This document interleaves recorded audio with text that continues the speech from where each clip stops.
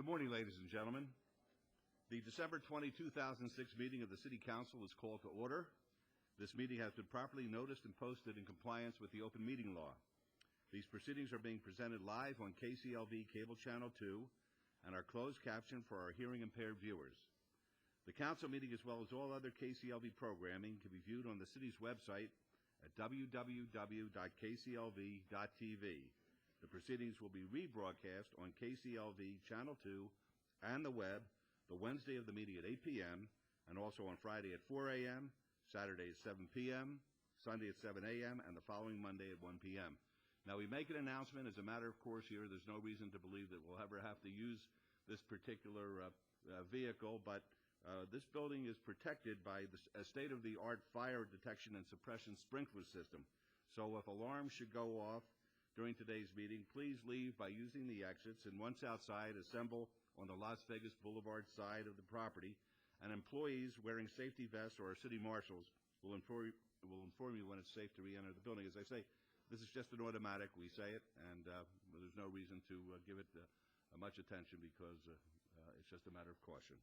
Before we proceed with the agenda, we'd like everyone to please rise for the invocation given this morning by Rabbi Mel Hecht, Temple Beth Am, and please remain standing for the pledge. Good morning. As has become my custom, a little observation before we begin. The winter solstice is approaching and the celebration of the birth of Christianity's Savior. We're in the midst of another festival of light now where we add one light until we illuminate the room with some 8 candles. Kwanzaa will be celebrated shortly. It's humanity's aspiration of bringing light into a darkened world. When you are privileged to drive into this community from either any direction, you see the glow in the sky in the evening that has gotten progressively greater over the years. That is my hope and my aspiration and my prayer for you who are leaders of this community, to continue the kind of growth and enlightenment that makes our community surely a light unto other communities as well. May the Lord bless you and keep you. May he cause his light to shine upon you and be gracious to you. May you imbue your decisions with the spirit of your tradition and thereby create shalom, a sense of well-being not only for yourselves, but for those who are in your charge. Amen. I pledge allegiance to the flag of the United States of America and to the republic for which it stands, one nation, under God, indivisible, with liberty and justice for all. Everybody always does a good job.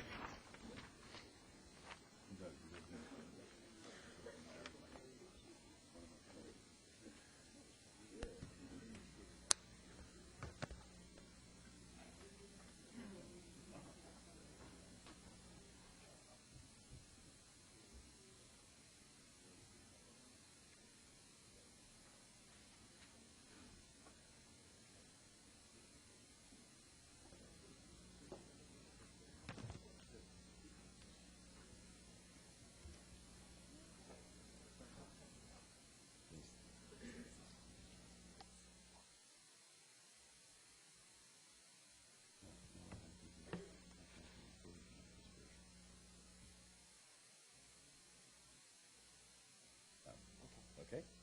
All right, very good. Good morning once again, ladies and gentlemen. This is the ceremonial portion of our agenda, and it's a joyous time in the city of Las Vegas because for our first item, we'd like to recognize the December Employee of the Month. To assist in making the presentation, I'd like to ask the Director of Leisure Services, Dr. Barbara Jackson, and Patricia Harris with the Office of Cultural Affairs to join us up here. Ladies, good morning. I'm pleased to announce that the December Employee of the Month is Christy Garnis.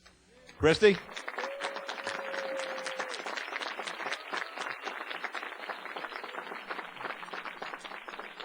I am the happiest mayor in the universe, as Christy knows.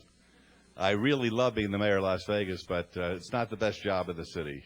Christy has the best job in the city. All she does is arrange parties. No, it's the most amazing thing. Well, that's all she does. She does very little other than to... Christy, am I right or wrong? About 300 parties a year. She's a very special part of our community here, and she's with the Special Events Unit and oversees the planning and execution of just about every city event. And from large events to small ones, she has an artist's touch, delivering the public some truly memorable gatherings at the Centennial Hills Day, senior celebrations around the city, our back-to-school fairs, the Freedom Walk, the opening of the Polly Gonzalez Park, and a recent one called Weekly Wonka. Oh, man, in Ward 5. I'll tell you, this, she does this with cost in mind at all times, and she strives to find the greatest quality for the least expensive price. And because of her various event planning skills, she saved the city more than $38,000. She really is well-loved and well-liked by everybody that comes into contact with her. So, Christy, on behalf of the entire City Council, I'd like to congratulate you for being named the December 2006 Employee of the Month. And here's a plaque to go along with it.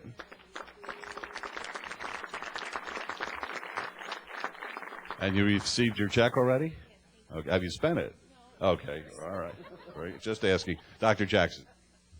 Thank you, Mayor and Council. Christy, it's an awesome experience to see you added to the list of great employees who are employees of the month. It's about time. But I got to say that it's really unique when a person's talents are matched so perfectly to the job. Not everyone is so fortunate to have that, but this job is so tailor-made for you. It is awesome. It is really all you, and I applaud you for that. We're very proud of you in Leisure Services. We've seen you grow up through the ranks, and we're just so glad to have you in this role. And I want to introduce Patricia Harris because she's also a part of your development and one who mentored you a lot. So, Patricia.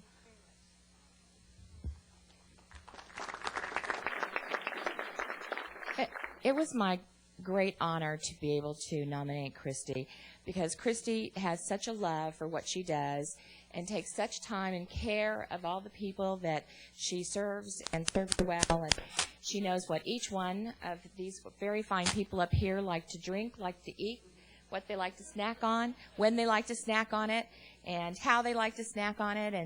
And she does that for all the departments and everybody that she services. And like Dr. Jackson said, there was no one better suited for this position than Christy, and it's been a long time coming, and she really deserves this honor.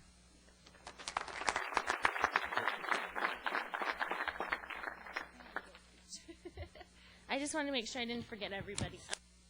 I don't do this job by myself. I do have the second best job in the city next to the mayor.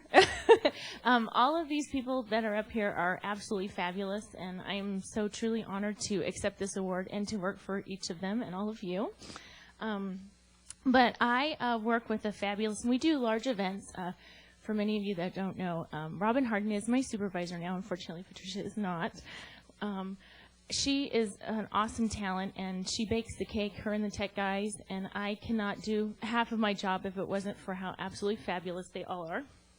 And all the Parks Department staff, Larry and John Black, and all those guys just making sure all the facilities and the buildings are fabulous when we walk in, the coordinators who think I'm absolutely crazy half the time when I come loading in with all this stuff.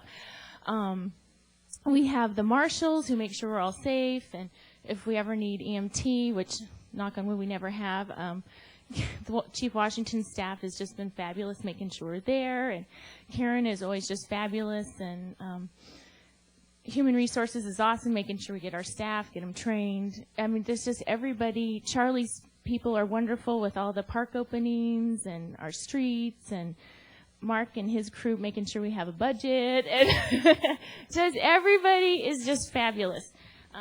This is a job that it takes a full team, and if we didn't have a fabulous city team, we could never do the events that we do. Dr. Jackson and Billy are just absolutely fabulous to me and very supportive in my crazy ideas, which I truly appreciate. But I wouldn't be here today if it wasn't for Patricia. Now, hopefully I can get through this. Patricia has been at the city for 30 years, for many of you who don't know that. And she has just been a very big inspiration to me, and she's very passionate about everything, and I wouldn't be here, and I probably still wouldn't have stayed at the city if it wasn't for her, for just making sure that, you know, I just stayed on track with everything, and I'm very detail-orientated, as many of you know, so I get a little picky sometimes and frustrated when people aren't as particular as myself. And she just, it was really my honor and pleasure to work with you the last couple of years, and you are going to do awesome things with Ted in the Office of Cultural Affairs. I know you really are, and I just appreciate you so much. Thank you, and I appreciate all of you. I'm so honored, and it's truly my pleasure to work for all of you in the city of Las Vegas. Thank you. Great job.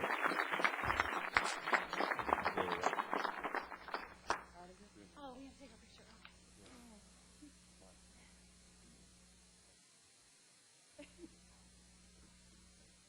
Okay, sorry.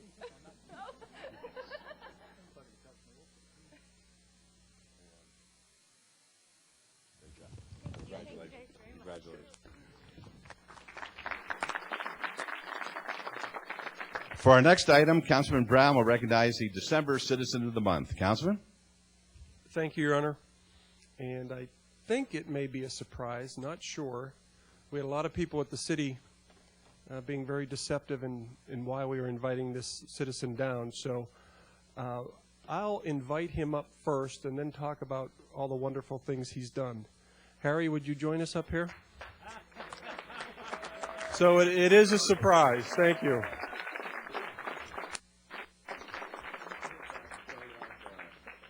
Ladies and gentlemen, this is Harry Fury, our Citizen of the Month for December,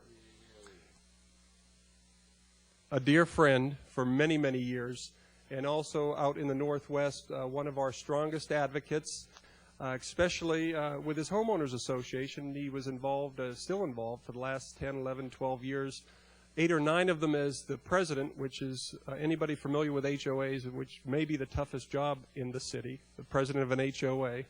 And now as a board advisor.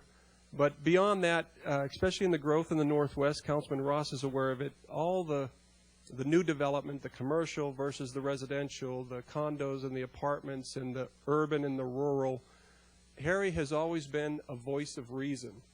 He'd get involved in an issue, be passionate about it, but always bring a perspective that was fair not only to what was coming into the neighborhoods, but also protecting the neighbors themselves. And then beyond the neighborhood, he got involved in the city. He's part of our Senior Citizens Advisory Council, very passionate, very dedicated to helping the seniors in our community. He's been involved in the Regional Transportation Commission with our committee on the bus shelters and the maintenance out there. He's just someone that's always active and always doing something to better our community, better the quality of life we enjoy. And it is indeed not only as a resident in Ward 4, but as a dear friend of Harry's. It's my great honor to present him with our Citizen of the Month.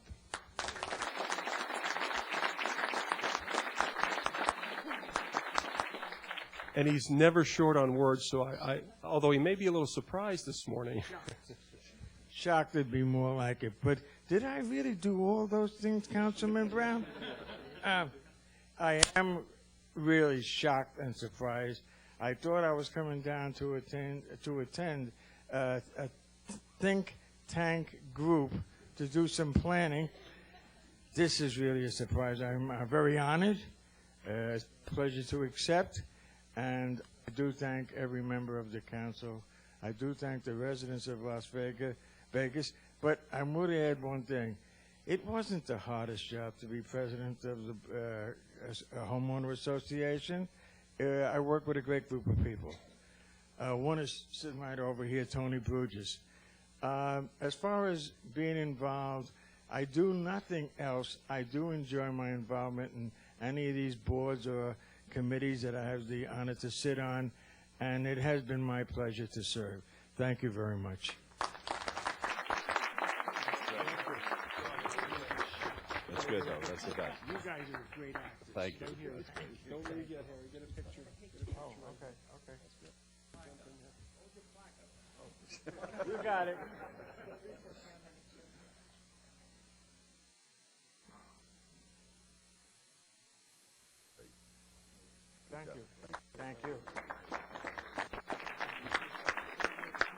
And now for our final item, Councilman Weekly would like to recognize several local unions for providing a great community service. Councilman? Thank you very much, Your Honor. First of all, happy holidays to everybody. I am extremely today to recognize a group of citizens who stepped up to the plate. I'm not sure if many of you remember the last big storm that we had here, and I'm sure many of you saw on the news where there was a lady an elderly lady in my district where there was a big giant tree that fell right on her house and just tore her roof completely off. Well, the Red Cross stepped in, Neighborhood Services, thank you to Director Steve Harsons and their staff and members of the city of Las Vegas, just really stepped up to the plate to try and help this lady as best as but got a phone call from some gentlemen who said, you know what, we'd like to get involved and help. And so I want to call up to the business manager, if you will, of Laborers Local 702. George Vaughn, if you'd come up, please, and help me introduce these other guys here. Man, they did a phenomenal job.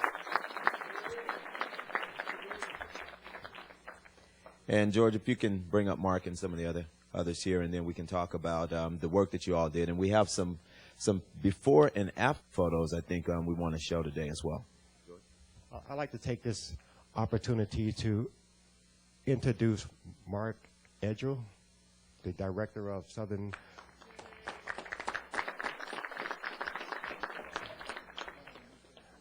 Ernie Ostawa,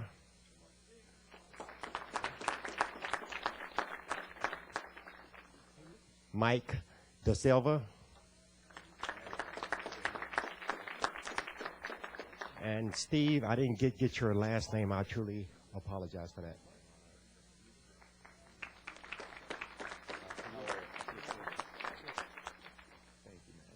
Thank you, ma'am. Good morning. How you doing? Okay. If you could direct your attention to the screen, please. We'd just like to show you just some of the work that these wonderful people did for this lady here, Miss Gladys. She's, like I said, I think she's like 85 years old. She lives alone, and, man, the tree just really ripped through her house. And these folks came out, donated their time on a Saturday morning. And Mark, I know you and I spent a long time over at Home Depot. Mayor, I know about plywood and hammers and nails. I know about all that stuff now. I was very well educated on this day working with these guys here that weekend. But, Mark, if you could tell about the project and what you all undertook that. Well, what had happened is a large tree had fallen, and we went over and looked at it. There was holes in the roof. Gladys was, you could call them skylights. There was 3 major holes. Councilman Winkley stepped right to the plate. He organized whatever it was took to raise the funds. 702 was very instrumental in helping out, and I got the roofers who were just awesome. They showed up in major force. We got all the material. We were able to take off whatever damaged areas was there, replace them so that Gladys is no longer exposed to the environment and the wind and the rain. The roofers were really a major part of this, and my fellow laborers, I want to thank them very much. And George for stepping to the plate. And when he heard about this, he stepped right up and said, we got to do something for Gladys. It's not right that someone that who's lived in the valley that long have to live like that. And so thank you for letting us participate. Thank you. You want to take those also? Okay, thank you. And our last item, real quick, and I'd like to thank the mayor very much for allowing me to do this. We have a very special group of people that Carlette Adams in my picture. Okay, I guess I'm moving on, man. We have a long meeting today.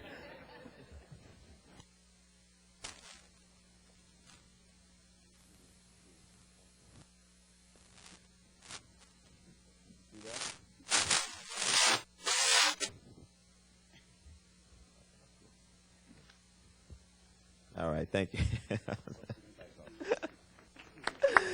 All right.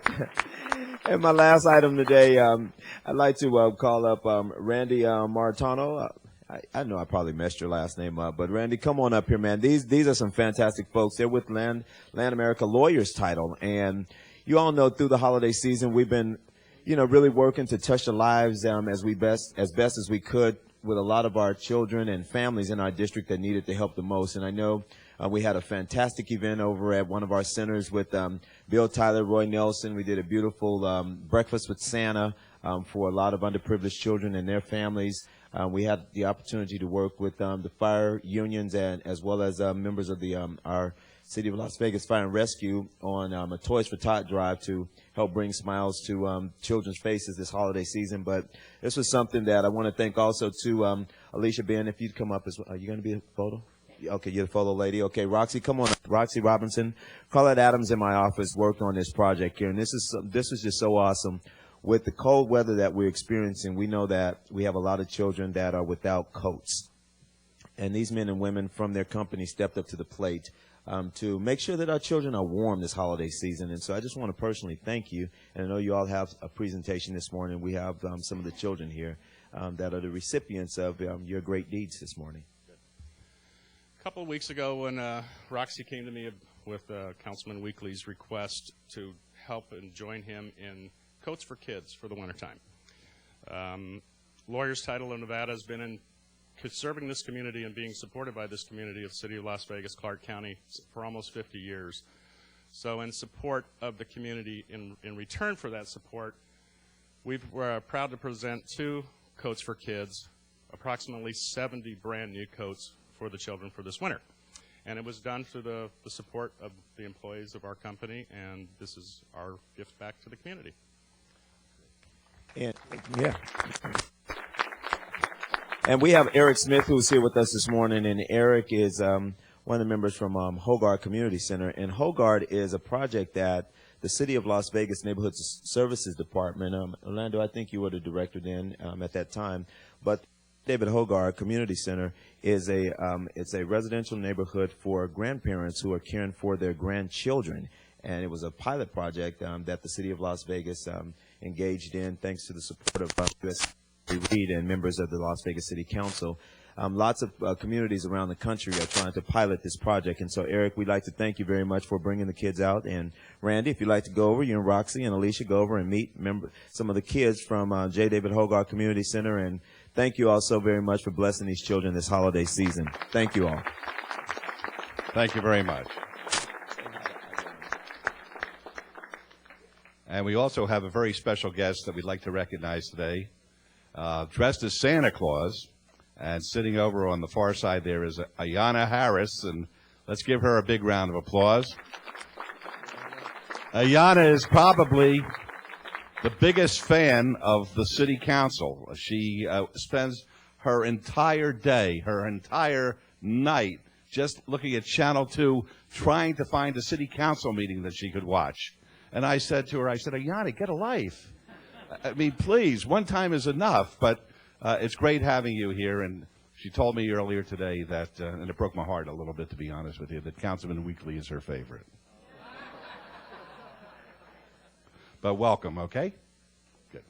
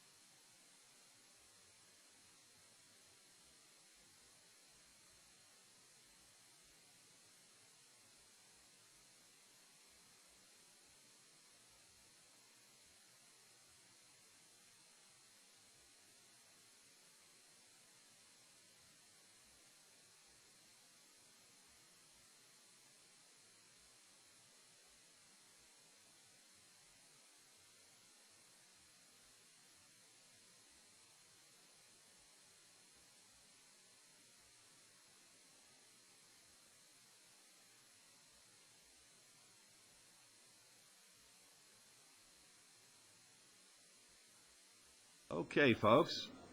We'll call item number 9, please. Item 9 is any items from the morning session that the council staff and or the applicant wish to be stricken or held in abeyance to a future meeting may be brought forward and acted upon at this time. Mayor Pro Tem. Thank you, Your Honor. We have item number 49 is appeal of work card. Sharon M. Moore, Metro's asked to strike. Item number 57 is a 6-month review of package license at 2187 North Decatur Boulevard, Suite 140. Staff's asked to strike. And item number 62 is a new psychic arts and science license at 425 Fremont Street, Lorraine Marks. Staff's asked to hold that in advance until our January the 3rd, 2007 meeting. Council members, are there any other items we need to bring forward at this time? Hearing none, Your Honor, make a motion to bring these three items forward and take appropriate action, please. All right, let's vote on that, please. Opposed? Motion carries. Thank you. Item number 10 is approval of the final minutes by reference of the regular City Council meeting of November 1st, 2006. May I have a motion, please? Yes, Your Honor. No additions or deletions. I'll make a motion for approval of the final minutes, please. All right, thank you. Let's vote, please. Opposed? Motion carries. Thank you. Item number 11 is discussion and possible action to appoint a municipal court judge for Department 6. As everybody knows, Judge Abby Silver was successful in her campaign to be elected to another judicial position, and that leaves us a vacancy as of December the 31st of this year.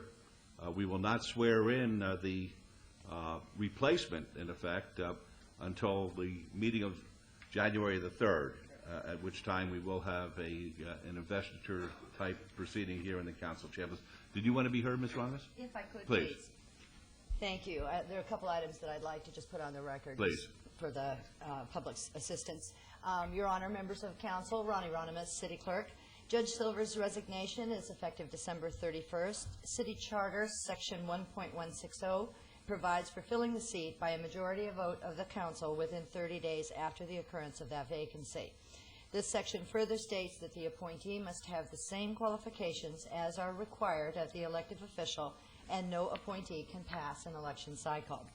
As our municipal elections will be held in 2007, this appointment will end with the swearing in of the successful candidate following either the April 3rd primary, if they garner over 50% of the vote, or the June 5 general election.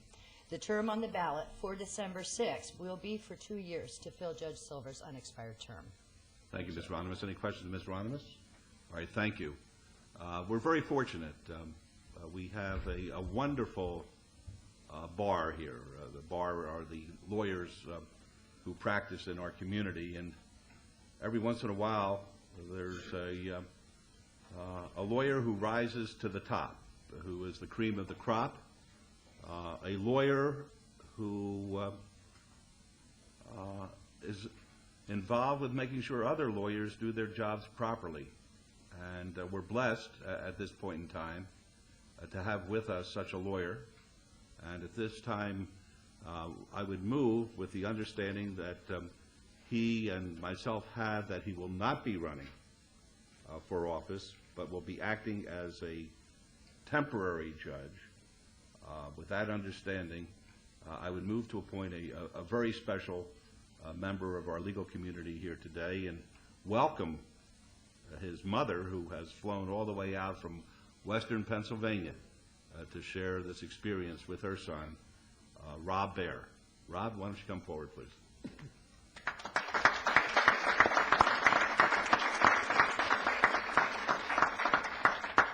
Before you say anything, let's see whether or not my colleagues agree with me here. I mean, we may have to send your mother back brokenhearted, but I don't think so. I don't think so. So my motion would be to appoint Rob as the judge to serve in Department 6 with the understanding as stated on the record. Let's vote, please. Opposed? Motion carries. Congratulations, Rob. Thank you, Mr. Mayor. Be happy to hear from you. Why don't you step up to the mic and make sure it's on, and be happy to hear you. Thank you, Mayor and members of the City Council. I'm Rob Baer, Bar Counsel for the State Bar, and I appreciate so much the appointment which you've just bestowed upon me. Over the last few months, it's really been my pleasure to get to know various members of the City Council. And it's been a real pleasure, Your Honor, to get to renew my relationship with you. You might recall in 1995 in Reno, you represented a client in a trial that I did where I prosecuted your client. Did I win? You did real well, as you always did. Thank you, boy. I wanted to tell you that I distinctly remember leaving that hearing in Reno and remembering the professionalism, frankly, that you brought to that hearing. We fought like cats and dogs, as I'm sure you remember, but we became, I think, professional friends, and I remember that fondly, and the professionalism, again, that you showed was instilled upon me. I try to always take from the people I deal with the very positive traits, and I remember the professionalism, again, that you showed, and I've had that with me the whole time since. Your poker chip says that you're the happiest mayor in the world. I'm here to tell you, I can testify that you're also the busiest mayor in the world. So many occasions as we've gone through this process, I've just kind of informally seen where you've been and what you've done.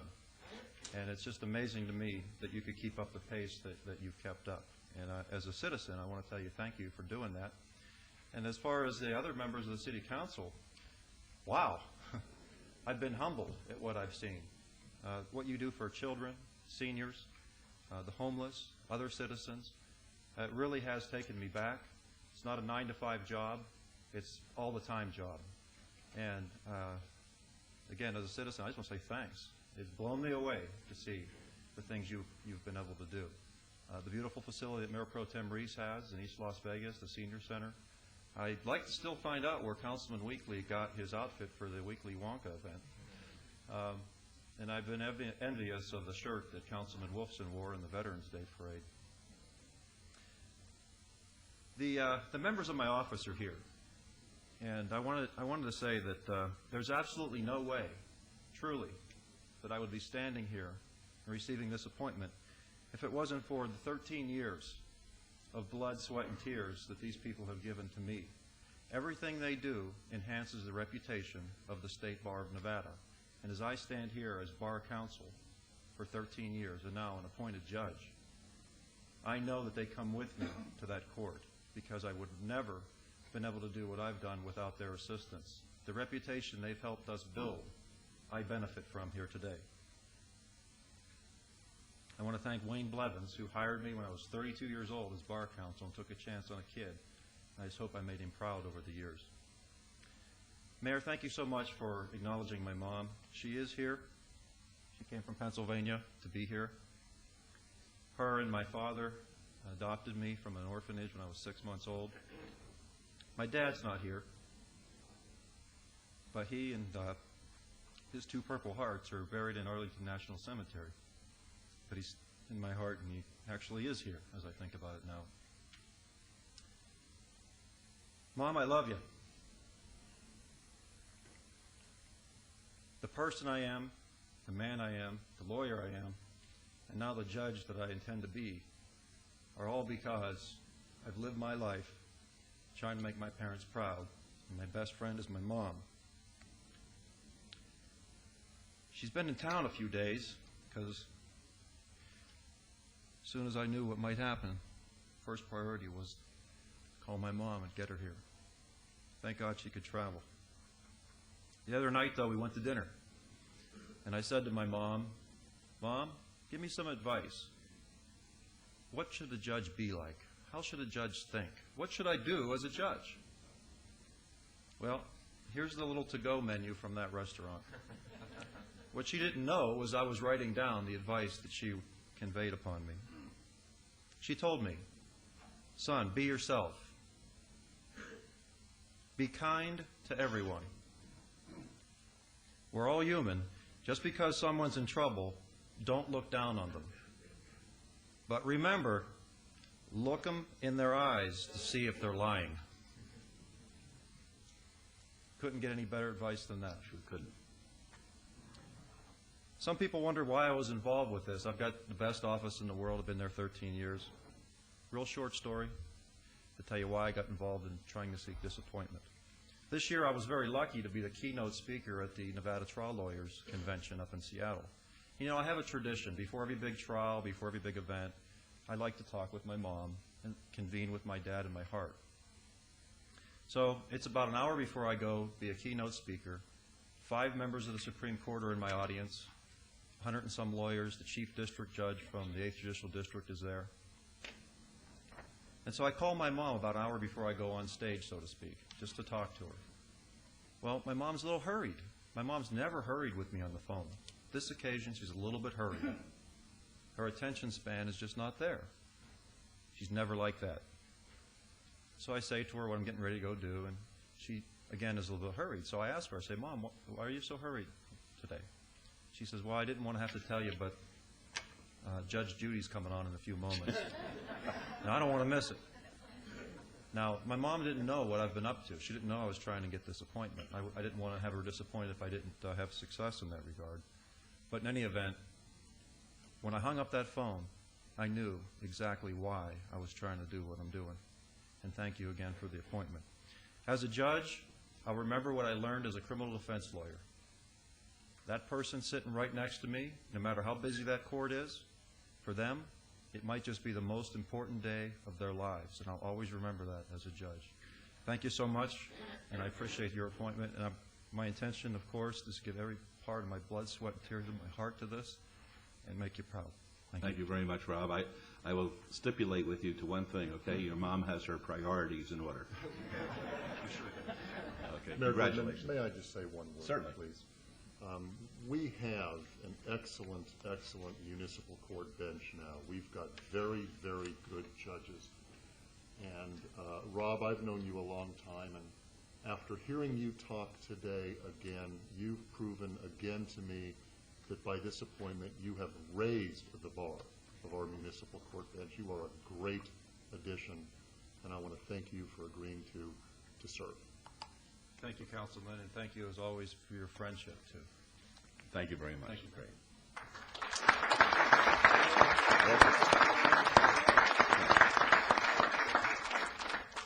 Items 12 through 41 are on the consent agenda, and they're considered to be routine. They're recommended for approval by the departments and may be enacted in one motion. Are there any items that the council wishes to bring forward at this time? All right. Mayor Pro Tem? Yes, Your Honor, I make a motion to follow staff's recommendation for approval of items 12 through 41 with all conditions, please. Okay, let's vote, please. Opposed? Motion carries. Thank you. Item 41 is a report from our city manager on emerging issues. Dr. Soni? Mayor and Council, I have nothing to report today. Many of the items that we discussed 2 weeks ago at emerging issues are now on your agenda for consideration. Thank you. Thank you. Okay. We'll move on to item number 42. 42 is discussion and possible action regarding the city's role and involvement in the 2007 Dr. Martin Luther King Day Parade. This pertains to all wards.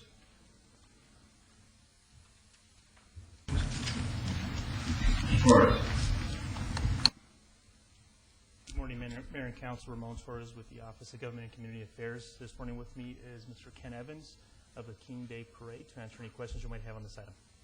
Very good. Are there any questions? Would you like to be heard? Yes, Your Honor. Certainly. Let's hear from you now. Okay. Thank you very much, Your Honor. Good morning, Honor. Members of the City Council. My name is Ken Evans. I'm the chair of the Martin Luther King Parade for this year. I'd also like to acknowledge my co-chair who's unable to be here this morning, Justin Harper, but he's definitely been a help to me this year. And I would be remiss if I didn't offer some thank yous very quickly. I'd like to thank Councilman Weekly and his liaison, Ricky Barlow, for all their help and support. In addition to that, Sheriff-elect Gillespie and Lieutenant Domansky for all the support that we're getting from Metro and continue to get from year to year to ensure we have a successful event. And finally, there's three other individuals, Patty Moyer, who's the core person that pulls everything together, Ramon Torres, who's always been helpful to me, and last but not least, she was recognized earlier, and it's fitting, Christy Garnis, for what she's going to do this year to help bring our parade quality up a little bit of a notch in terms of the showmobile. So thank yous to everyone that has helped us out. We're here this morning to request continued support again in the amount of $16,474.95 to support our parade efforts for the bleachers and the other in-kind city services that we get in order to make our parade a success. Again, the parade will be January 13th, 10 a.m. We anticipate having 100 participants this year. The theme this year is Living the Dream, a silver legacy of keeping Dr. King's dream alive. This year will be special because it's the 25th anniversary We want to encourage as many people as possible to come out and participate in the parade. And the starting point will be 4th and Hoover, and then, as normal, the parade will conclude at 4th and Stewart. So once again, just like to ask Your Honor and members of the City Council to support our efforts again this year. Thank you very much. Thank you very much. Are there any questions of either of the gentlemen? Mayor Goodman, please. Yes, Councilman Wilson. Not so much a question, but a comment. The last couple of parades we've had downtown haven't been as well attended as I think everybody would like to see. And I'm not sure why, but I'd really like to see the best efforts of this council and the city to generate as much interest as we can for this parade. So I hope my comment wasn't taken the wrong way, but the last couple of parades that have been out there, they just haven't been as well attended as they should be. So here we are, 3 weeks out, whether it's our Channel 2, if we can promote it on our television station or whatever, I'd really like to see a great effort put out, just to let people know that it's going to be a great parade.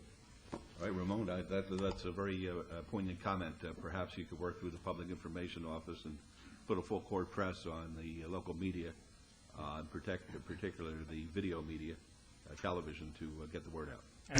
Mayor, if I could, it's already on our community billboard. It's already posted right now, as a matter of fact. So if people tune into the channel, they'll get information right now. The other channels as well. I think that sometimes because of the competition with the various channels and the newscasters who have their favorite causes, that sometimes one of our events may get lost in the shuffle because we don't have one of the newscasters as the sponsor. So that could be an advantage, though, because we could go to all the stations and ask them for their assistance here.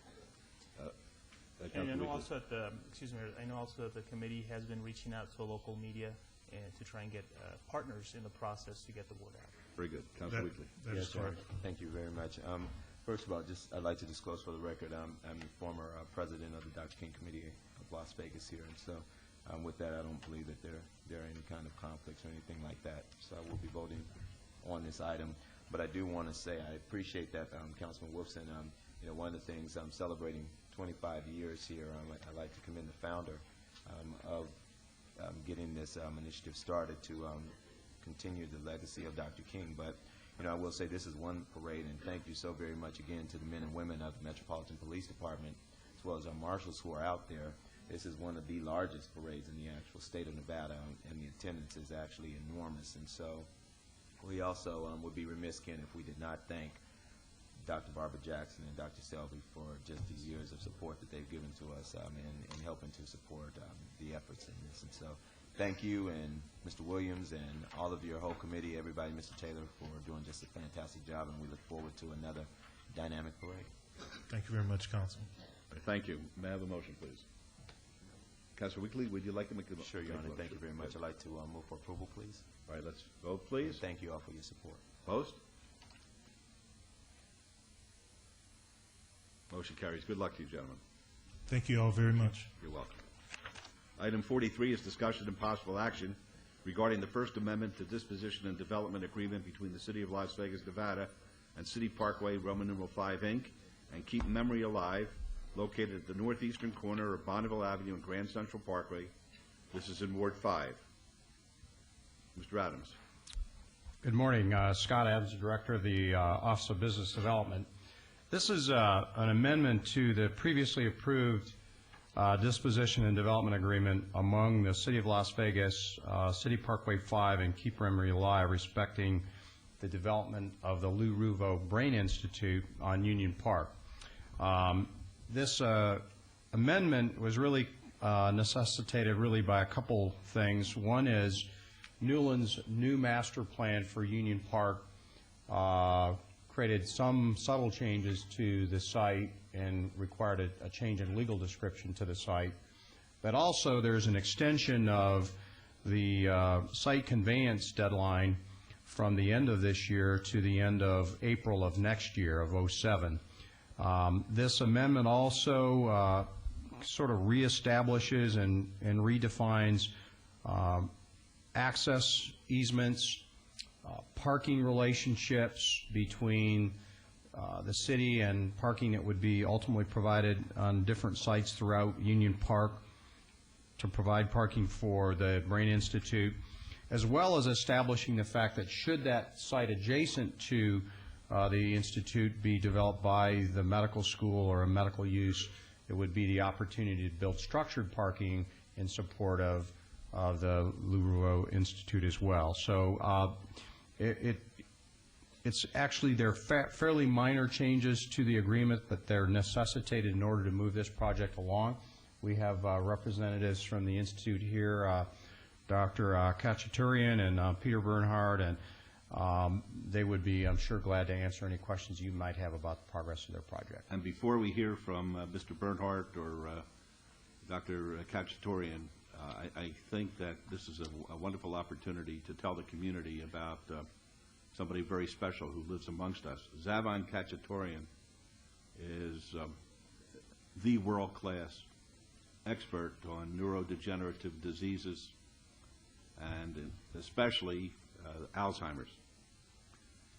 The building that we're talking about here is going to be an iconic architectural structure right in the heart and soul of the downtown as we know it, being the corner piece of Union Park, with the 61 acres as we refer to it. And people from all over are going to be coming to our community, and they're going to want to see the Frank Gehry designed outside of the facility, because it's going to be striking, it's going to be controversial, it's going to be world class. But what Dr. Khachaturian is doing is so very special for the future of Las Vegas and the taking us to the next level, because he is involved with the inside of the building.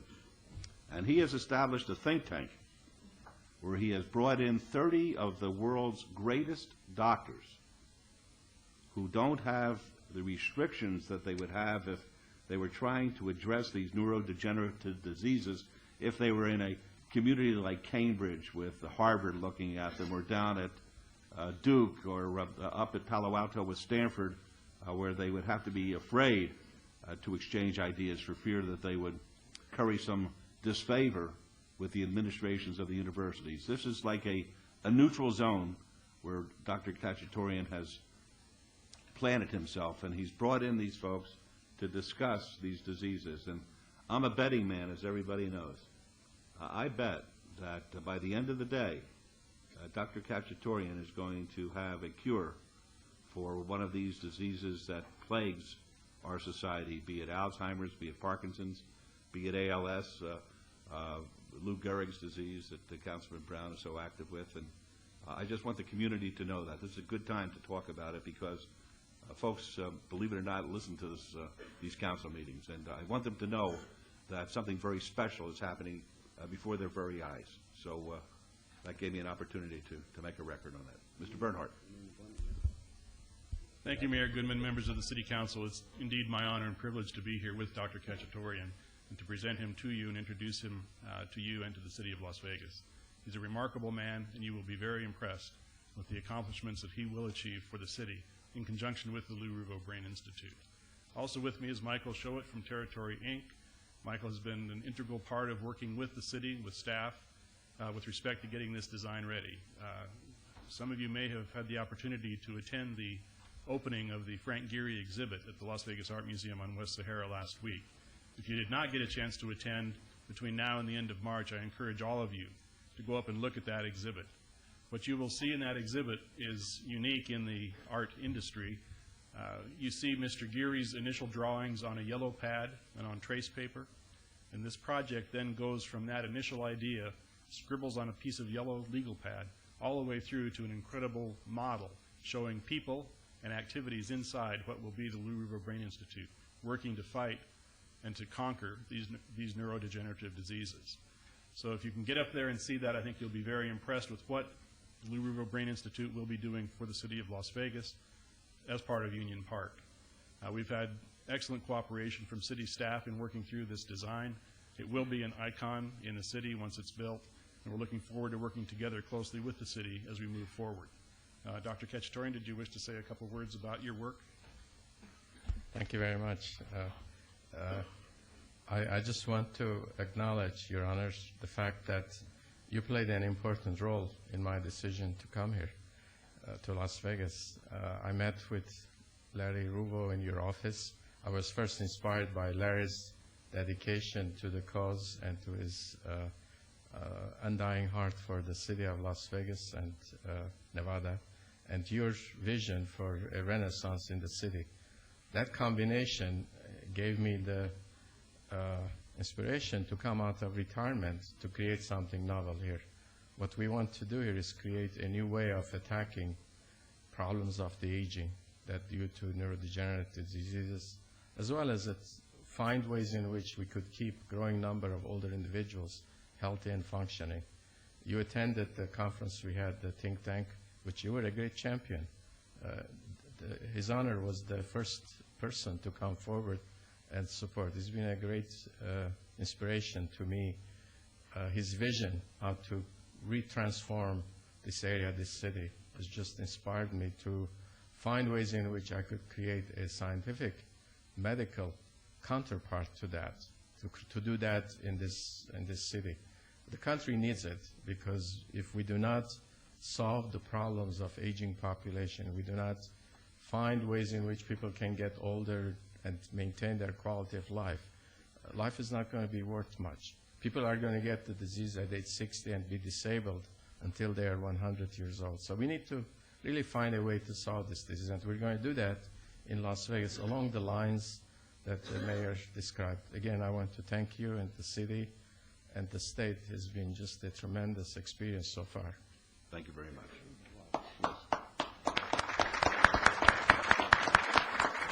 Thank you. Yep. Thank you very much. Are there any questions or comments? All right, Councilman Weekly, your motion, please. Thank you very much, Your Honor. I was telling Councilman Brown, I said, wow, 2 great speeches so far this morning. We're on a roll. Your Honor, I had the pleasure of meeting with Rita Brandon and Scott Adams to discuss what's going on with the Ruvo Center, and I know we having an opportunity to go down to California and see his work in action, to see how this is all pieced together. And I'm truly one when the mayor talks about, I don't know so much controversy, but confusion of trying to understand the entire concept of the building. It's unique, but I think what helped me was I had a chance to see this whole thing kind of go from the scratch pad to the materials that are being used for it, and to see the model put together. And so this is something that I can support, and I think Dr. K, I'm going to call you that because I'll chop your name up. Dr. K, I think what you're bringing to the table is such credibility and integrity, and this is just going to be fantastic, and especially for those who have been quietly saying we need this here in Southern Nevada. I think now people are now starting to become more vocal and say it much louder, because to have people here in Southern Nevada to have to travel out of state to receive these services, it makes no sense when Las Vegas is now on the map and we need to have these services right here in our own city. So with that, Your Honor, I move to follow staff's recommendation for approval, please. Very good. Thank you. Please vote. Post. Motion carries. Good luck and happy holidays. Thank you very much. Thank you.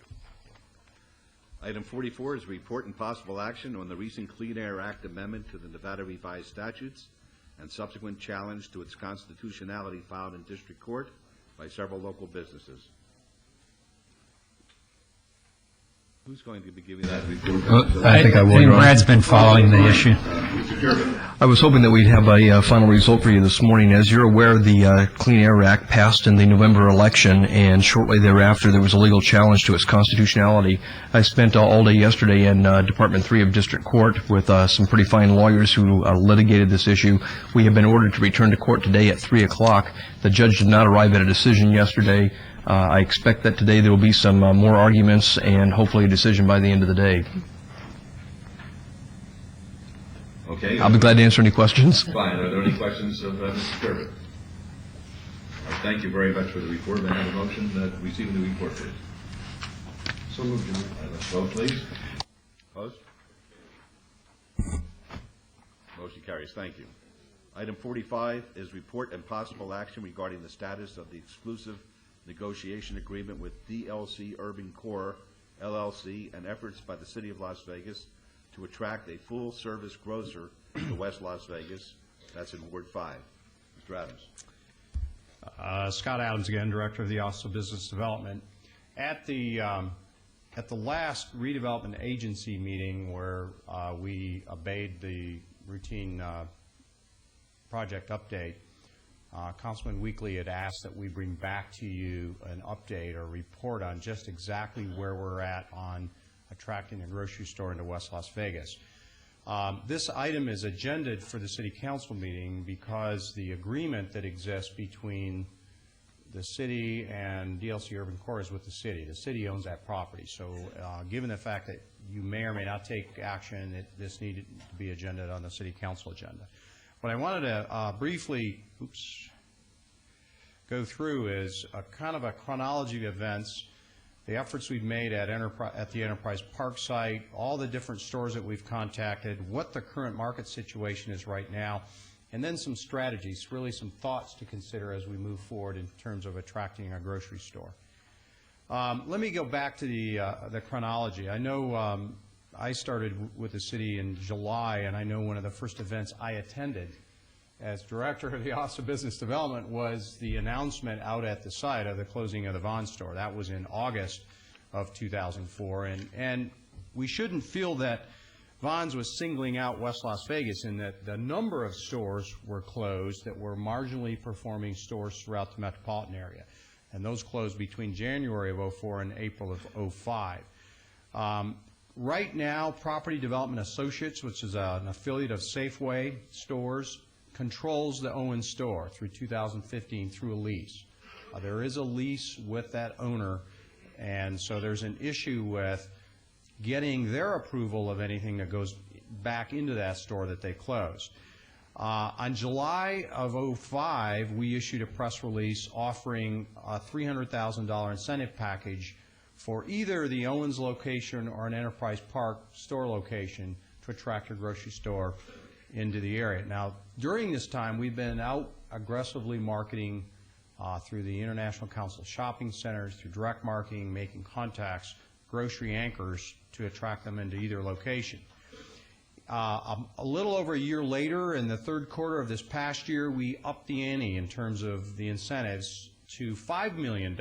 And the theory behind that $5 million package was we saw a store being somewhere around, a full-service grocery store, 50,000 square feet. We saw the cost of building a shell of a grocery store somewhere in the vicinity of $100 a square foot. So what we offered to do was build the shell for any prospective grocer that would want to come in and develop at that 10-acre site.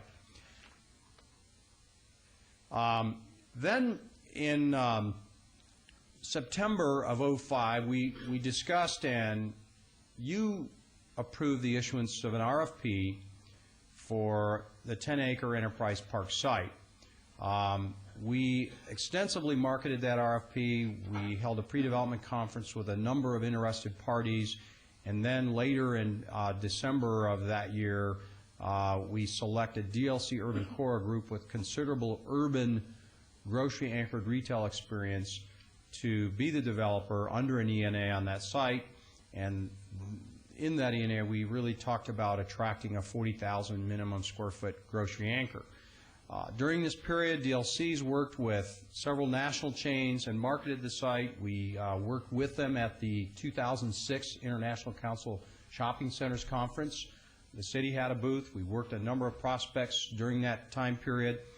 And to date, DLC's not succeeded in obtaining a firm tenant commitment as a full-service grocery store commitment on the site. Their ENA expires on December 31st of 06. And I should make a side note here that we do have today in the audience the two principals of DLC Urban Core, Lamont Blackstone and Steve Ishkin, and they would like to address you at the conclusion of my presentation.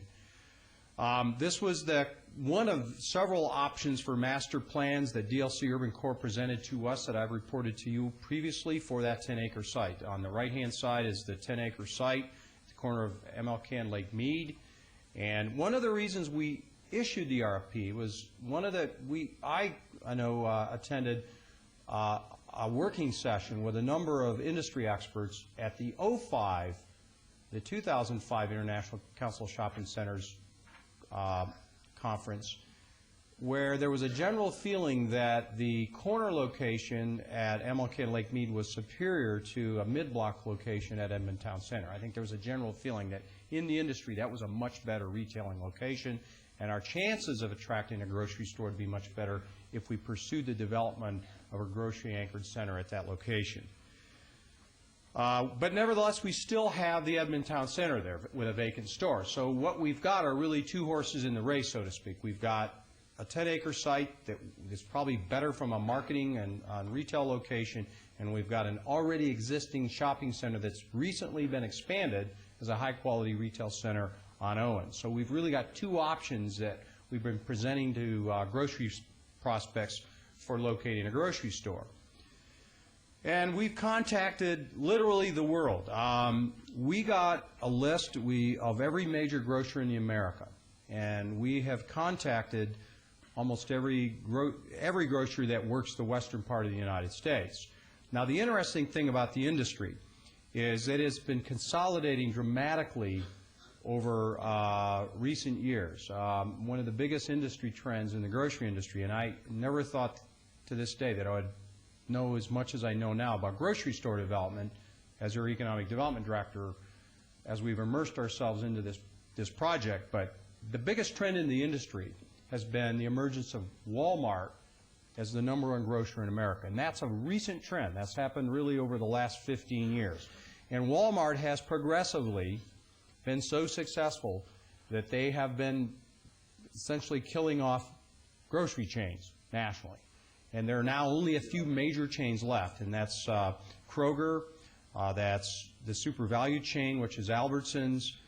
We've got Safeway, which was the Vons store. There's Walmart, there's Tesco, and then there's others, and those have all been contacted. I know personally, one of the things that I didn't want to do is leave this to only DLC Urban Core. I have personally contacted and spoken directly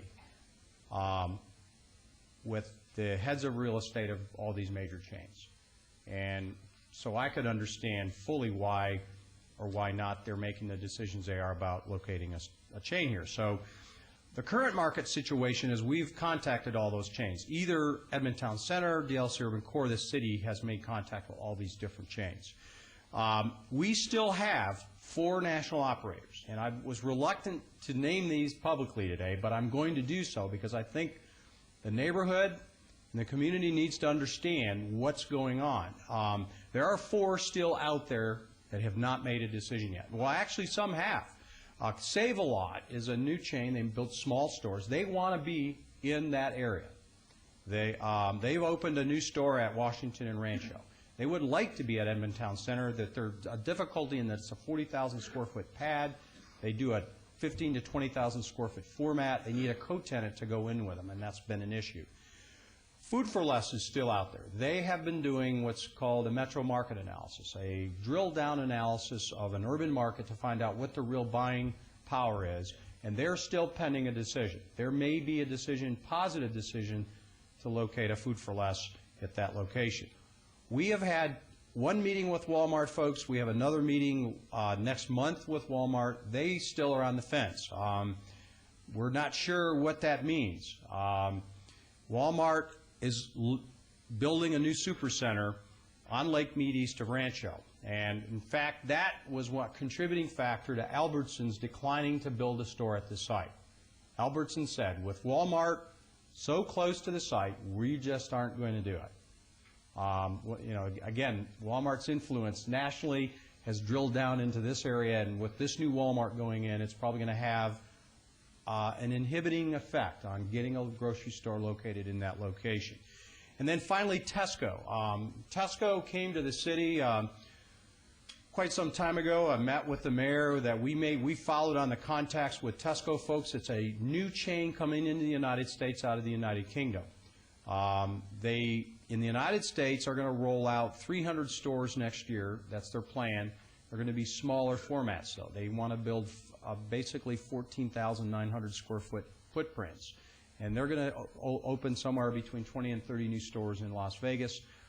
They have tendered a letter of intent and have a strong interest in building a store at this location. In fact, I spoke actually as recently as yesterday with their National Director of Real Estate, who indicated their corporate board of directors has approved a store location in West Las Vegas. But it's a small store, and there's some question about whether it is truly a full-service grocery store, given that it's a 15,000 square foot footprint. So we have 4 that are still on the fence. Some strategies to consider. We will continue to work with Property Development Associates in Edmond Town Center to attract a grocer to the Vaughn space. Even if we're successful in getting a store at the 10-acre site, we still have a big hole in the Edmond Town Center that has to be filled, whether it's with a grocer or somebody else, so that that center can be successful. We do not want to see that center fail, because that would have a negative impact on that neighborhood. We might want to consider the expiration of the E&A with DLC Urban Core. One of the things that, I'm just throw this out for consideration, is that if we have an extended exclusive negotiating agreement with DLC Urban Core, we in good faith cannot discuss the development of that site with any other developers. So we may close options with others, except that we only have 4 grocers left. And so the number of options that are out there are not that great. We believe we should hold that 10-acre site out there until a grocer commits to the LI. The issue here is getting a grocer, not a developer. And we want to see the grocer come forward, make the commitment, and then we can back that grocery commitment into a developer. And we should continue to offer the incentive that we've had out there. The thing, though, that we've learned in this process is the incentive is not accelerating their decision-making process. The grocers are very careful in their market analysis. And the bottom line issue in West Las Vegas has been market. I believe Albertsons passed due to market potential. They did their studies. The study showed that sales projections on a store at that location did not meet their expectations for performance and return on investment. The idea of the incentive was, if you take that $5 million front-end investment and calculate what that means annually in savings and rent to a grocer, that could offset annually in savings some of their losses they might experience in terms of not having a fully performing store, to bring them right side up to have what would be considered normal performance. So those are, that's where we've been. We have contacted every chain. I can stand here before you and say I have personally spoken with the heads of real estate of each of the major chains that are out there to get a better understanding of what their thought process in this location is. And we still have several prospects out there who are sitting on the fence right now. I would be glad to answer any questions that you have, and I know the representatives of DLC Urban Core would like to address the council, would be glad to answer any questions that you might have about their experiences in trying to attract a grocer. Okay, well, before we ask you any questions, how about we have these folks come up and be happy to hear from you.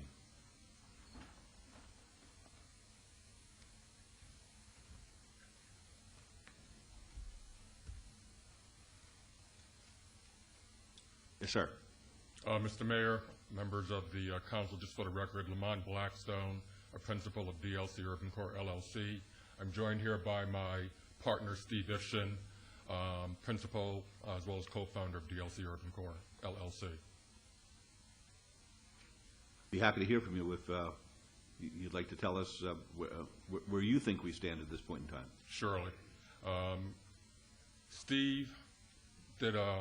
Scott did a good job of laying it out with regards to the history, with regards to the marketing efforts. Just to add a couple of addendum to his particular points, the list that was shown of the various national grocers, national as well as local grocers that have been contacted, are synonymous with parallel the list of grocers that we've contacted, and I think would be safe to say that over the past year or so that we've been working on this particular project.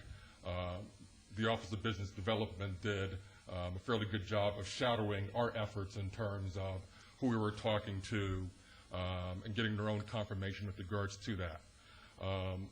Just to emphasize, as far as the remaining grocers who are possibilities for this particular location, we do have, and DLC Urban Corps has received a letter of intent from Tesco, the British-based operator that Scott made reference to. However, as he pointed out, it does not fit within the originally specified parameters of a 40,000 square foot supermarket.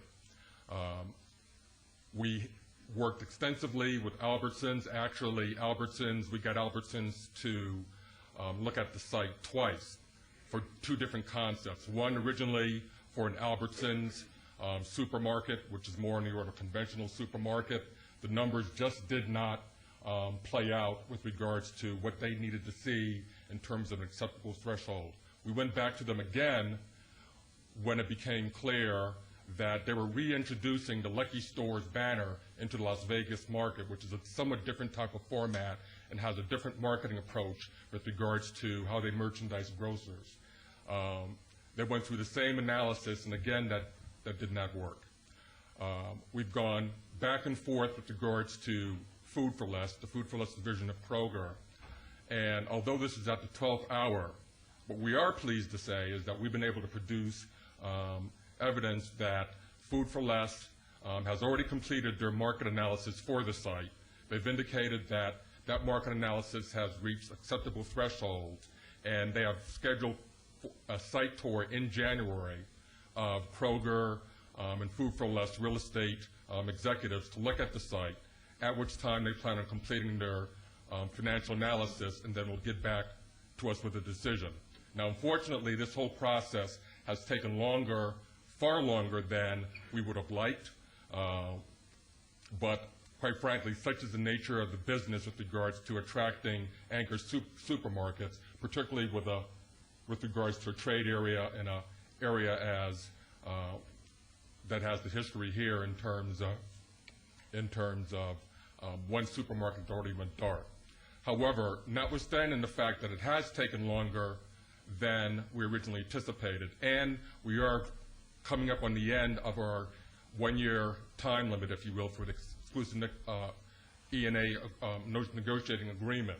You know, taking account we are this close, and taking account it's only 1 month away, that probably the best choice, the best possibility, the best prospect for getting a supermarket, a full-service supermarket at this location, what we have requested via a letter that has been submitted to the city is authorization to have the exclusive negotiating agreement extended for a limited period. We recognize that this body, as well as the community, does not have unlimited patience with regards to this particular matter, but taking into account we spent fully a year getting Food for Less to the point that they've completed a market analysis and that they're now at the tail end of a decision-making process. What we have submitted is requests to have that E&A extended for a limited time period of 90 days. Thank you very much. Are there, Mr. Ishkin, did you want to be heard? No. All right, fine. Okay, are there any questions by the council of Mr. Adams or Mr. Blackstone? All right, I see none. Did you want to make any I have some comments that I'd like to make, if I may. Go ahead. I'm bewildered. I really am bewildered because I see what's happening over there in the Enterprise Park. We've got the FBI building, which is going to employ hundreds of people, about to top it off and open up in the, when would you say, in a month or two? Okay. Yes, sir. We've got Cox, that the city has been working very closely with. This is going to have anywhere between 1,500 and 1,700 employees.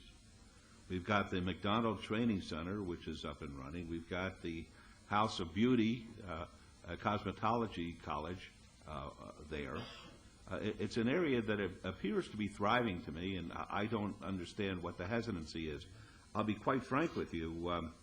I would do business a little differently if I had the power to do it, and I've been talking about this in the past. I wouldn't be coddling the potential tenants or grocers. I would make it very difficult for them, and I know my city attorney is probably cringing in the back room. I would make it very difficult for them to open up another grocery store in the fastest growing city in the United States if they weren't willing to make a bit of a concession here. Now, the truth of the matter is, the Gaslamp district in San Diego did not develop on its own. It developed because there was a strong mayor down there by the name of Pete Wilson, who knew that there was a developer by the name of Ernie Hahn, and Hahn was interested in taking the creme de la creme in the Golden Triangle up in La Jolla and developing that. And Wilson said, wait a second, buddy. Before I'm going to let you do that, you're going to have to come downtown, and you're going to have to build something that's going to make our downtown become revitalized, and that's how Horton Plaza came into effect. Now, I've been told that we're not allowed to use these kind of tactics, but I don't know why we're not allowed to use those kind of tactics. I really mean that. If they want to have a grocery store, let them build a grocery store on the west side. And then after that, let them build a grocery store downtown for our redevelopment. Instead of just talking and talking and having this poor councilman being barraged every time I go out with him. That's the first question that his constituents ask him. Well, where's our grocery store? Let's stop talking. I want to know from the city attorney why we can't use a heavy-handed way of approaching this problem. We don't have a city attorney, that's why. Mr. Mayor, if I can address a number... You better not, Mr. Ishkin, because you'll be in trouble. Brad? I think probably the better way to handle this is to have a conversation. No, seriously. I mean, can you imagine the city attorney telling Pete Wilson down in San Diego, instead of talking to Hahn and telling him he better build Horton Plaza, there's a better way of handling it? It's tough. It's tough. And I think it's unfair to Councilman Weekly, because I would do it differently if I had my way. But tell me how you do it differently. Unfortunately, one of the things that hamstrings the city of Las Vegas is that we are a charter city. We don't have home rule, and we're very limited in the amount of power that the state legislature has given us. And, we're in a legislative year, and if this is something the city wants to pursue, this would be a time to do it. Well, I'm always afraid, in response to that, I'm always afraid to open up the issue of the charter to the legislature, because we are a creature of their creation. And right now we're doing pretty good as a general proposition, but it just amazes me that we're hamstrung on this thing. How long have we been talking about it? A long time. Too long, as far as I'm concerned. Can I just say something? Okay. Mr. Mayor? Number of issues that you addressed I think are important. When Albertsons looked at their pro forma, they found $200,000 and change a week in pro forma income that they thought they would be able to accomplish. Food for Less has found $400,000 a week. And there's a reason for that difference. Food for Less is part of Kroger, which is the second largest grocer in the country, next to Walmart, and they compete more effectively with Walmart than anybody else. Walmart Superstore being built down the corner is taking a huge chunk of the dollars away from that site. But Food for Less appears to be ready to commit to the site because of what they found from a pro forma basis. The people who work in Enterprise Park are almost never considered in the pro forma that supermarkets do, except in a very ancillary way, because generally these people get in their car after work and drive back to their neighborhoods where they live. Do they have wives? They do, but their wives shop closer to home. No, my wife tells me to pick something up. Well, that's true, and I think that they pro forma a small amount of that money. Supermarkets draw in a radius of 2 miles, and that's it. So I think the best full-service supermarket left to come to this site is Food for Less. And there are many reasons why they will probably commit to this site inside of the next 90 days. Thank you. I appreciate it. Okay, Councilman Weekly. Thank you, Your Honor. And I guess some of the notes that I have here, I had the opportunity to meet with Mr. Ishkin as well as Mr. Blackstone, and with all due respect, I think we had a very spirited meeting. Yes. And I think I just told him that, I was extremely frustrated with this process. And, I know in talking with you, Mr. Ishkin, one of the things that, what really frustrated me was, you shared in the meeting a lot of your successes that you're having around the country. And I just kind of felt as though, this site to me was just kind of been placed on the back burner. I think Mr. Blackstone can share with you. I mean, I try and stay in contact with you every other week at least. Give me an update. What's going on? Do we have any word? You know, what's happening? Give me something that I could maybe share with my constituents. I could share with the city what's going on. And everything is, I'll get back with you in 2 weeks. I'll get back with you in 2 weeks. And, you know, I'm just kind of frustrated with it and not understanding where you all are. I mean, this is a conversation we had, 4 months ago. In 1 more month, they're going to have an answer for us. And I'm just kind of at a loss. And so working with Mr. Adams here, you know, we've been just going back and forth on how do we move this bus forward? Because, I mean, I've had an opportunity. I've traveled from the East Coast to the West Coast, down south.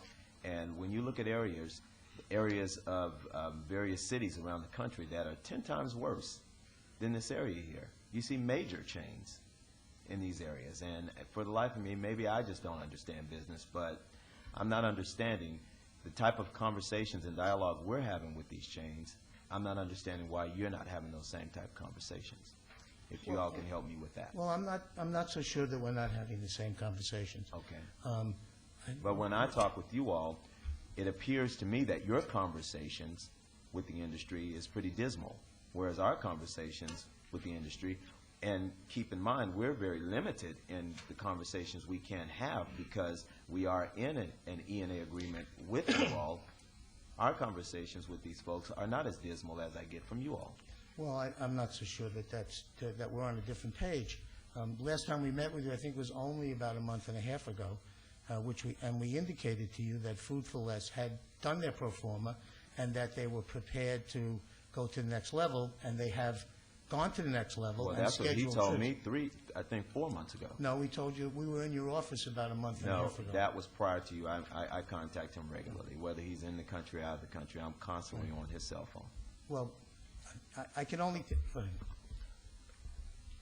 Councilman, we've been going back and forth with Food for Less, and it has been a frustrating process, but most recently, okay, and I give you credit, and the city credit in terms of making the incentives available, okay, we had quantified for Food for Less a highly discounted rent figure for the purpose of getting them, hopefully solidifying their interest, okay.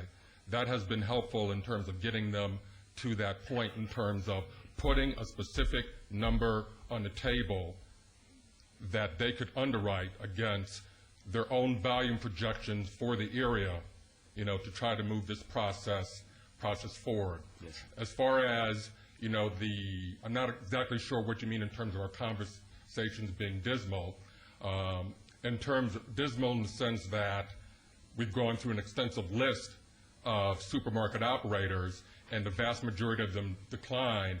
It's dismal in that respect, yes. And as Mr. Adams has already pointed out, we're down to a list now of 4. And actually one of those 4, Save-A-Lot, as of late seems to be exclusively focused on the Edmond Town Center, although at one point we've had discussions with them as well, and they were, as legitimate business people, trying to negotiate between where they saw as being the best deal or what have you. So as far as the Enterprise Park is location, there's the 3, and in our opinion, of those 3, okay, and we also, just for the record, have contacted Walmart in the past as well. But of those 3, Food for Less, Walmart, and Tesco, it's our belief that Food for Less is the most likely large format prospect. Again, keeping in mind, we already have a small format prospect that has already green-lighted the site and would be prepared to move forward. And one of the reasons, in addition to the reasons already specified why we feel that Food for Less is the most likely prospect, is because their format would be a really large format store, roughly 70,000 square feet. And the nature of the supermarket business is that they operate on the basis of models, gravity models, which by and large gives greater credit, if you will, to the larger the box. And probably of any format, that format would be most likely to be successful in terms of competing against a Walmart Supercenter. Well, Okay, let me just kind of move on. Scott, if you can go back to your one slide where you talked about the strategies to this, I'd just like to answer that real briefly and kind of move this Okay, on. if I can get it pulled Okay. up here. Your first bullet point where you talked about, you asked a question on OBD continue working with the property development at Emmett Town Center. I'd like to do that, but I do want to put on the record and bring to the public's attention, I know in having a conversation with Property Development Associates, you know, we've been talking, or they've been also talking with Save-A-Lot Grocery Store, and understanding that Save-A-Lot cannot accommodate that large pad there that they have on that site, that they're interested in only about 18,000 square feet, that they need to subdivide that particular building there. One of the things that I've heard back from my constituents in the area is that although having a Save-A-Lot at that site would be welcomed, but to also go in, I think it'd be a kind of a slap in the face to put a swap meet on the opposite side of that. And I don't think that the neighborhood, not that I think, I've heard from the neighborhood that they're not interested in having a swap meet at that particular site there. I think that they could do a better job, Vons or whomever, Safeway, could do a better job with finding a co-anchor tenant to fulfill the other half of that space there. So on bullet number one, I'd like to continue working with them to see if we could help mitigate that relationship there. On number two, I'd be interested in hearing your recommendation on possibly continuing this ENA, because I think that we need to be extremely clear with DLC Urban Core here today. I'm not here to play with them anymore. Either they can do it or they can't. What's your recommendation? Well, and I said that to them in my office. Yeah, it's a double-edged sword.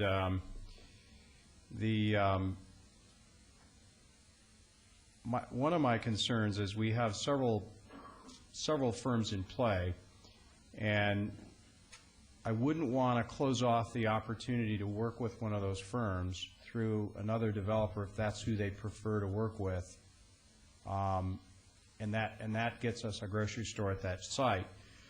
There could be some consideration given to an extension exclusive only to Food for Less, in that I'd give DLC Urban Core credit. They have worked hard on Food for Less. You know, that could be one avenue for extension should you choose to do so. There could be maybe a very limited 30-day extension only exclusive to Food for Less. In other words, just to get them to prove what they've just said. Not drag it out for, you know, 90, 120, 180 days. Interested in 90 Maybe days. a very small window exclusive to Food for Less to give them a shot to prove up what they just stated on the record here. That would give us the flexibility of working with the others, with other developers, so that we get a grocery store. It's kind of halfway, not quite halfway with them, but that would be the only thing I could support at this point. My concern is that the Walmarts, the Tescos, and even others might want to work through another preferred developer, and if they come forward with an LOI, it might be with somebody else. I appreciate and that. I would hate to close that off because we have a good faith obligation to them under an ENA. I can support that condition, Your Honor, and I just think I need to reiterate to each of you up here. I'm sure you've all heard it from various people throughout the community, what a hardship this has been on a community. It really has, and I'm not sure if you all probably don't experience the impact of it as I do, but to see the number of people who suffer each and every day by not having this type of service in the neighborhood, it's truly a hardship. And it'd be a different story if, in fact, the city of Las Vegas had some type of alternative services. I know that we work with our neighborhood trolley car that used to go through neighborhoods and charge residents like maybe 50 cents or something like that to our senior centers, that we would provide this type of service. But it's truly been a hardship. I think people have had to work with what they had to work with. No discredit to Mario's in the neighborhood who tried to provide that absentee service, if you will, and I want to tip my hat to Mario and Bill very much for what they've tried to do. But it has truly been an extreme hardship, and to continue to come here to have these dialogues, and I understand, believe me, Lamont and Mr. Ishmael, I do understand very much that it's not as easy as it sounds to get someone to come in, because to understand business, people make investments to make money. They could care less that it's a vacant piece of dirt. If they can't make a return on their dollar, they're just flat out not interested. And I have sat in some meetings where I've had those folks, tell me this to my face. Wasn't very comfortable for me to hear it, but it was a straight reality check. I do understand that. But do I think the DLC Urban Core needs to step its game up? I absolutely think so. And from man to men, as I said to you in my office, and I have no secrets in saying it again, I think that you all have not stepped up your game as much as you could have been. You spent a whole lot of your time in my office, Steve, telling me about all your great accomplishments other places, and I applauded you on that, but that did nothing for me with the number of calls and the number of issues that I have to deal with as it relates to people who have to go 3 to 5 miles outside of their area for these type of services. So I'm hoping that you felt a little of my pain as well. We did. So, Mayor, I'm saying to you all here today, and Doug Selby, I'm asking you, somehow the game needs to be stepped up. I'm not interested in another 90-day exclusive negotiating agreement with these folks. 30 days, I can support that. If they have a relationship with Food for Less, if they can get it on, let's do it. If not, I'd rather free up the hands of your office, and we just have to do what we have to do. Okay? On your other bullet, on the city holding on to its land until we get a commitment, I say yes on that. I support that, as well as on the incentives. I ask this mayor and this council for your support to continue to allow that incentive to stay on the table until we're able to fill this void in this particular neighborhood. And with that, Your Honor, I would just like to move to follow those recommendations. All right, we understand. Let's vote, please. Opposed? Motion carries, and I'll tell you this, I understand what the ENA prohibits us from doing, but as soon as an ENA is over, if it is, the next grocery store that wants to come into town, okay, have them see me. Let me clarify. I think what I do here is, through a letter in writing administratively, extend the ENA for a 30-day period exclusive to Food for Less. Yes, sir. Okay. Yes, sir. Okay. All right, thank you, gentlemen. All right, items 46 and 47. 46 is discussion and possible action to retain the consulting services of Williams Aviation to assist the City of Las Vegas in an appeal of the FAA record of decision regarding the proposed right turn at McCarran International Airport. And 47 is discussion and possible action to retain legal services of Chevalier, Allen, and Lichman to represent the City of Las Vegas in an appeal of the FAA record of decision regarding the proposed right turn at McCarran International Airport. Mr. Turbin. Thank you, Your Honor. I've asked that both of these items be put on the agenda this morning. As you're aware, the FAA has been discussing a possible change to the departure route at McCarran International Airport, which has been commonly referred to as a right-hand turn.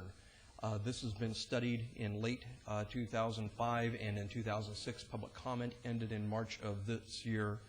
The FAA in November of this year issued what we expected. It's called a finding of no significant impact and record of decision. That is the final action by the FAA, which found that they believe, in their opinion, there's no significant impact in changing the takeoff patterns at McCarran International Airport to include approximately 60% of the flights using a right-hand turn. What that essentially means is that airplanes taking off from an east to west direction, instead of making a left-hand turn over unoccupied parts of the valley as they head east, will make a right-hand turn, putting the planes over Summerlin, West Las Vegas, and some of the more densely populated areas of the Las Vegas Valley. If the city or citizens wish to challenge that decision, we are on a time frame now. For 60 days from the time the FAA enters a finding of no significant impact and record of decision, a challenge may be mounted only in the Federal Court of Appeals, in the circuit in which the decision was made, in our case the Ninth Circuit Court of Appeals, or in the District of Columbia. The City of Las Vegas had retained during the comment period the services of Williams Aviation and the services of Chevalier Lichman in Southern California, a very fine law firm that does FAA work, to be our advisors on this matter. We're at a point in time right now where a decision needs to be made as to whether or not we're going to go to that next step, which is to appeal the FAA decision in the Court of Appeals. We have 60 days, as I said, from the decision that was rendered in November, which brings us essentially to January 11th would be the final date for paperwork to be filed in the Court of Appeals to begin that process. With that presentation, I'll be glad to answer any questions. All right, well, thank you. The January 11th date would require the filing of a limited document, but the document, even though limited in its physical presence, would require a substantial amount of preparation, because each of the allegations which will be contained in that document must be attributed to a citizen who was objecting to the right-hand turn. Is that correct? That's correct, Your Honor. And we have had several public hearings where citizens have expressed themselves, and in order for their expressions to be preserved by the attorney is going to have to get the permission of that citizen to include that person in the lawsuit's caption. Is that correct? That's correct.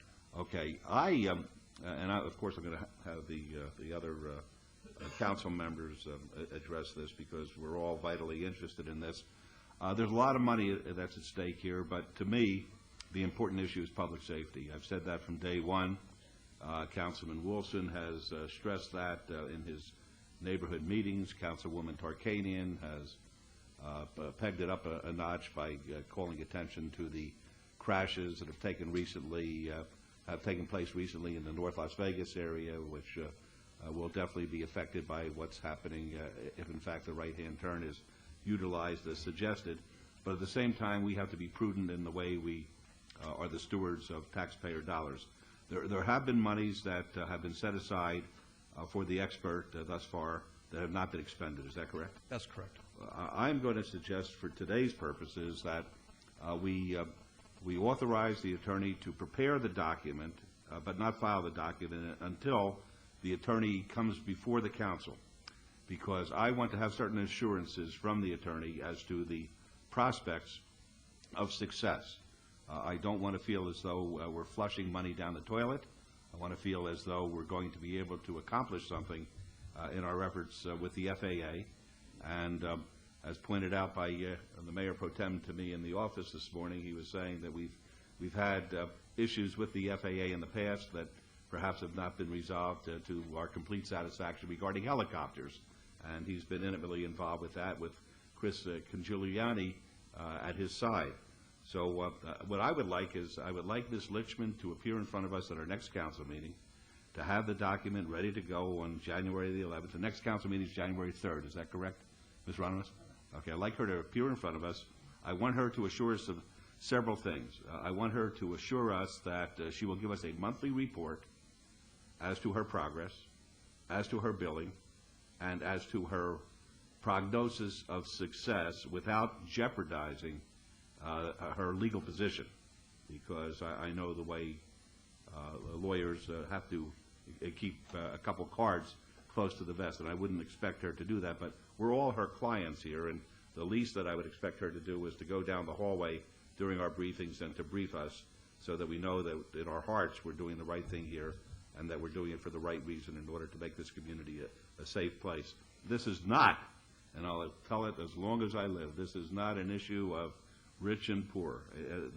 The media has tried to play that stupid game, saying that this is a Summerlin issue, and then you get the cartoonists talking about the rich people up in Summerlin. This is a situation that these planes will be coming right over the heart of our entire city, and we, Councilor Weekly, I wish we were all rich, okay? We're not all, right, we're not all rich, and it's going to go right over your home, and you're one of the poorest guys that I know, okay? And it's going to go over... Now, that's about the most honest thing I've ever heard you say. Wait, I'm going to go one step further. It's going to go over my home, too, and I'm one of the richest guys I know. So now, that is true also. This is a wonderful country, okay? Yes, rich and poor together. That is correct. That's why we're a wonderful country here. And, of course, when we evaluate what is victory, lawyers look at victories a lot of different ways. You get a serial killer and... you know, he doesn't go to the electric chair, that may be a victory. In this particular matter, as I understand it, the FAA's proposal go into effect, 60% of all the departures at McCarran will use the right-hand turn, which will go over our entire core of our city with the major population base.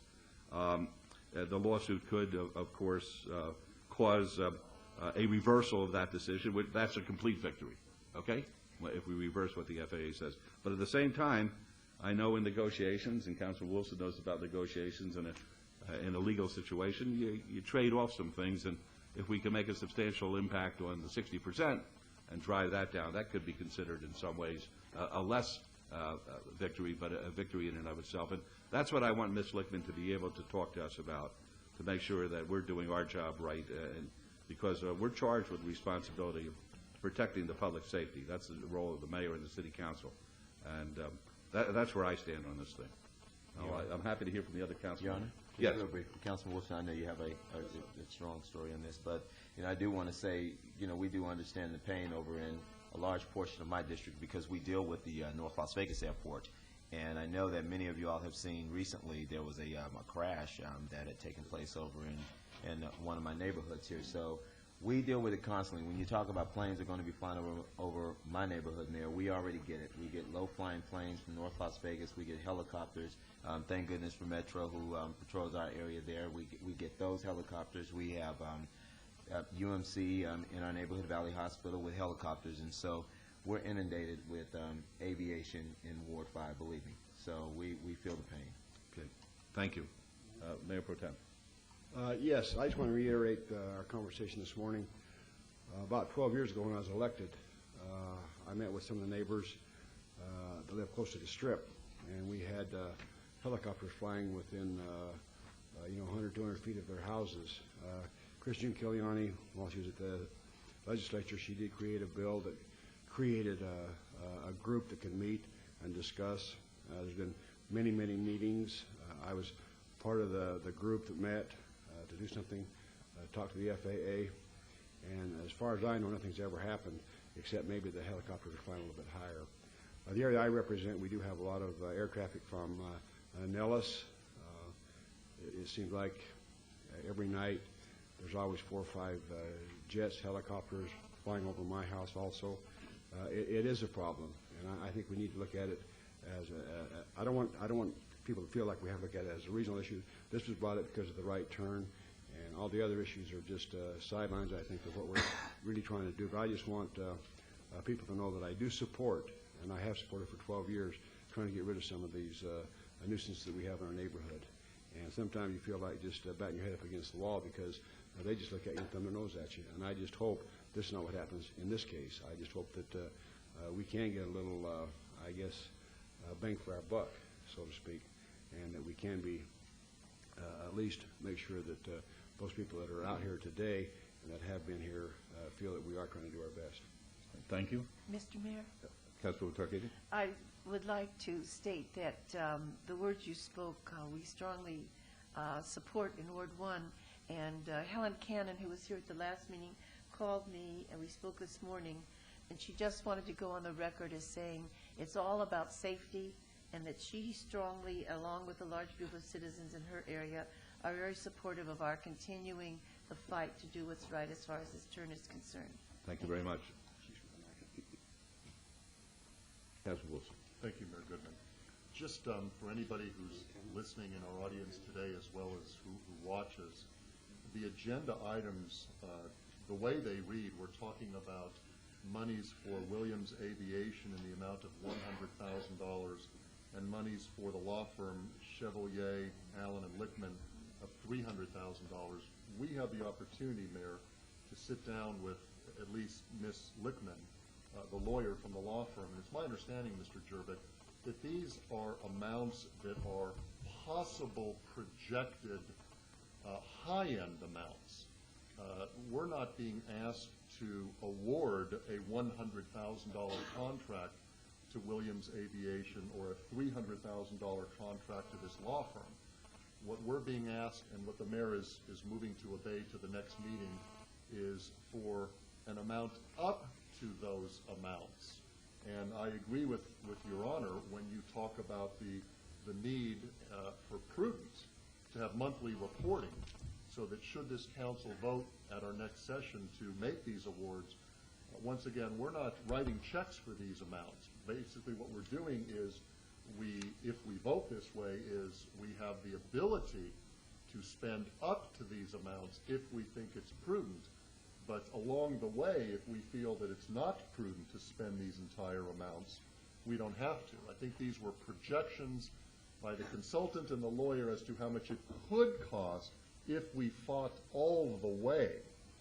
And we don't know if we're going to fight all that way. So we may spend much less than that. That's number one. Right. And of course, Councilman, when we get these reports on a every other week basis at our council meeting, we'll be able to measure the progress against the expenditure. That's exactly right. And if it gets out of whack, then we can always pull back.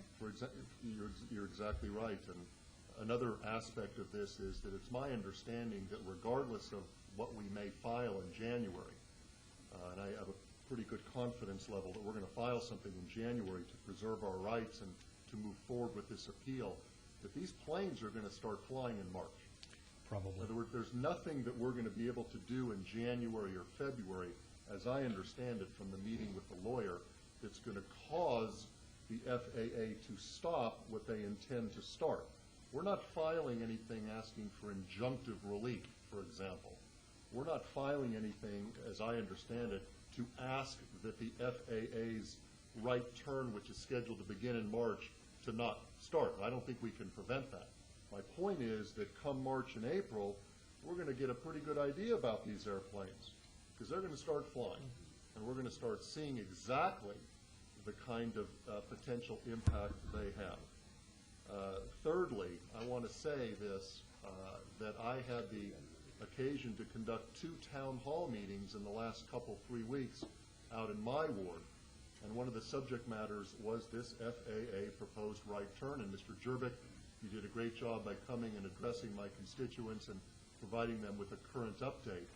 But I took the opportunity at that time to ask my constituents. Now, once again, this is in my ward and only my ward, but I did a little informal, unscientific survey, and I told these people, I said, if we had to spend hundreds of thousands of dollars to make this fight, who'd be willing to authorize the city council to send us a message that it's a good thing? And every hand went straight up in the air, Mayor. At these town halls, everybody was willing to cast their vote and to send a message to this council that they thought it was a good idea to spend this money because it's the right kind of fight. So I just wanted to put that on the record. And finally, Mayor, I think there are some people here that may want to speak. Okay, fine. If I show of hands, can I see how many may want to speak? All right, then we'll put a 2-minute time limitation on it. If I could, Your Honor, before the citizens get to speak, I want to correct the record. Mr. Toussaint's in the audience, and he may get up here and speak in a moment. He's been a real leader in this and a real good source of information from my office. The number that I spoke on the record was incorrect. It's not 60%, it's 30%. But I want to put that in perspective. Right now, 5% of the planes that take off using runway 25, that's the east-west runway, make a right-hand turn. If it goes from 5% to 30%, it's over 200 flights a day that will end up over the most densely populated area of the valley. It's a pretty significant increase. Thank you. All right. Yes, sir.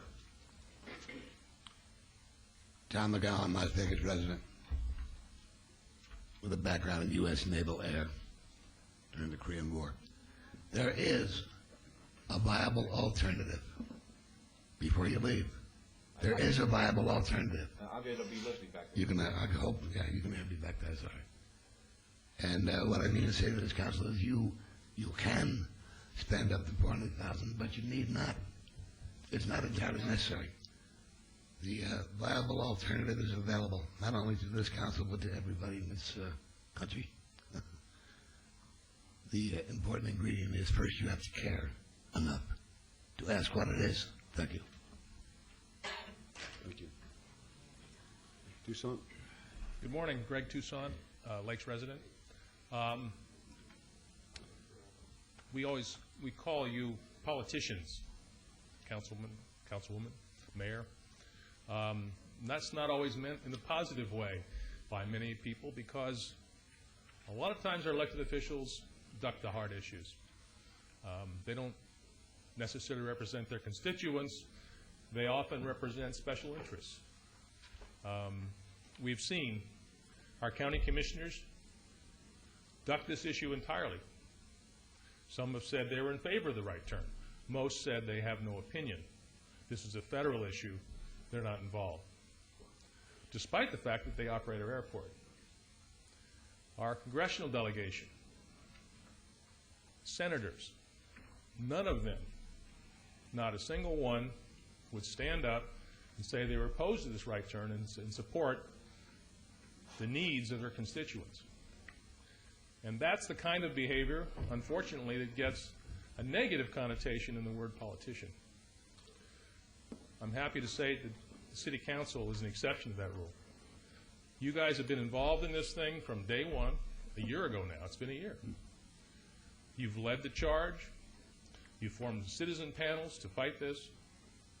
You've caused the FAA to extend the public comment period twice. You've hired consultants and attorneys. I think you've done everything so far that we could ask you to do as public servants, not as politicians.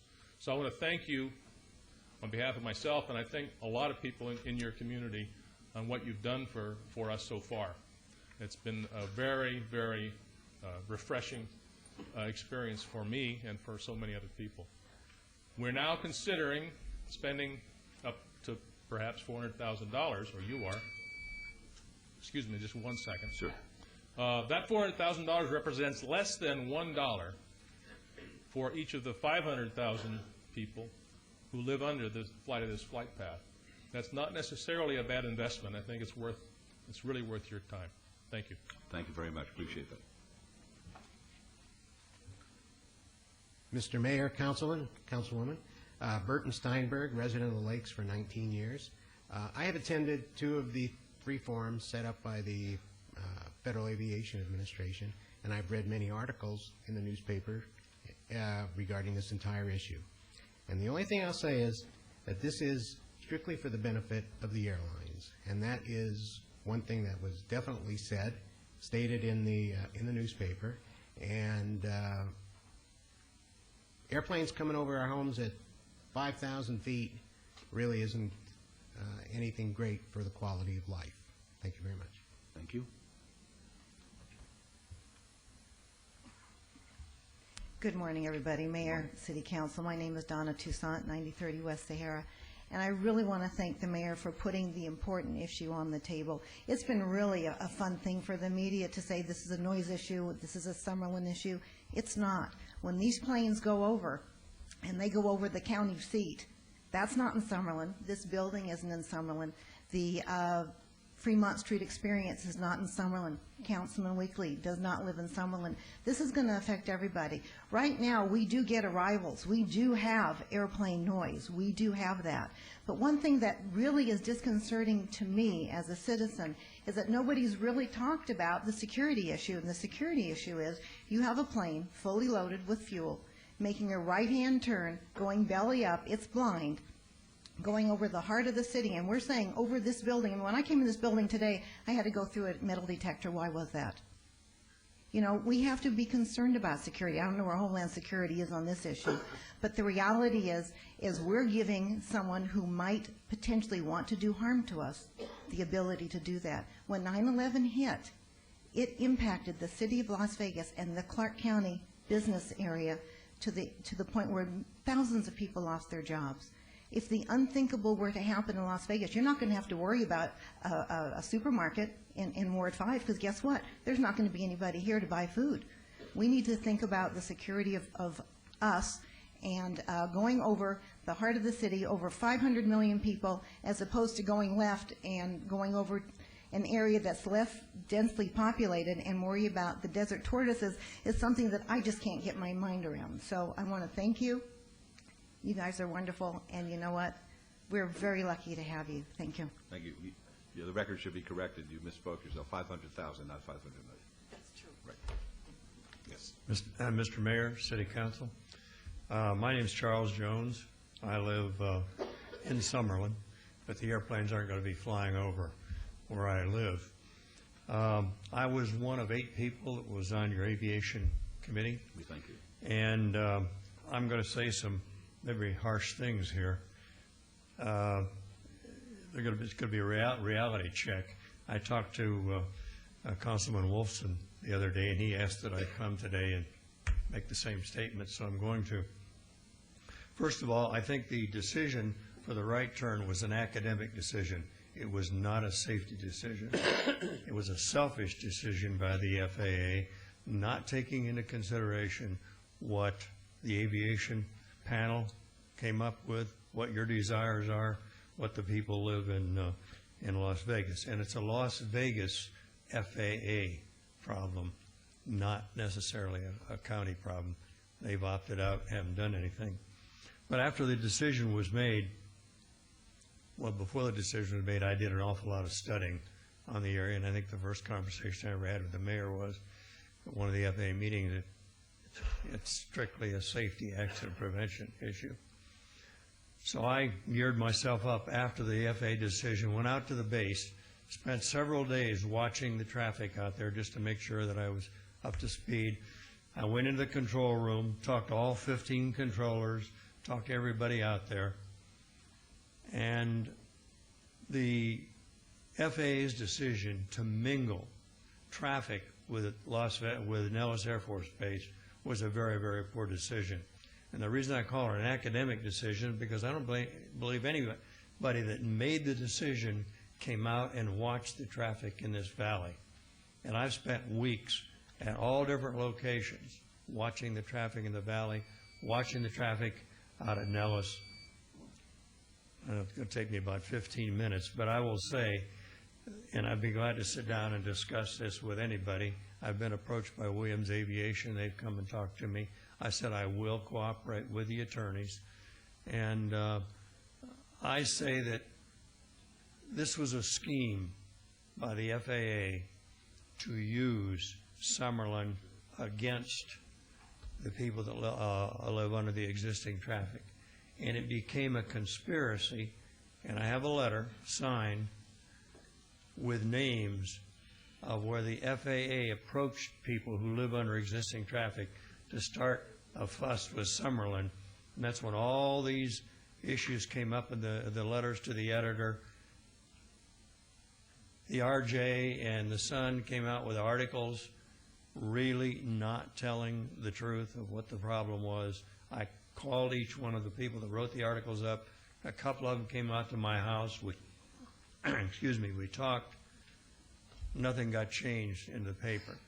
So I believe a judge or jury hearing the position of this council, those of us that were on the panel, would certainly give some new light to this. I don't think the FAA has a leg to stand on if it goes before a judge and a jury. We gave them alternatives that they could use.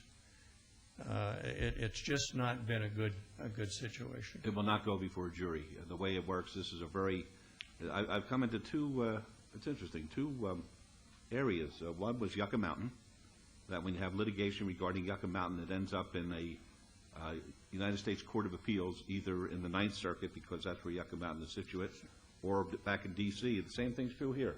Very unusual. This will be a decision that will be made by 3 judges in the Ninth Circuit, and then, of course, you can always petition for a rehearing en banc, where you ask for all of the judges of the Ninth Circuit to hear it, and then the United States Supreme Court. But we will not have a jury trial on the issue. Well, I believe effort should be made to get an injunction to stop this, to stop it before it ever starts. If it gets started, knowing how things operate with the federal government, it's going to be very hard to stop. So that's one of the things that I want to talk to the attorney when the attorney's here on the 3rd. Thank you. Mayor Goodman, if you don't mind. Mr. Jones, just give us a little bit about your background. I mean, anybody can come up and stand up and give an opinion, but I think it's a good thing for you to tell us who you are.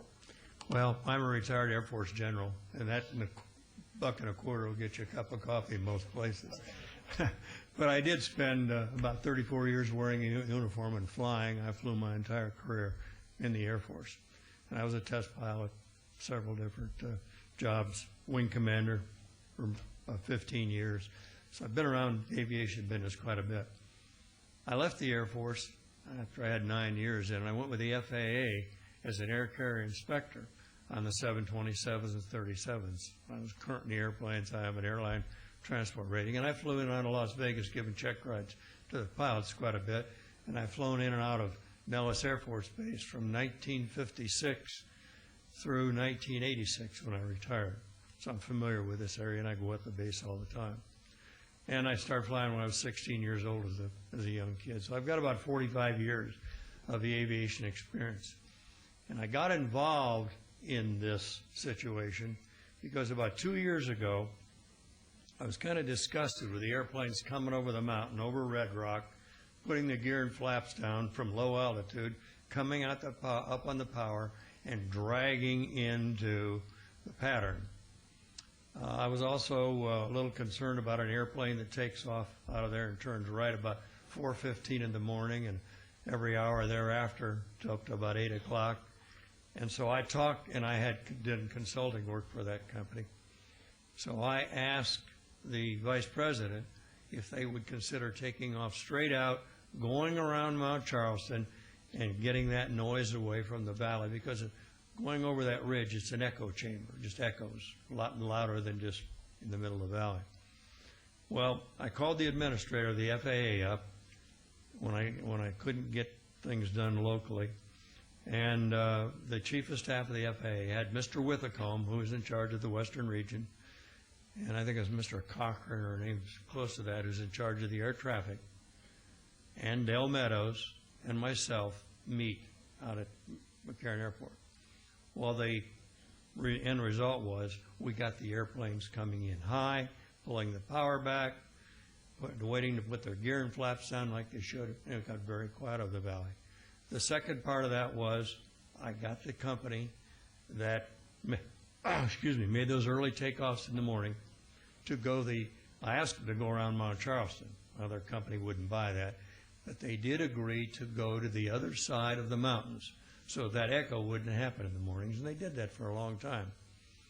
One of the reasons I have said this morning that there's a conspiracy to get the people complaining about Summerlin spreading some of the noise, and Summerlin really didn't have a dog in this fight.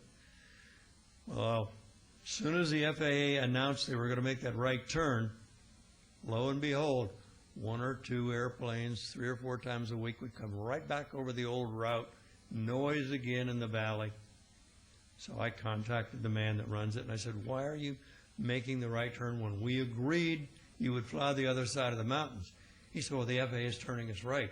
We would prefer to go out 7 miles, make the right-hand turn, keep it quiet for public relations, but the FAA is turning us right occasionally. That gave me the impetus to get back in this. And there's no need for those airplanes turning short. And I've complained about it. I called the FAA administrator again. She was in India, I think, at the time. A new chief of staff got on the phone, and I went over the entire issue with him. And I said, I'm just a civilian, just a citizen. I think you ought to rethink that right turn and save everybody a lot of money. Well, I've never gotten any response back. I even said, you, Mr. Chief of Staff, and you, the FAA administrator, should come out here and look and see that this was just an academic decision. You ought to see what goes on in the valley here. You should not be mingling air carrier traffic with military traffic. They've punched out of 2 airplanes this year out there, an F-22 and an F-16. And if they've been taken off toward the city, God knows where the airplanes would have gone. It is really, really almost criminal to mingle this traffic with Nellis. And maybe you all don't know this, and I found this out, that Nellis controls the IFR, the instrument traffic, into North Las Vegas. So you've got people working on different frequencies, different times, and I can give you lots of, we don't have time here, but I can give you lots of what-ifs from my own experience of flying. And if an accident can happen, it probably will someday. And I think I could stand up in front of a judge and be very convincing about this right turn. I could go on a lot more, but I think I've probably said enough to maybe give you some comfort to go ahead and take legal action. Thank you, sir. Yes, sir. It's a hard act to follow. Mr. Mayor, councillors, my name is Stephen Bloom, 10870 Carbonia Court. I just want to thank you on behalf of my family for all your efforts to date and would encourage you to continue to do so. To paraphrase St. Augustine, it's better to have tried and failed than not to have tried at all. Thank you. Thank you, sir. Yes, sir. Gary Brote, Sun City, Summerlin, Councilman Brown's district. I'd like to concur with the general. I was 22 years in the airlines, 5 in the military. Don't let it start. Once it gets started, it won't stop. The noise level as well as the safety. And they are running the airplanes in the morning, 4 o'clock, 5 o'clock, about every second, third day, over running them north on this side of the mountains. Now, the other question, if we come in the third, we will know for sure whether you're going to take action or not. Would that be a fair statement? Yes. Thank you.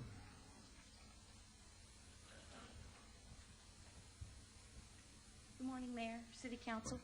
My name is Cynthia Abney, 8300 Opal Cove Drive. There comes a time when the needs, welfare, and safety of the citizens of Las Vegas need to be put first. I don't begrudge anyone the benefits of commerce, and those residents who have watched this town grow from a little bitty town to this giant urban sprawl that we have now have always put tourism and commerce first.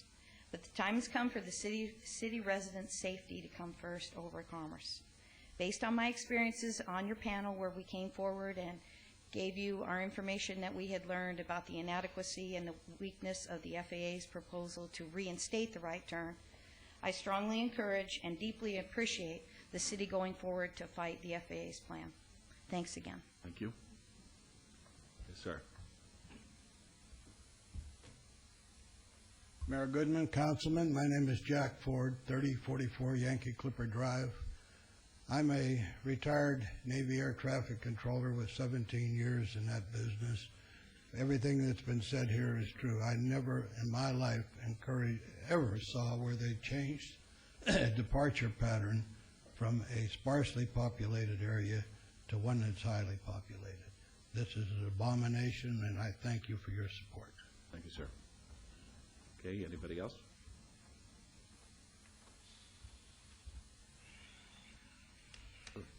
My name is Jerry M. Neal, West Las Vegas. I came up to give my moral and blessing to all of you that's going through the changes out there. And with those moral and those blessings, maybe someday you may have the chance to also lend a moral support for someone else that's going through changes also. So God bless you, and may you get what you want. Anybody else? All right, thank you, folks. Councilman Brown.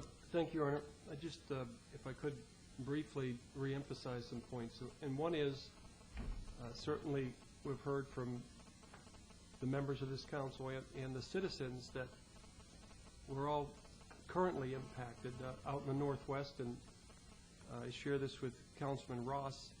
We have the North Las Vegas Airport that a lot of the incoming traffic literally goes right over our backyards, and that's just a way of life out there. And we have the helicopters, emergency response, and metro training. So I don't think this whole issue of equity, I think everybody in this valley is somehow impacted by aviation. It's part of being in a metropolitan area. And somewhere in the justification of the reasoning at the airport, the issue as far as the impact of McCarran on this community has been raised as far as the necessity to become more efficient and such. And so I stipulate that there's probably some reasonability in some of the arguments, but it seems to come back, and this is what I certainly support the citizens and certainly this council, that the safety issue is the one that seems to be ignored. If we acknowledge there's equity in the valley as far as aviation, or people are going to be impacted, and we acknowledge that there's probably some efficiencies to protect the commerce of McCarran, which impacts our economy, that's fine. But the safety issue that's been raised by the mayor and the council members is the one that seems to have been suppressed and not addressed adequately in this whole process. They seem to talk about a lot of other things but the safety issue.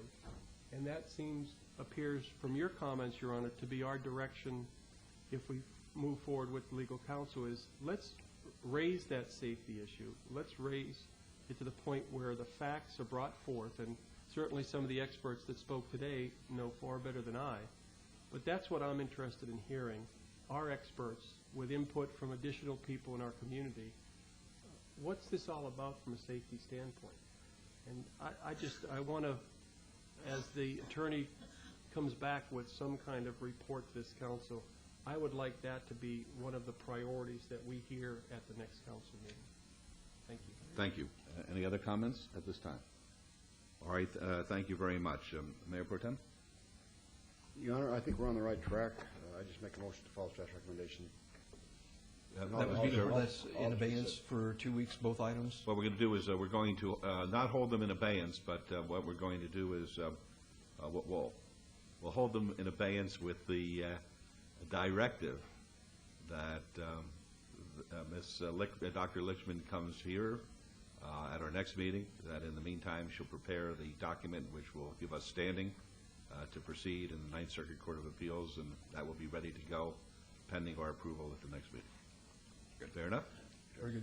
Very good. And both of these items will come back on January the 3rd, and as the gentleman asked, there will be an answer at that time.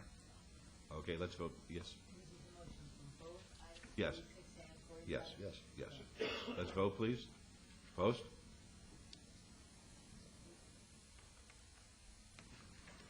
Motion carries. Thank you. And thanks, everybody, for coming down and expressing your support.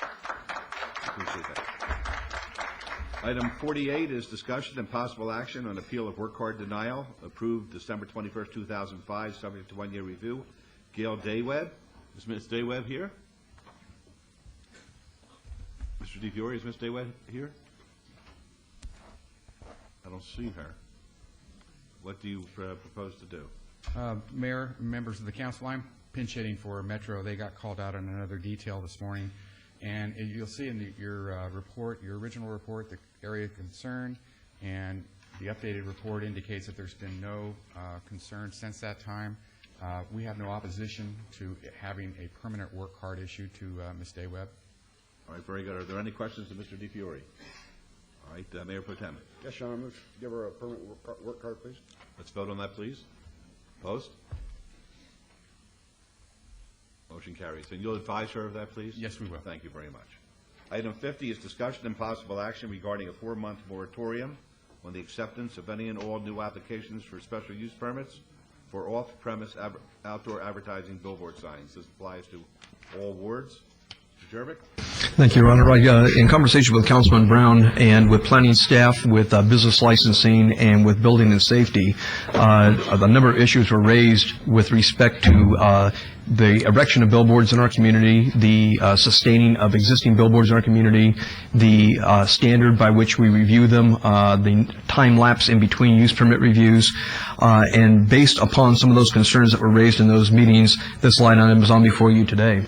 I'll let Councilman Brown take the lead on this, but there are a number of issues that this council may wish to consider at this point in time, including whether or not this council wishes to continue to issue permits for the erection of new billboards in the Las Vegas Valley. If there is any concern that we have reached a saturation point, or we've reached a point right now where we don't want to issue anymore, a moratorium would be appropriate to discuss that issue, to revise the law and bring it back before the council within 4 months. With that, I'll turn it over to Councilman Brown. All right, thank you very much. Councilman Brown. Thank you, Your Honor.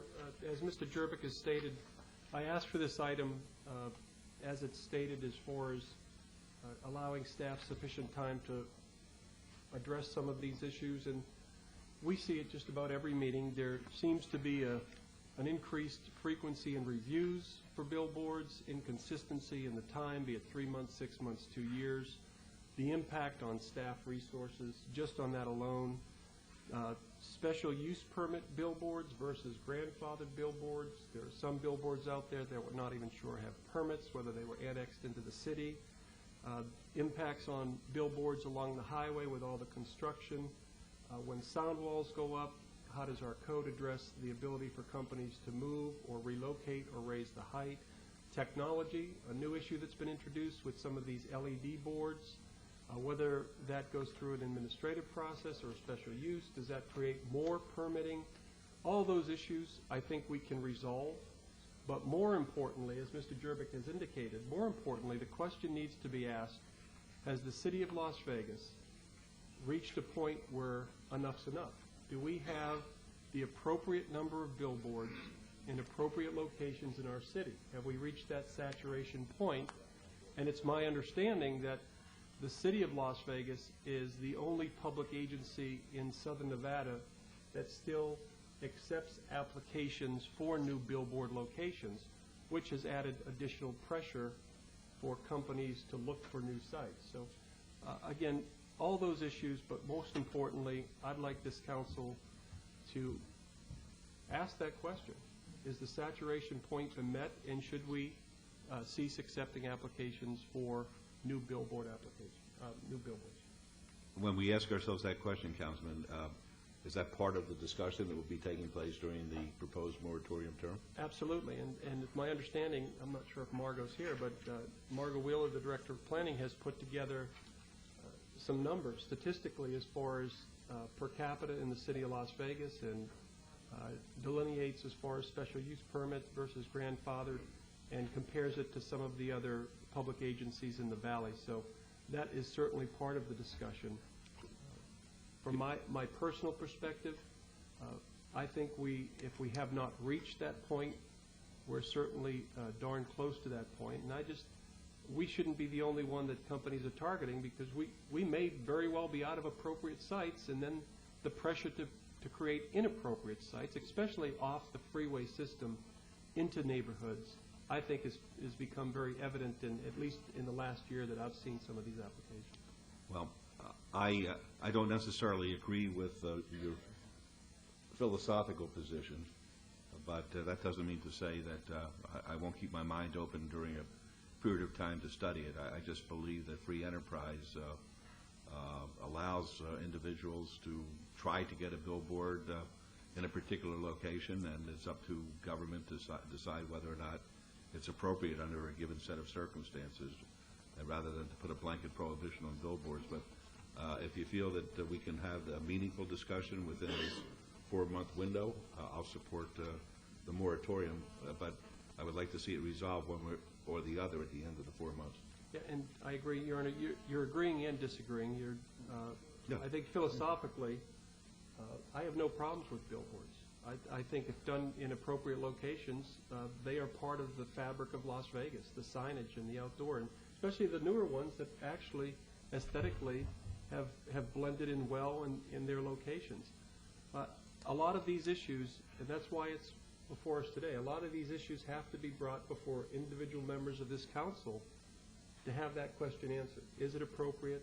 And some of those other issues that have been raised, what kind of policy direction will we give staff to, if nothing else, become more efficient? I think it's an impact, an adverse impact on our resources right now, just in this billboard industry alone. That needs to be cleaned up. And I think that in order for us to resolve this as a matter of policy, we're probably going to have to need a workshop. It's not going to have to be a lengthy workshop, but a workshop where we could all be expressing our views after we're given briefings by staff, so the right decision can be made at the end of the day. Your Honor, I'd also like to add, before we open it up, is the possibility that I would include in my motion that all reviews for current billboards, SUPs, whatever the case may be, likewise be suspended. I don't think there's any harm to the city during that 4-month period.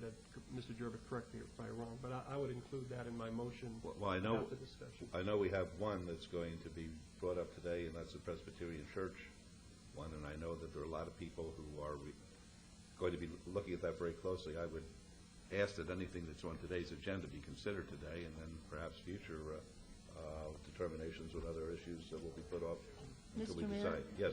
I thought the Presbyterian Church was held.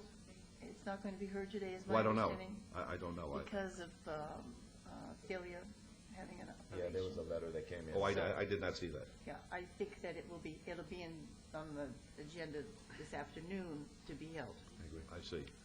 So that wouldn't be the case right now. I understand. I have a couple of items. And if there's, just for clarification, Sure. Councilman, as in the past, I don't think we've used moratoriums often in my tenure, but in the past we have picked a date of time, perhaps a week or 2 weeks earlier than today's date, to set those that are in the system are certainly not impacted. I think that would cause some problems legally, but from that date on, any new applications or any reviews could be suspended during this moratorium period. Could you repeat that, please? I can't. The last part. Maybe I could restate. Well, my concern is that if it's in the system, and if you're looking at the whole picture, it's better to not do any more so we can look at the whole picture, because some of what's in the system may be affecting others. And is that what you're saying? I'll let Mr. Jerba handle that. Typically, when you do a moratorium, people find out about it in advance. Sometimes people rush to the counter and file an application at the last minute. Typically, because of that phenomenon, when you do a moratorium, you pick a date sometime earlier than the actual vote of the City Council and say any application that came in prior to this date, we're not going to hear. And that would be our recommendation. News about this particular line item probably hit the public about 5 or 6 days ago.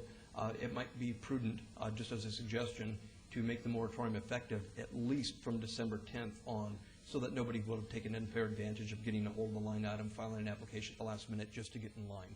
Having an application on file gives you no right at all under our law to a hearing or anything of that type. So it would be totally appropriate if you wanted to do that. But let's assume, let's use the Presbyterian Church as an example. Let's assume that that was going to be voted on today, even though it's not. When we come back to whatever it's going to be obeyed to, are we able to vote on? You could. This is totally within your call. There's a couple of things you might want to look at. One is new applications, and that would be a recommendation from our office to definitely set a date as to when you cut off new applications, and we'd recommend December 10th. Okay. Applications already in the system that were moving their way through that are either at the Planning Commission stage or at the City Council stage, I would recommend that you continue to let those move through. Those aren't new applications that were just filed from December 10th to today. Those had been in the system some time ago. And then you have the third category, which are use permit reviews. Billboards that already received approval of the council that are up on a 1-year, 3-year, 5-year review. And Councilman Brown has suggested that those reviews, to bring consistency to the process, also be suspended for a 4-month period. That doesn't bring any prejudice to the applicant or the person being reviewed. They actually get another free 4 months out of the deal. So we don't have any problem with that idea at all. Very good. Councilman Ross. Thank you, Your Honor. Councilman Brown, I would certainly hope that in this 4-month period that discussion will also be detailed around the existing signs and some of the older signs. I know in both my ward, Councilwoman's ward, and Councilman Weekly's ward, a lot of these sign companies are out there doing significant work to their signs without pulling permits. So therefore, the city is losing revenue. So I hope that during this 4-month period, we can look at those issues as well. There are some signs out there that I've seen that need to be rebuilt from ground up if they're to stay. And that's a bigger issue with me than limiting billboards within this city. I think the existing ones that may cause some significant damage to someone or someone's property is a bigger concern of mine. Thank you. Councilman Wilson? Real quickly, Mayor, I'm not sure if I understand some of the things we talked about. I understand that under Councilman Brown's proposed motion is we would not be accepting any new applications, but we're going to make that retroactive back to December 10th. That would be our recommendation. Okay, that's your recommendation. Is that what you're proposing, Councilman Brown? So anything that's come in December 11th forward, and that's December 11th, obviously, of '06, is considered in the system, and we can move forward as if we're not taking action today. Is that right? That's correct. Okay. But are we also going to give notice to another date? Because the industry, for example, only had 5 or 6 or 7 days notice. If we move forward today, we're not giving them much notice of what we're doing, is my question. Right. You'd be giving them notice that no new applications will be accepted for the next 4 months. And if they are accepted, they certainly will not be acted upon. And if they are acted upon, it may be under a totally new law, which means that they might not even be valid. But with respect to reviews, what notice would have to go out to them saying if you have a review in the next month or two, it won't be heard for 4 months because of the moratorium. And I understand that, but I guess it's, maybe I'm not catching something, but you talked about the rush to the filing line. Mm-hmm. If we act today, there's not going to be any rush to a filing line because, in essence, the filing closed as of December 10th. Do we want to give any kind of notice, or do we not want to give any notice so that if anybody wants to rush to the filing line in the next week or so, they'd have that opportunity? It's your call completely. It's purely a policy call. When we've done moratoriums in the past, and maybe I need to back up a little bit, what separates a moratorium from a change in the law, because we can amend the billboard ordinance anytime we want, and we don't necessarily need a moratorium to do it. What you typically have with a moratorium is an identified harm where you need to stop the train, stop the enforcement of the law, don't give any unfair advantage to anybody during this process, freeze the system while you make a correction. And the problem that's been identified here is we may be out of locations where we want to put billboards. We may want to even stop billboards and rather readdress the issue of old billboards, resurfacing boards, and things of that nature. Those are good reasons for a moratorium. But typically when you do one, and we did one for apartment applications about 10 years ago, you don't want more problems in the system while you're trying to fix the old ones, and that's the reason for freezing it. It may sound like short notice to people. It may sound like you're cutting it off. That's exactly what you're doing. What you're doing is saying we're not going to take anything more. We're not going to make our problems worse while we're trying to fix the old ones. Thank you. Thank you. All right, Councilman? The motion, please. And one other, that issue that will come up hopefully in the workshop is there are different terms for it, somewhat what Councilman Ross indicated. A cap and replace program needs to be evaluated, and this is the special use permit boards gives the council a lot of discretion, whether it's an appropriate location, if things have changed under the review, we have some ability to either approve, renew that location, or take it away. It's the grandfathered boards that everyone, including the industry, agrees are in inappropriate locations that may have been approved 20, 30 years ago, but through state law, we have little or no ability to fix bad locations, bad boards in bad locations. And one of the things that could be looked at is some mechanism to start taking those bad boards in bad sites, normally in the midst of neighborhoods, and create a mechanism to remove them in exchange for something else, a new location, some kind of quid pro quo. That would be part of the workshop dialogue.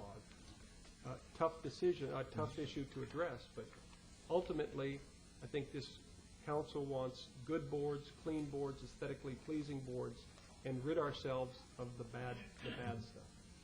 Can I just ask Councilman Brown a question? Certainly. I don't know how you come up with the 4 months. Do you think that'd be enough time? You think maybe 6 months would help? I've worked with the industry for a long time, and I just hope we have enough time in the 4 months. So, like I said, I don't know how you come up with 4 months, but maybe 6 months would be better. Or 6 months would be better, but the reason I like the 4 months, it's going to force us to either get after it in a workshop and address the issues, or let it continue. You answered my question. For further clarification, the reason I brought this forward is because just over the last couple of years, more so than early in my tenure, I've seen a diversity of opinions towards boards, not only from the council, but from staff. And I think it was important, again, from my personal opinion, to get some policy direction, some consistency on the board, if possible, not only for ourselves, but the industry, most importantly for staff. And that was the impetus behind that. So, Your Honor, I'm ready to make a motion. If anybody has any comments or questions. Okay. Motion, please. All right. My motion would be to set forth a moratorium for 4 months to allow city staff time to review and consider amendments to Title 19 regarding billboard signs within the city jurisdiction. Retroactive to December 10th, we will not accept any new applications. Likewise, we will suspend any special use permit reviews for the duration of the moratorium. And that 4 month is a limit. It could actually come back to the board earlier if need be. And then I guess those that are in the system would be addressed accordingly per Mr. Jervik. That's correct. All right, that's the motion. Let's vote on that, please. Opposed?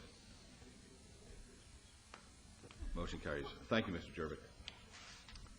Okay, item 51 is discussion and possible action regarding the proclamation and order declaring the 2007 City of Las Vegas municipal election. Ms. Rodimus. Thank you.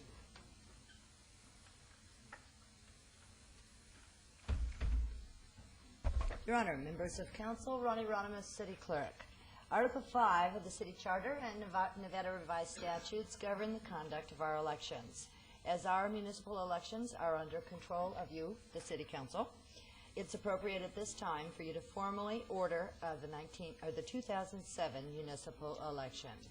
This order sets forth the offices to be voted upon and establishes the city's polling locations.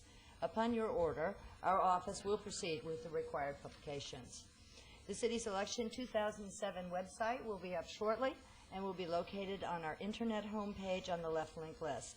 For people familiar with our previous sites, we have the 4 main information sections: general information, voter information, candidate information, and election information and reporting. Forms and a link to email us will also be available. As in the past, residents have election-related information available 24 hours a day. Voter-related information is also translated to Spanish for assistance of our Hispanic residents. I would request that the City Council move to approve proclamation in order declaring the 2007 City of Las Vegas municipal election. All right, thank you very much, Ms. Ronimus. Are there any questions of Ms. Ronimus? All right, hearing none, then I would at this time move to adopt the proclamation in order declaring the 2007 municipal election for the office of mayor, City Councilman Ward 1, City Councilman Ward 3, City Councilman Ward 5, and Municipal Court Judge, Department 6. That's the motion. Let's vote, please. Opposed? Motion carries. Thank you. Item 52 is a report on selection of permanent and temporary polling locations for early voting during the 2007 City of Las Vegas municipal elections. Ms. Ronimus? Yes. I should have called them together. That's okay. Good morning, Your Honor, members of council, Ronnie Ronimus, City Clerk. And to give the report this morning on the early vote locations, I'd like to introduce Chief Deputy City Clerk Beverly Bridges.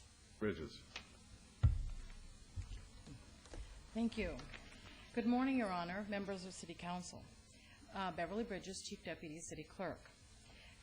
Ronnie, would you put up the map that shows all the polling locations for early vote during the 2007 municipal election? Your backup indicates 16 neighborhood sites. Discussions with the Clark County Registrar yesterday resulted in an additional site in Ward 3, located at the Albertsons at Bruce and Charleston. We now have 17 neighborhood sites, with the Meadows Mall and City Clerk's office open throughout the early vote period. Changes from the 2005 legislative session requires the City Clerk to establish criteria for selection of permanent and temporary polling locations for early voting and to bring a report before the City Council. The criteria are referenced in your backup. The salient points are as follows. First is the distribution throughout the city, so all residents have an opportunity to participate. And just as a note, any city voter, regardless of ward, may vote at any early vote location. Secondly is the efficient use of early vote personnel and equipment provided by Clark County. And last, but certainly not least, is the accessible to individuals with disabilities. Expansion of these points are considerations that are also outlined in your backup. Now I would like to show you a map that visually indicates the coverage these early vote sites provide. Ronnie, would you put up our second map, please? Thank you. People tend to frequent locations that are close to their homes.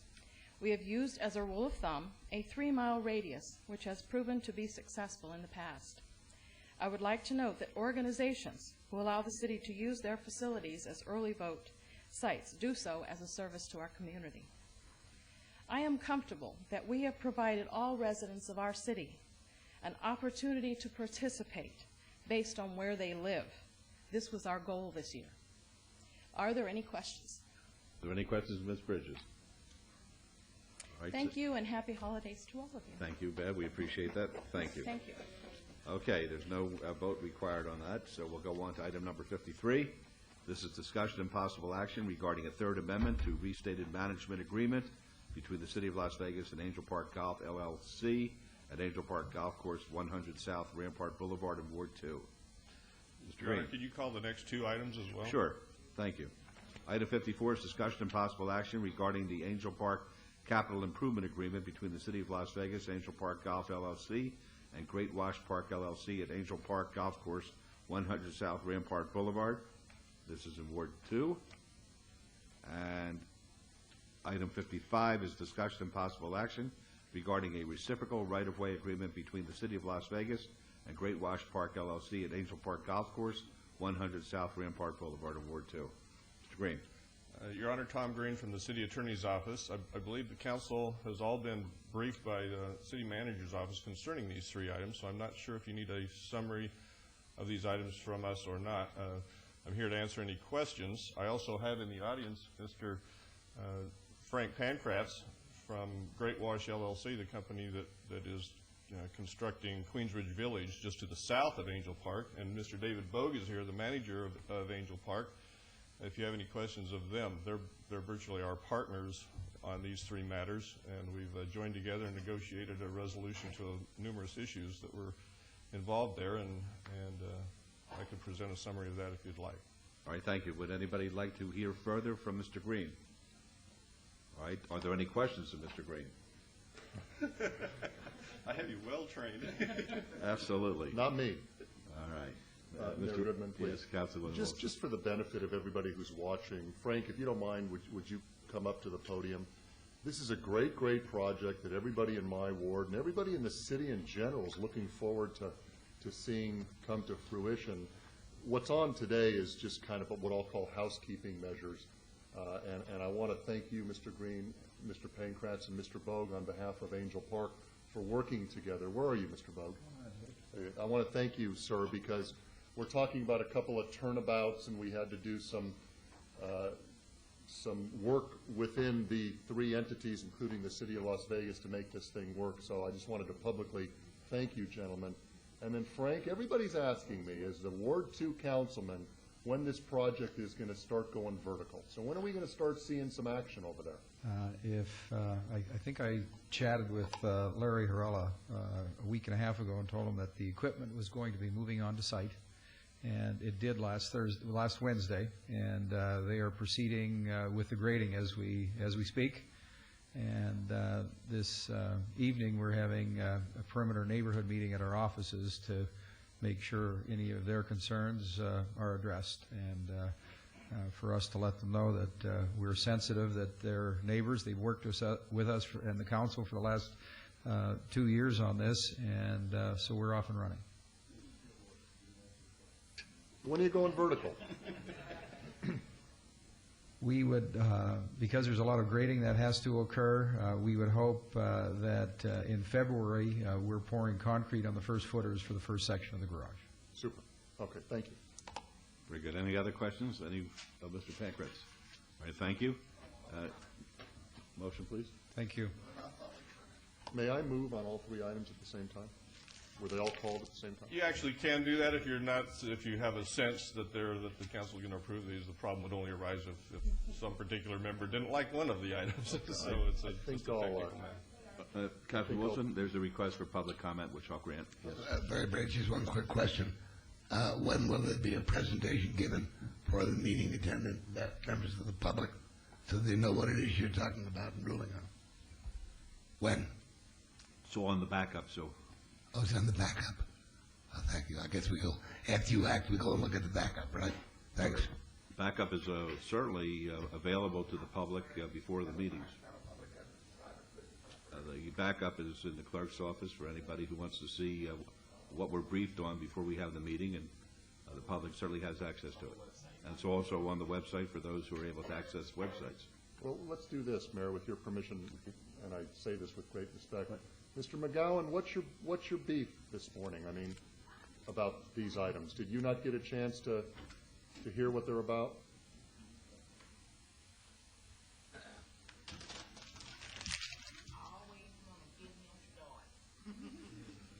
I'll be succinct. My name is Tom McGowan. I'm a citizen of the United States and a member of the local public for more than 50 years. I'm interested in good government. That's not a beef. That's a solemn vow. My question is, what get better at what you do. It's that simple. Let the public know what you're doing. Mr. McGowan, what information do you not have about these items is my question. I don't have any of it, except what you got in the meeting agenda text. Does it bother you that I'm asking to know what it is you're ruling on? Not at all. I was just fine. Thank you very much, Attorney. I was just wondering because the general public has access to the backup information. And anytime you have a question about any items in my ward, if you'd like to contact me ahead of time, I'd be glad to sit down with you and discuss any of these items before we actually call the agenda item. I appreciate that very much. Let me, with your indulgence, remind you, your ward is in our city. Is that understood? So whose ward is it? Belongs to the people, not to the elected officials. All right, may I have a motion, Council? Please. My motion is, and I'll take a chance, on items 53, 54, and 55 for approval. All right, let's vote, please. Opposed?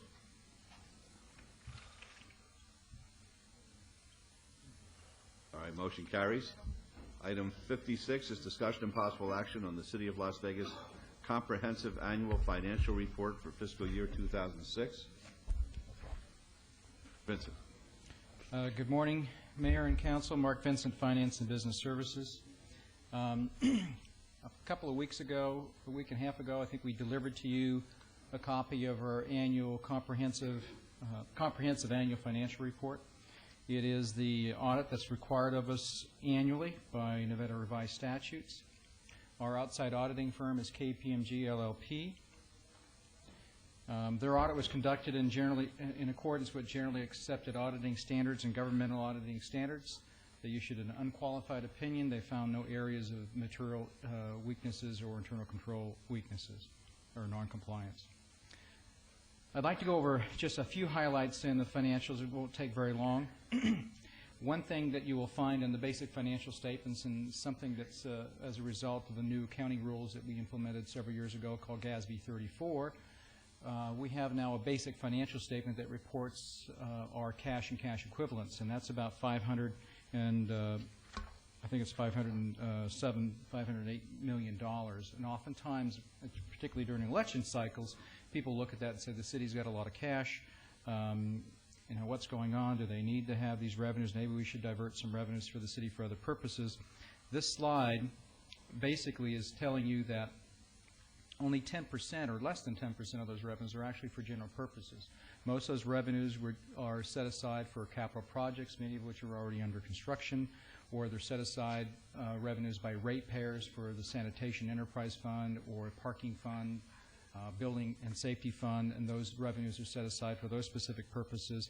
And even in the special revenue area, there's funds that we are collecting for special purposes, either tax revenues from our public safety initiative that has to be set aside for future capital improvements and the like. So in reality, there's only about $48 million that's of general purpose in terms of cash. And we talk about fund balances. The same is true. The general fund balance is about $92 million that is unrestricted, and that is what is available for general purpose. All the other fund balances are restricted or reserved or designated for another purpose. So I just wanted to cover through that because sometimes that gets a little confusing. In terms of highlights, it was a very good year for us. We've had a string of several years that have been very healthy. Our net assets are coming in at about $2.7 billion now. That's about a 6% growth rate. That is net of depreciation and net of new debt. So our assets are growing. Our revenue, the revenue number for fiscal year 2006 represents about a 9.5% growth rate over 05. Expenditures about an 8% growth rate. The most remarkable number on there is their fund balance grew at a rate of about almost 20%, which is much faster than we thought. And the driver behind that is our expenditures were about $24 million or so under our budget. So that's what the driver there was. So unless you have any questions, I recommend you accept the annual financial report. How come we're that much under our budget? Well, it seems like a large number, but when you think in terms of the budget was about $430 or so million, it only represents about a 5% reduction under our budget. Well, what do you attribute that to, though? Outstanding financial budgeting by the Finance Department, of course. And I think that's the appropriate answer. Well, thank you. But realistically, when we put the budget together, we tend to conservatively estimate our revenues and our expenditures. So we try to plan for some unknown events that may happen, but if they don't occur, if the revenue stays strong, if we don't have any catastrophic events or emergencies, then we will have extra money at the end of the year that we then use every year we go through this process. And we just kicked off the fiscal year 2008 budget. We go through that process and we take those one-time revenues and we dedicate those to one-time projects. So that's how many of our capital projects are funded through our general fund revenues, and that's why we do it that way. Okay, thank you. Any other questions of Mr. Vincent? Okay, may I have a motion, please? Again, it's a great report. Move to follow staff recommendations. Let's vote, please. Opposed? Motion carries. Thank you. Thank you.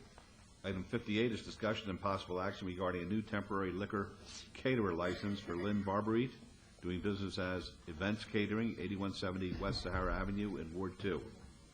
Mr. DiFiore? Mayor, members of the council, the applicant today does... Come on up. Come on up. Here you go. Does meet the criteria for consideration of a temporary license, and subject to the conditions, that would be my recommendation. I do want to make a correction on the application here. The address should reflect Suite 204 rather than 103. We had a change last week in the suite number. So that would be my recommendation. Very good. Be happy to hear from you. Please. Okay. All right. Any questions of Mr. DiFiore, or please? Okay, seeing none. Councilor Wilson. Thank you, Your Honor. Your Honor, I'm going to kind of follow your lead. Lynn, this is your chance to promote your business, so tell us in just a couple seconds about your business. I haven't even started it.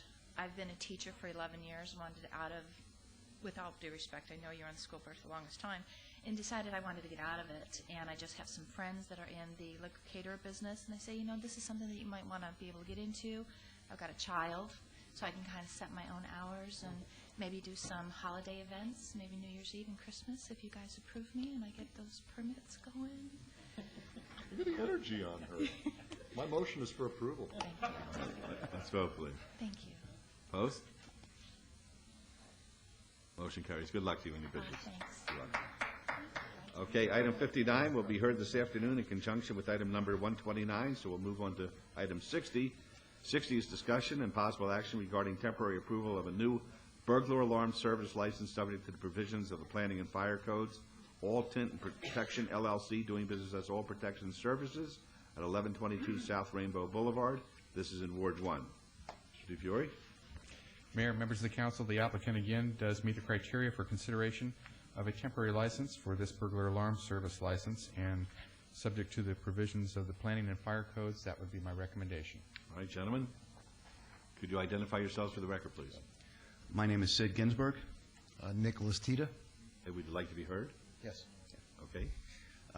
We presently own All Tint Protection, also DBA, All Protection Services, and need a license to continue to compete in our marketplace in the alarm industry. Currently, we install and sell remote camera systems, and we need to expand our operation. Thank you. Are there any questions of any of the gentlemen? All right. Councilwoman Tarkanian. Let's vote, please. Opposed? Motion carries. Good luck to you, gentlemen. Thank you. You're welcome. Merry Christmas. Merry Christmas to you.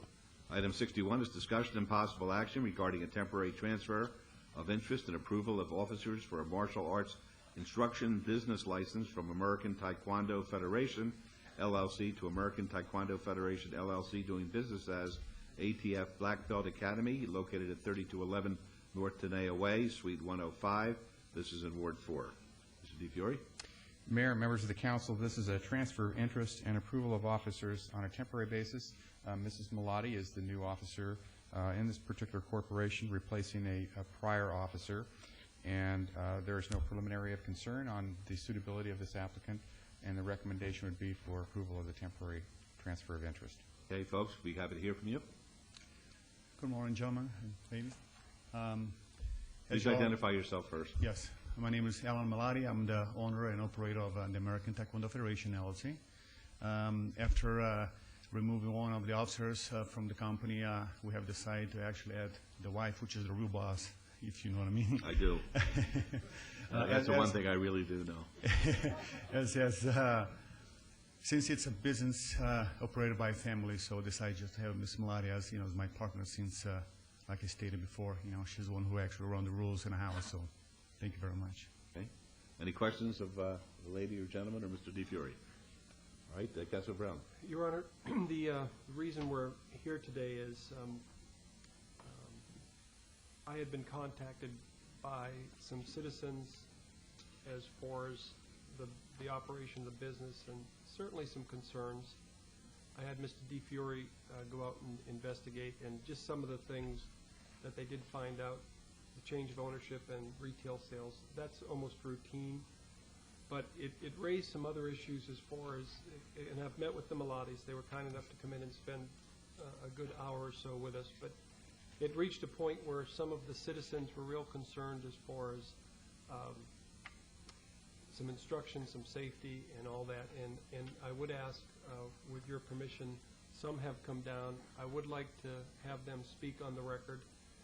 We're not going to surprise anybody. I've talked to Malatis, but this is one of those things that, by our code, in our preamble of our code, when it comes to these type businesses, it talks about business practices and running it appropriately, but there's very few mechanisms within our code that allows the council to address any kind of bad business practice. I felt very moved by the way the citizens approached it. It was very, very near and dear, and we all in our wards have these type businesses that when it deals with children, and this is a school that instructs kids not only in the Taekwondo but character and many other life skills. But I was really concerned because these parents approached us as far as what could the city do. And again, I have no problem with what's before us, the application, but I do want the parents to have the opportunity to speak, raise some concerns. Hopefully the Malatis, through our help, can work through the differences with the parents, but they've spent a couple weeks preparing some notes, and I would ask your indulgence to allow them to speak on the record. Surely. If anyone wants to speak. If not, I can certainly speak on some of the notes.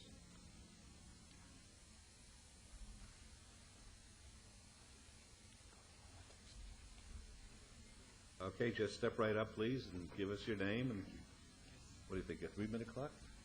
With the 3 minutes. Good morning. My name is Eason Chow. I'm resident of Brown Deer Circle, Las Vegas, Nevada, Northwest. Okay, good.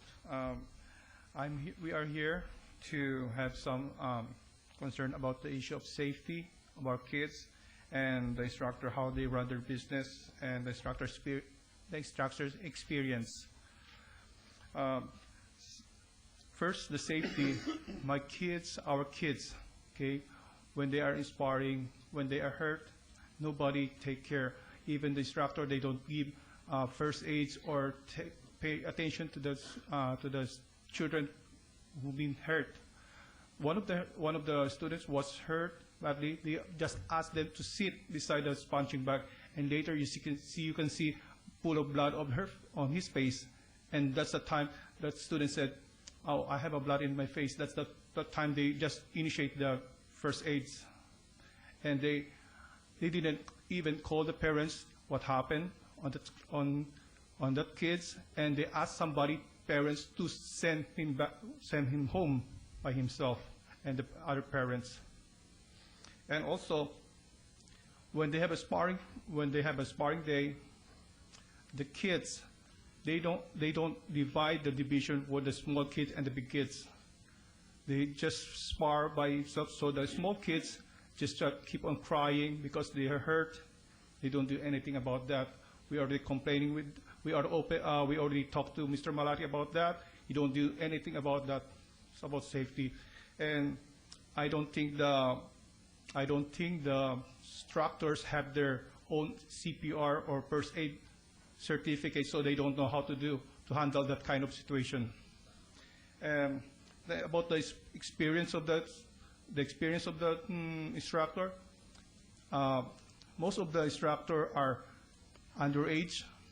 and they don't have any experience. They just only a trainee, not a not a certified instructor. And they just teach without the certified instructor. They just teach by their own classes, so they are not prepared by the the kids don't know what they're doing because the trainee don't know what they're teaching to the kids. So we are just paying with the trainee instructor. That's all. All right, thank you, sir. Anybody else? Anybody else like to be heard? Thank you. You're welcome. Good morning, Mr. Mayor. My name is Annabelle Santos, 3316 Buffalo Narrows. My main concern with this school is the level of expertise of the instructors. We have 2 instructors that are second-degree black belt, maybe more. They're all black belts. The highest degree is a second-degree black belt. My daughter, when we signed in with this school, we signed in specifically because of the master that was associated with this school. At this point, there is nobody there, in my opinion, I am not an expert, that has the expertise of a master. We have a second-degree black belt who is the head instructor of this school. She's a wonderful person. She knows her stuff. That's wonderful. But she is not going to bring to the table, to my daughter, the techniques that a master can. We signed up because my daughter is serious about Taekwondo. She's serious about anything she gets herself involved in. And I just am very concerned that at this point, she's not going to go anywhere. She has tested recently got a higher belt, but I don't know where she will go from here. We were promised that there will always be a master. We were promised that they were going to hire qualified instructors. As an example, on October 21st, my daughter was on the floor with 3 other belts. In other words, there were 4 belts, 7 instructors, with 2 teenagers, 2 13-year-olds on the floor as instructors. How can children teach children? I understand the belt is they have learned their forms, but they don't have the experience. And I am concerned about that. We are on a contract. We are paying a lot of money, hard-earned money for this. And what am I getting? What is my daughter getting? So that's all I have. Thank you. Thank you. Your Honor, members of the council, my name is Rio Marquez, 7801 Seychelles Court, county employee and a full-time father. When we signed the contract, there was a master wearing a black belt with 5 golden stripes on his belt. That's why my main goal right now is just to provide the best for my son. And signing that contract, in my opinion, at that time was the best decision, for my son to get a Taekwondo training that he, dreamed about. Several months ago, that instructor was fired. It wasn't disclosed to us. We later on found out for ourselves, by wondering where did that master go. And it wasn't disclosed to us. I was satisfied. They have 2 schools. I resorted to driving 20 more minutes as compared to driving 5 minutes from the other school, driving 20 more minutes to bring my son because I know that the one instructing in that school was taught by that master. But later on found out that that instructor too was fired. So right now I have lost trust. I have nothing personal against the owners. It's just that the school, I don't trust the school anymore because I don't think that my son is getting the proper training that he deserves. Thank you. Thank you. No. There's a gentleman behind you. Hello, Councilman, Mayor. My name is Joshua Noonan from 2721 Fern Forest Court. I'm actually not a parent. I'm one of the former instructors that were mentioned. I'm here to talk more about the certification. None of the instructors there are certified through a actual, I can't think of the name of it, through a federation or of Taekwondo. The problem with that is because of safety. For example, if you throw a kick the wrong way, you can throw your knee out. There's many other things that you can do wrong. If these instructors aren't certified through the right thing, they can be teaching the wrong thing, which is dangerous for all the children, which in my opinion is very wrong. That's all. Thank you. 5 seconds. 5 seconds. I want to make sure open that because I want to make sure if this school is certified as a Taekwondo, if they are a member of federal or any association of Taekwondo, because if our kids gonna continue they want to pursue their career as a martial art, they want to make sure their certificate are recognized by the other school. Okay, that's all. Thank you. All right, now you sat there and it reminded me a little bit of a Rocky movie where you were in the corner and you were... That's okay, Mr. Mayor. First of all, it's so many little items that seems like, most of, out of the 350 clients that I have, there's only 4 and 1 ex-employee, which, by the way, got his black belt through my school.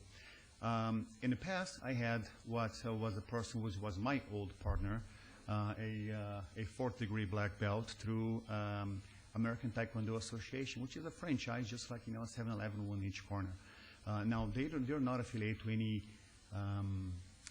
big world out there, the cookie on, as they may say. So, anyways, to be brief on that, he has the same qualification as any other black belt. This is a sport. I'm not giving a diploma to anybody. The kids that decide to do soccer, football, baseball, you very well know that a dad can be the coach. Now, do they have any qualification to be a coach and give the trophy for the end of the tournament? Maybe yes, maybe no, maybe they love the sport. Our school is not certified by any means out there because there's no such a thing out there. There's associations that you can be affiliated. And the only difference is that you pay your dues and they send a diploma. That's the only difference. ITF, WTF, ITC, WTA, USTF, there's tons out there. And also there's American Taekwondo Federation. I'm the founder. I decided to start something from the ground up. And I'm very proud that City of Las Vegas gave me the opportunity. I have 2 schools, 2 very successful schools, that we do have safety procedures in school. My mat is state-of-the-art, double matted, seamless mat, so there's no skin residue, sweat, hair, dust that gets into the mat. It's not a carpet like many schools out there. Safety is the number 1. All my instructors, which in the past I had 2, my old partner and a girl. I have 6 instructors right now, and they're not 13-year-olds. It's illegal to, as you all know, to hire underage employees. All my employees are legit. They all have the work cards. They have their license cards, and also they all have their CPR certification to American Heart Association. So we do classes, and we have instructor classes that we teach safety procedures. That class is not open to the public because that's only for instructors. But if somebody gets hurt, which once here and there, it's a contact sport. Of course, a kid is going to kick a little harder than the other and might hit here and there. We never had any situations of stitches, dislocation, broken arms, legs, or knee problem. As a matter of fact, let me retrieve a little bit. My old instructor over there, George Newman, he fell, dislocated his arm. I kindly, my wife took him to the hospital. Everything is being covered under workman's comp, of course. You gotta have, it's a business, you must have those things. In regard to those concerns of the parents, my doors are open. They very well can come to me. It's a business. I'm in the business to make money, like everybody else. You're just talking about your budget. You talk about, hey, it's not gonna make money, why, put a supermarket over there? The incentive is this. They sign a membership agreement, not with the instructor, they sign with the school. I'm not stating that's going to be so-so or so-so that's going to be teaching the classes. What I'm stating that my door is going to be open and my schedule is going to be available for everybody. Not to mention, I add another school which I offer. If you don't have class on a day that you'd like to have here, you can very well go to another school. If you're going to drive an extra 20 minutes, it's up to you, or you to do or don't. It's optional there. If they're so unhappy, there's cancellation fee. The cell phone company has cancellation fee. My lease on my building has a cancellation fee. God forbid if I just say, you know what, I'm not paying the rent anymore. I'm going to close the doors. I'm going to make them happy. Unhappy. And also I'm going to make my landlord unhappy because they don't have a litigation. Same thing. If they wish to cancel their membership, by all means, they have to come to me. They have to read the terms and conditions. And of course, can be canceled. If they're so unhappy about it, and if they're so safety issues, they're so concerned about it, then of course they should, step to the plate and make a decision what they want to do it. Now, if somebody gets a black belt certificate to my school and they move to Houston, Texas, Florida, can they continue another school? By all means. Same way I honor everybody else's certificate. Somebody walks in my school with a black belt. So, well, let me see your certification. Oh, very well. You're a black belt? No problem. I'm going to honor that. The black belt is a piece of fabric around your waist. That means that you went through the training. Doesn't mean that you're professional. Those people, they're not boxers. They're not football players. It's an after-school program. It's inside. I just wanted to give you the opportunity to, sort of level the playing field there. So we heard from the folks who are using the services of the school. We heard from you. Mr. DiFiore has no problem with it. The way I look at it, whatever issues you have between each other, they're contractual issues. Really, exactly. As long as Mr. DiFiore says there are no areas of concern as far as his license is concerned, then that's a relevant thing. I would say this. I met Jenica this morning, right? And she likes the school, right? She doesn't like the school. All right. I don't know. I got the impression you like the school, but the truth is, if you have an issue, it probably would be resolved in the contract. And for the record, I like to see everybody get along. Of course, if sir. you can. For the record, my doors are open. If the parents would wish to come in and sit down with me in the presence of Mr. Brown. We don't need a referee. No, we don't need Councilman Brown as a referee here. But I hear you loud and clear that if there's an issue and they want to get out of the contract, you're ready to sit down and be reasonable with them. Of course. Okay, that makes sense from a business perspective. I may take up the referee role, but one of the things that I asked Mr. DiFiore is just to, and not so much it's happening here, but take a look at our code to give us more ability to ensure that businesses are operating properly and the enforcement behind that. So, again, I'm going to support this. The thing that has bothered me, and the mayor knows how much this has bothered me, is because... Of anything, really. I've been with the councilman for over close to 8 years now. This has bothered him more than any other matter, and I'm saying to him, what's the big deal? I mean, this is something... And I don't even know what the big deal is. I was hoping... Mr. Chow and his family, I've known for a couple years, and they are the kindest, dearest, most honest people that I've met. They have 2 great straight-A students, and just the fact that it was hurting them hurt me. I was hoping that Mr. Malati would come in and be this big, mean business guy that I could just take on, and yet he was a kind man. He's made the right decision by making his wife a partner, strengthening the business, and that's what bothered me. We just have, and of course the contract with you're familiar with. Contracts I hate because it kind of at times is an obstacle to getting good people together and resolving issues. And the Malatis have assured me or okay that I meet with them and go over some of the concerns and certainly work with the parents because there's good people involved here, and especially the adults, we should be able to figure out some resolution because it's not us that we're dealing with. You're dealing with the kids.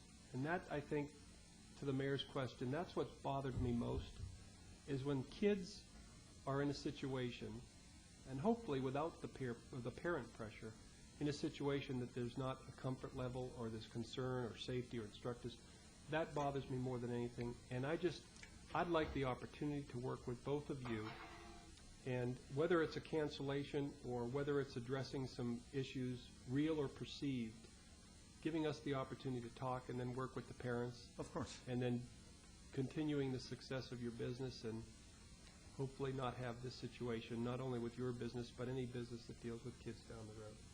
All right, that's fair. And I will contact. I think you everybody on- knows where we're coming from. All right, Councilman Brill? Your Honor, I will follow staff recommendation for approval. Vote, please. Opposed?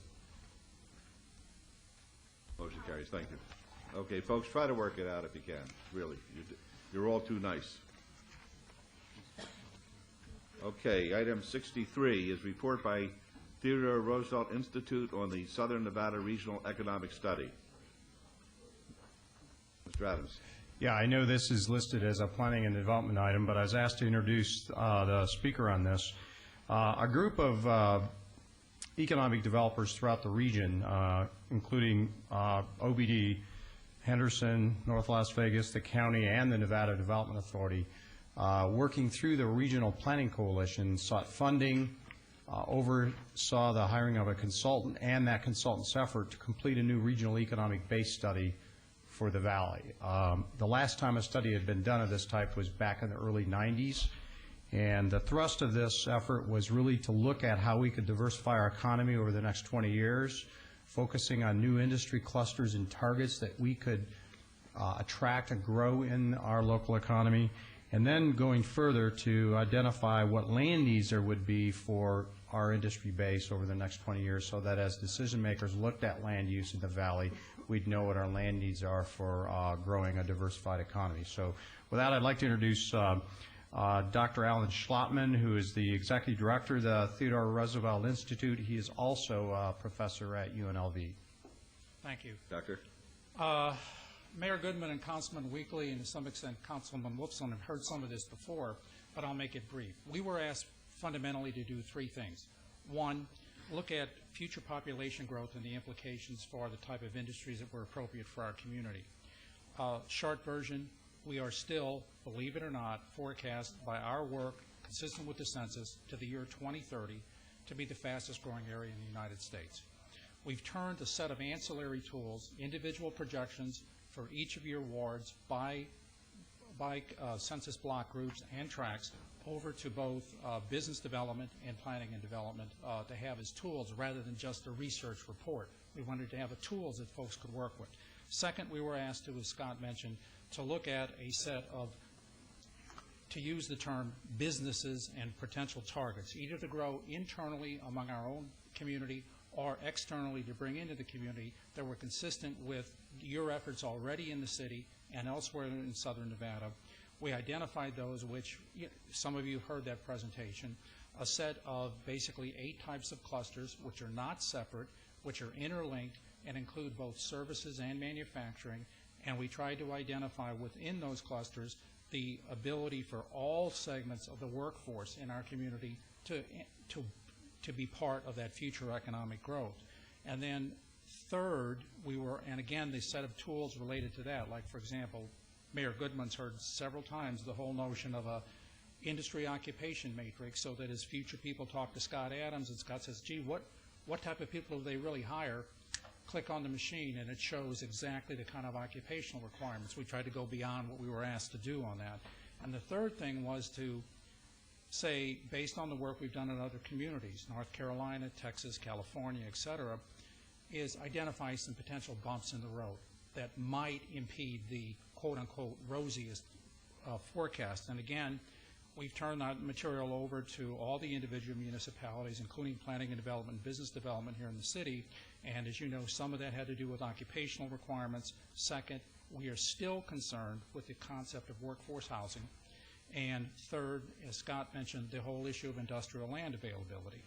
Now, as a positive point to the city, and I know Mayor Goodman was happy to hear this, is that we, as you know, we've worked with many other cities in the country, some large cities as well, and I'm doing some work currently in the city of Los Angeles. It turns out that I was really impressed with the quality of the professionals that you have working for the city right now, particularly in planning and development, working with Scott's office in business development. That's why I had to be brutally honest and put an acknowledgement in the study that it wouldn't have been the quality that it was without the quality of people that you've got working in the city and in the other municipalities in Henderson, North Las Vegas, and Clark County. Where we are now is suggesting for the next phase is not a separate study. We don't need another separate study. The issue is, as a continuation of the first study, how do we get there as a community?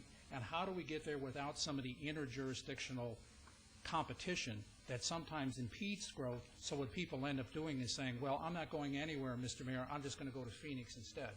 I only spoke for a couple of minutes, but I mentioned Research Triangle Park at the last board meeting where Councilman Weekly was there.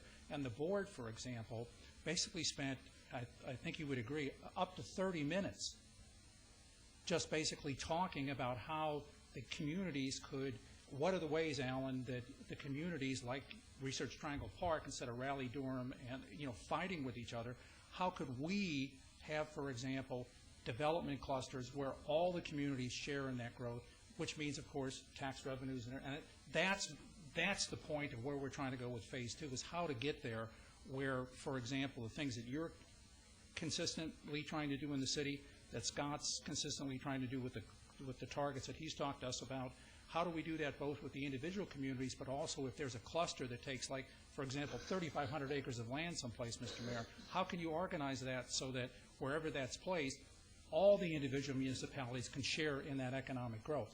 That's what we want to do with going forward in Phase 2. We're writing a preliminary suggestions or proposal for you as part of SNRPC to consider as what to do with Phase 2. Okay, I appreciate that, and I hope that one of the areas that you're going to suggest to the SNRPC, since there are some new politicians who will be representing various entities and members, let's have a meaningful discussion amongst ourselves on the pros and cons of consolidation. Because as I see it, you have an area like North Las Vegas that has a huge, vast amounts of acres that could be used for industrial. We don't have that in the city of Las Vegas, and yet we have a certain sophistication here that I think we can be proud of, that perhaps can partner with the North Las Vegas folks. I really think it's time. We're there. I think it's time we have to have a serious discussion about this. And, we've been touching on it, we've been sparring with it, but I think we have to go right at it. And we have our term limits, of course, and the things can be worked out that people who have their little fiefdoms will be able to keep them during the term of their office, but there comes a time where they won't be able to be in office anymore, and maybe that's when you start melding into a different kind of structure. Yes, sir. That's why, as Mr. Adams and Mr. Perigo know, we do have bona fides with Research Triangle Park, and that's a 7,000-acre development, and which, again, is a foundation. Like, for example, is there something for an SNRPC foundation or whatever the term would be to sort of parallel the Research Triangle Foundation, which oversees Research Triangle Park. Right. And as a positive note for the city, real quick, is I know you've had a long morning. One thing that we were really pleased with, as you know, the new office development inside the city of Las Vegas is coming on the line with rent and lease agreements that are much higher than the typical office rent that we've seen in our community, and are actually starting to get, if I might use the terms, new, quote-unquote, New York-level rents. That is perhaps a cause for some concern for the city council, because what can we put in there? Because those have to be a different type of clientele than we've had in the past. But you've got these great locational advantages within the city of Las Vegas. One of the targets that we're sort of working with is this notion of we've now grown, given the population growth, to actually being feasible for regional office centers, which can afford the rent, also get the kind of incomes in the city that would support the kind of housing that I know that this council has been really trying to push for in the city. So this stuff is all interconnected. Again, as Mayor Goodman knows, first time I ever met, he asked me to do a presentation on affordable housing, and I started talking about economic development, which made him look up, no, wait a minute, you're here talking about affordable housing. First presentation I made on this economic development study, as I started talking about affordable housing. The point being that those things are interconnected. So, thank you. Thank you very much. Any questions at this time? All right, thank you very much for the report. It's a very thorough report, and I urge everybody to look at it. And it has a lot of great information in it. Okay, item 64 is R 94-2006, discussion and possible action regarding a resolution determining the cost of directing the city engineer to prepare the final assessment roll for Special Improvement District number 1506, Fremont Street pedestrian improvements from Las Vegas Boulevard to A Street. Your Honor. Yes. Your Honor, this is Ronnie. These items 64 and 65 need to be trailed to be heard following item 73. If you want to go ahead and read 65, then you can just go ahead and act after 73. Very good. 65 is R 95-2006, discussion and possible action regarding a resolution fixing the time and place when complaints, protests, and objections to the final assessment roll will be heard for Special Improvement District number 1506 of Fremont Street pedestrian improvements, Las Vegas Boulevard to A Street. So you're saying 64 and 65 will be heard following 73. Thank you. Very good. Okay, we'll go on to 66, which will be trailed to be heard with Redevelopment Agency items 4 and 5. 67 is going to be trailed to be heard with Redevelopment Agency items 6 and 7. 68 is R 98-2006, discussion and possible action regarding a resolution and notice regarding the granting of a non-exclusive electric service franchise to Nevada Power Company, Inc., setting the purpose, character, term, time, and conditions of the proposed franchise and setting a public hearing on the advisability of granting the proposed franchise. Who's going to make that presentation? Vincent?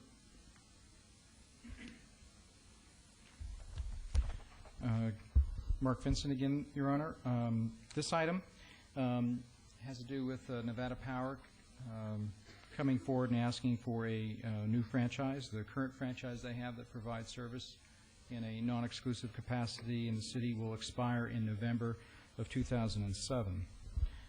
This resolution acknowledges their request for a new franchise agreement, and it sets a public hearing on January 17th of 2007 at 1 o'clock at that council meeting to determine the advisability of granting that new franchise to Nevada Power.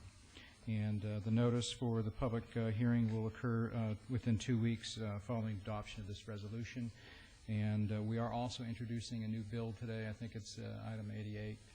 That would be the franchise agreement for this, that would be tandem to this resolution. So staff recommends approval of the resolution. Thank you. Any questions of Mr. Vincent? All right, may I have a motion, please? Move to follow Mr. Vincent's recommendations, please. All right, let's vote, please. Post.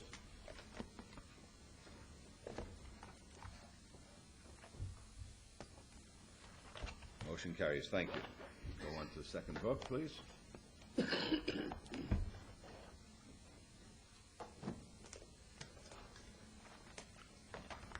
Item 69 is Park and Recreation Advisory Commission.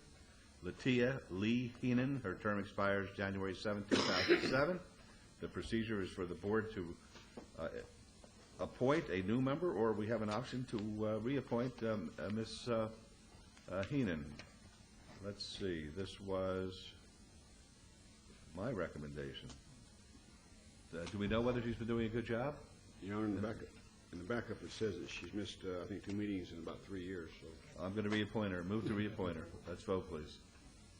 she was excused on those. Okay. Post, please.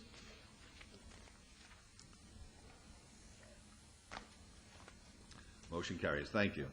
Item 70 is Regional Transportation Commission of Southern Nevada Advisory Committee on Bus Bench Shelter Construction and Maintenance. Harry Fury, his term expires January 4, 2007.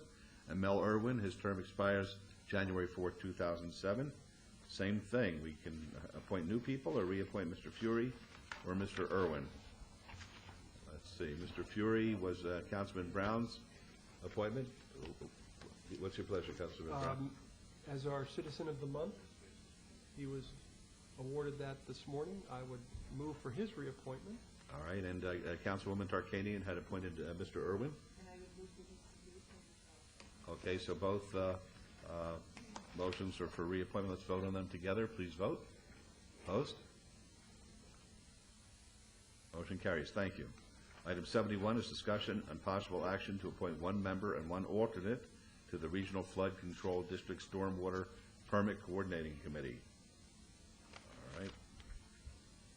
Councilman Brown, we'll follow your lead on this since you're the chair of the Regional Flood District. We'll ask Mr. Kaikowski what his recommendation would be. Very good. Good morning, Mayor and Council. The recommendation is to appoint the environmental laboratory superintendent, who is currently Dan Fisher, and as an alternate, the environmental officer, who is Chang Shi. Very good, thank you. No comments or questions. Move to follow staff recommendation. All right, let's vote, please. Post. Motion carries. Thank you. Item 72 is Bill number 2006-65, updates the description of the city ward boundaries to reflect changes in precinct numbers or descriptions made by the Clark County Election Department as a result of annexations or otherwise. Councilwoman, do you wish to have it read? Thank you. Thank you, Councilman. Thank you, Your Honor.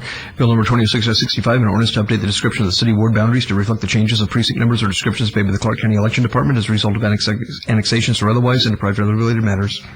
Okay, thank you. Do you have a motion, please? All right, let's vote, please. Post. Motion carries. Thank you. All right, 73 is Bill number 2006-66, an ordinance creating special improvement district number 1506, Fremont Street pedestrian improvements, and I'll also read at this time 64, which is Resolution R94-2006, discussion and possible action regarding a resolution determining the cost and directing the city engineer to prepare the final assessment roll for special improvement district number 1506, Fremont Street pedestrian improvements, Las Vegas Boulevard to A Street, and 65, which is R95-2006, discussion of possible action regarding a resolution fixing the time and place where complaints, protests, and objections to the final assessment roll will be heard for special improvement district number 1506, Fremont Street pedestrian improvements, Las Vegas Boulevard to A Street. These are in Ward 5. Okay, Councilwoman, do you wish that bill number 2006-66 read? Please, Mr. Mayor. Thank you. Thank you, Councilman. Bill number 26-66, an ordinance creating the city of Las Vegas, Nevada, special improvements district number 1506, Fremont Street pedestrian improvements, Las Vegas Boulevard to 8th Street, and providing for other matters related thereto. Very good. And did you want to be heard on this? Yes, please. Tom McGowan, Las Vegas resident. Where is the graphic information, list of names that pertain to the medallions, the historic medallions that will be emplaced in the pedestrian sidewalk under this ordinance? There are none at this point. Well, that is the case, that they will be medallions, is my understanding from the OBD. And my question... I don't think that that has been a matter brought before us yet. Is that correct, Mr. Adams? That's correct. Okay. That'll be something for the public discussion if we're going to expend money for medallions. When will that be brought before, do you know? I assume after the construction starts on the property, which will be the first week of January. That late, okay. The reason I'm not bringing this up is because I am one of several people who appeared at Del Cortez way back when in those days. I expect to see my name on those medallions, along with other people who should be duly noted. And whenever you get ready to bring this about, I would appreciate being advised by you as to when you're going to have public comment on it. Okay, thank you. All right, Councilwoman, do you have a motion as to 73? Move to approve. Let's vote on that, please. Post. Motion carries. And Councilman Weekly on 64 and 65. Do you have a motion? Honor, I move for the adoption, please, on Thank you. 64 and 5. Let's vote on that, please. Post. Motion carries. Thank you. 74 is Bill number 2006-69, updates the remedies and procedures for abating public nuisances and chronic nuisances, and adds licensing provisions to facilitate the prevention and abatement of such nuisances. Councilwoman, do you wish to have this read? Please, Mr. Mayor. Thank you, Councilwoman. Bill number 26-69, in order to update the remedies and procedures for abating public nuisances and chronic nuisances, to add provisions to the business licensing chapter to facilitate the prevention and abatement of such nuisances, and to provide for other related matters. All right, and before I ask for a motion, I know Metro wants to be heard on this.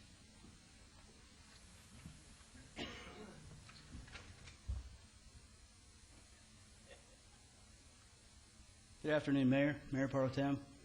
ladies and gentlemen of the council. I'm Sergeant Damian Walburn. I supervise the Providence Morning Police and Detail at Downtown Area Command. And before this gets voted on, I wanted to give a special thank you from my heart and for all the hard work that Lois Tarkanian's done. And also like to thank the mayor and councilwoman for the sponsorship of the rewrite. Attorneys Brad Jervik, Bill Henry, Ben Little, Val Steed, and Dan Still. And partners with this, Betsy Fratwell, Orlando Sanchez, Jim DeFiore, Devin Smith, and Pam Hines. This is a wonderful, effective tool to abate the nuisances. And it's done wonderfully in partnership between the city and us, so thank you.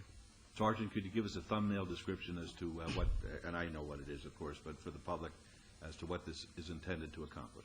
What this is going to accomplish is it not only clarifies the existing ordinance, but it also forks it out into two separate entities, one being civil, one being criminal. And it gives more of a foundation for code enforcement, business licensing, and also the enforcement by my police officers to abate problems within the community. Very good. And I see your officers who are primarily responsible for making our downtown a safe place are here today. And I hope that this gives you another tool to accomplish your objective. I know that Councilwoman Tarkanian, when she came to me and asked me whether I would co-sponsor this with her and explain to me what she was trying to accomplish here, had that very much in mind. So hopefully we'll be able to put this to good use. Thank you, sir. Happy holidays. All right, happy holidays to you. Did you want to be heard? Very Tom McGowan, Las Vegas resident of the Art District in Ward 3, under close proximity to the jurisdiction assigned to Downtown Area Command, Metro. I wish to commend Sergeant Damian Walburn and his colleagues for excellent work. That's very sincere and serious about that. Without him, you would have an ordinance that had very little weight or consequence. But if he remains around with his colleagues to enforce it in a timely manner and proactively, you will have an important tool. The only remaining question is, and I don't know when Sergeant Walburn may have arrived on the scene of Metro originally, but the actual crux issue here is, where was code compliance and enforcement 4 years ago or more? Why has it arrived at the situation where all of these licensing nuisances and other kinds of irregularities have gone apparently unnoticed and unaddressed by this city council and this city government? Not necessarily by Metro, because Metro does what they're allowed to do by the funding, by the manpower, and by the assignments. But you are here to protect the public, you, the elected and appointed officials. If you don't do it, you leave it up to Metro to do that whole thing. You're going to have to pay them accordingly. Thank you. Sergeant, I'd like the record to reflect that the relationship between the Las Vegas Metropolitan Police Department and the City of Las Vegas is, I think, at an all-time high with our Marshal Service, our Neighborhood Services Division, working very well together, code enforcement. And the bottom line really is where the proof is in the pudding. And that is the record will reflect that it's only in the Downtown Area Command where crime is going down. Yes, sir. In the entire valley here. It's an honor to work with a governing body. And Okay. thank you again. Thank you. Thank you. Councilwoman, do you have a motion, please? Yes, and if I might just say a few words. This ordinance is a comprehensive document that addresses the enforcement needs of business licensing, code enforcement, the Metropolitan Police Department, and the Las Vegas City Attorney. Over the past 10 months, these entities worked in partnership, each showing leadership, commitment to our community, and a strong desire to serve our citizens. So I would like to thank the City Attorney, as well as Metro Sergeant Damian Walburn, and the Downtown COP Unit, Jeannie Most on my staff, as well as all the city departments who give a lot of hard work and diligence in seeing this through to completion. Yesterday at Recommending Committee, we had several individuals speak forward that they really appreciated this being done, and I really appreciate all the help everybody gave. Thank you. I move for approval. All right, let's vote on that, please. Opposed? Very good. Motion carries. Thank you, Sergeant. Thank you all. Okay, items 75 and 76, which are bills 2006-67, 2006-68, are eligible for adoption at a later meeting, so we'll move on to the new bills. New bills, items 77 through 88. Bills 2006-70 through 2006-81 will be heard at the recommending committee meeting on Tuesday, January 2, 2007. Sherrick, would you be kind enough to read those? I'd be happy to, Your Honor. There's quite a few, so this may take a while. Bill number 26-70, an ordinance to amend the legal description of the map describing and depicting the boundaries of the pedestrian mall to reflect certain street vacation actions and provide for other related matters. Bill 2006-71, an ordinance to adopt provisions regarding the use of public streets for motorized racing events and provide for other related matters. Bill 2006-72, an ordinance to adopt the 2005 edition of the National Electrical Code together with amendments and supplemental material and provide for other related matters. Bill 2006-73, an ordinance to adopt by reference the 2006 edition of the Southern Nevada Pool Code and to provide for other related matters. Bill 2006-74, an ordinance to adopt the 2006 edition of the Uniform Mechanical Code together with amendments thereto as the city's mechanical code and to provide for other related matters. Bill 2006-75, an ordinance to adopt the 2006 edition of the Uniform Plumbing Code together with amendments thereto and to provide for other related matters. Bill 2006-76, an ordinance to adopt the 2006 edition of the International Energy Conservation Code along with amendments thereto and to provide for other related matters. Bill 2006-77, an ordinance to adopt the city's building code that as the 2006 editions of the International Building Code and the International Residential Code together with amendments thereto and to provide for other related matters. Bill 2006-78, an ordinance to repeal and replace a document entitled A Supplemental Document Amending the Uniform Administrative Code 1997 edition as adopted in LVMC 16.02.010B and to provide for other related matters. Bill 2006-79, an ordinance to allow small wind energy systems as a conditional use in the RA, RE, and RD zoning districts and to provide for related matters. Bill 2006-80, an ordinance creating City of Las Vegas, Nevada Special Improvement District number 1516, Fremont Street Maintenance District, Las Vegas Boulevard, 8th Street, and to provide for other matters relating thereto. And finally, Bill number 2006-81, an ordinance to grant a non-exclusive franchise to Nevada Power Company to provide electrical services within the corporate limits of the city in accordance with that certain franchise agreement between the city and Nevada Power Company and to provide for other related matters. Thank you, Mr. Jervik. Councilwoman, will you be available on Tuesday, January 2nd? Yes, Mr. Mayor. Very good. And Councilman Ross, will you be available, sir? Yes, Your Honor. Excellent. Then I'll assign these to you for your consideration. The council meeting will remain open to hear council item number 66 to be heard with agency items 4 and 5 and council item 67 to be heard with agency items 6 and 7. We will now turn to the redevelopment agency. The redevelopment agency meeting of December 20, 2006 is called to order. This meeting has been properly noticed and posted in compliance with the open meeting law. Item number 3 is approval of the final minutes by reference of the regular redevelopment agency meeting of November 1, 2006. May I have a motion, please? Yes, Your Honor. No additions or deletions. I'll make a motion for approval of the minutes, please. Thank you. Let's vote on that, please. Opposed? Motion carries. Thank you. Council number 66 is R96-2006, discussion and possible action regarding a resolution consenting to the undertakings of the City of Las Vegas Redevelopment Agency in connection with the Commercial Visual Improvement Program Agreement between the Redevelopment Agency and Las Vegas Group, LLC, doing business as Western Exterminator Company, Inc., 108 West Wyoming Avenue, to be in compliance with and furtherance of the goals and objectives of the agency. Agency item number 4, RA-10-2006, discussion and possible action regarding a resolution finding the project proposed by the Commercial Visual Improvement Program Agreement between the Redevelopment Agency and Las Vegas Group, LLC, doing business as Western Exterminator Company, Inc., 108 West Wyoming Avenue, to be in compliance with and in furtherance of the goals and objectives of the agency. And agency number 5, discussion and possible action regarding a Commercial Visual Improvement Program Agreement with Las Vegas Group, LLC, doing business as Western Exterminator Company, Inc., providing funds to assist with improvements to a commercial building located at 108 West Wyoming Avenue, not to exceed $50,000, Redevelopment Agency Special Revenue Fund. All of these items are in Ward 3. Mr. Adams. Okay, all three of these items pertain to a visual improvement grant that is being recommended for a site at 108 West Wyoming, which is a business called Western Exterminators. I've got a visual on the overhead that shows on the top half the before of what the current facility looks like, and then at the bottom a sketch of the planned exterior improvements the business plans to make to this property. The request is for $50,000. The total cost of exterior improvements is approximately $150,000, so they're matched by 2 to 1. Our minimum requirement is 1 to 1, so they've well exceeded what our match requirement is. Without getting into the details of all 3 items, I think we've done many of these before.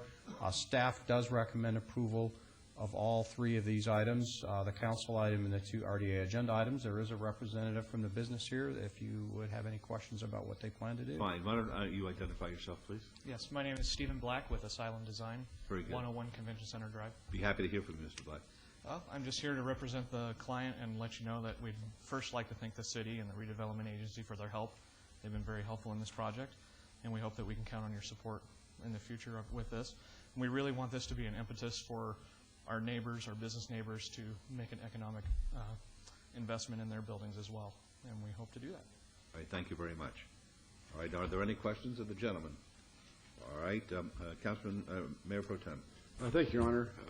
Just to reiterate, to me this is just a small portion of what's going to be done to renovate this at this location. I think that we're just helping out here, but I know that I'm really proud of people like this doing what they need to do to revamp the area. I make a motion for approval of item number 66, please, with all conditions. All right, let's vote on that, please. Opposed? Motion carries. On agency item 4, please. To follow staff's recommendation for approval, please. Thanks. Let's vote. Opposed? Motion carries. And item 5 on the adjacency item number 5. Same motion, Your Honor, approval following staff's recommendation. Good. Let's vote. Opposed? Motion carries. Thank you. We'll move on to council item 67, agency items 6 and 7.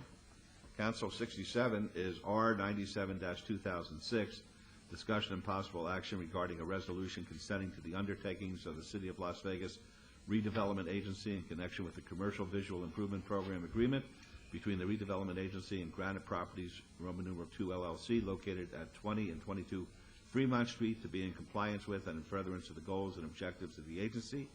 Agency number 6, RA 11-2006, discussion and possible action regarding a resolution finding the project proposed by the Commercial Visual Improvement Program agreement between the Redevelopment Agency and Granite Properties, Roman numeral 2 LLC, 20 and 22 Fremont Street, to be in compliance with and in furtherance of the goals and objectives of the agency. And agency number 7, discussion and possible action regarding a Commercial Visual Improvement Program agreement with Granite Properties, Roman numeral 2 LLC, providing funds to assist with improvements to a commercial building located at 20 and 22 Fremont Street, not to exceed $50,000. Redevelopment Agency Special Revenue Fund. These are all in Ward 5. Mr. Adams. Okay, these 3 pertain to the improvements, exterior improvements to be made to 2 businesses at 20 and 22 Fremont, the Glitter Gulch and Golden Goose. These are properties where there will be extensive exterior facade improvements, starting with the signs, working through the vestibules. I have on the overhead some sketches of before and after in the vestibule, as well as the sign. I think there's one of Las Vegas's most famous, iconic visual signs that will be treated with the funds that we're making available on this project. Their estimated budget for exterior improvements is $180,000, which would contribute $50,000. So again, we've well exceeded the 1-to-1 match. In this case, we're more than 2-to-1. And so they would make extensive visual improvements to enhance the illuminated signage on the front of their properties. Again, properties are represented by, the property owner is represented, and I'm sure would be glad to answer any questions you have about the property. Very good. Please identify yourself for the record. Vaughn Cannon, Vaughn Cannon, the Cannon Company, 7624 Spanish Bay Drive. He's representing the applicant. Very good. Any questions, I'd be happy to answer. Thank you. Are there any questions for the gentleman? All right, seeing none, this is Councilman Weekly's word. Councilman? Yes, Your Honor. Move to follow staff's recommendation for approval, please. All right, that's on 67. Let's vote on that, please. Opposed?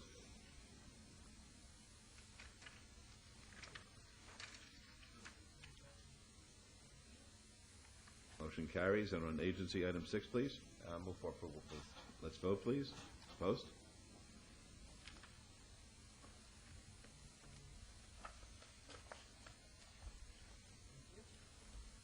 Motion carries. And on agency item 7, please. I'd like to move for approval, please. Thank you. Let's vote. Post.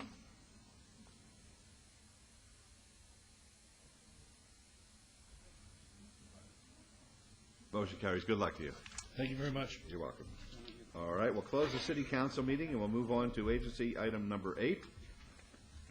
Item number 8 is discussion and possible action on the City of Las Vegas Redevelopment Agency Component Unit Comprehensive Annual Financial Report for fiscal year 2006. Mr. Vincent. Thank you, Your Honor. Mark Vincent, Finance and Business Services. This is the comprehensive annual financial report for redevelopment agency, and I know we've gone long today. The audit was done by KPMG. They had an unqualified opinion. There were no findings of noncompliance or material weaknesses. So I'll zip through those slides. I know, Mayor, that oftentimes you get questioned about, are our efforts in redevelopment paying off and what's really happening. So I thought I would share with you. This slide here tells you that in 04, 05, and 06, and I will also tell you in 07 that we've had some significant growth in our tax increment revenues. In fact, next year I expect to be standing in front of you and telling you you had a 30% growth in 07 is what I anticipate. Those are direct results of the efforts by the council in the redevelopment area, and this is proof in the pudding. By the way, with the advent of AB 49, the tax caps, both on commercial and residential property, this growth is all a result of new construction, not an increase in the value of an existing property, but new improvements. So that's good news. That's good, great news. Thank you very much. With respect to fund balances, they're healthy. They're growing a little bit. Is it only on my machine or your machines? Is this slide centered? Because mine's off-centered. So it's a little bit off-center. Okay. The general fund and the special revenue fund are funds that we've been working with Scott as we plan for the capital project program for next year that we'll be using. And then finally, the RDA net assets, as you can see, they have been growing. These are assets net of long-term debt and depreciation. So the RDA is very healthy, and our efforts are paying off. Good. That's great. That's good. Good. So I suggest that the council accept the report. Okay, thank you. Any questions, Mr. Benson? All right, Mayor Pro Tem. Yes, Your Honor. No comments, no management actions. I move to accept the report. No, we'll hear you at citizens' participation. I have to move this on. Let's. What was the motion, sir? There was no comments, no management action, and so I move to accept the report as given. Let's vote, please. Post. Motion carries. Thank you. Thank you. Okay, this is a time for citizens' participation. Public comment during this portion of the agenda must be limited to matters within the jurisdiction of the redevelopment agency. No subject may be acted upon by the redevelopment agency unless that subject is on the agenda and is scheduled for action. If you wish to speak, come up to the podium, give us your name, and we'll put the 3-minute clock on. I'll be right back. Goodbye. Tom McGowan, Las Vegas resident. The reason I wanted to make a brief public comment on that last item, which was disallowed, is because it's important for the public to understand whether, in fact, there is any benefit to the city and to what extent of quantification with regard to the Arts District, which is more than 4 years old by now. But I guess we'll never know, or we'll have to take somebody else's word for it. Perhaps somebody who wants to speak well of the Arts District. And since none of you have done so, we'll have to wait and see who does, if anybody.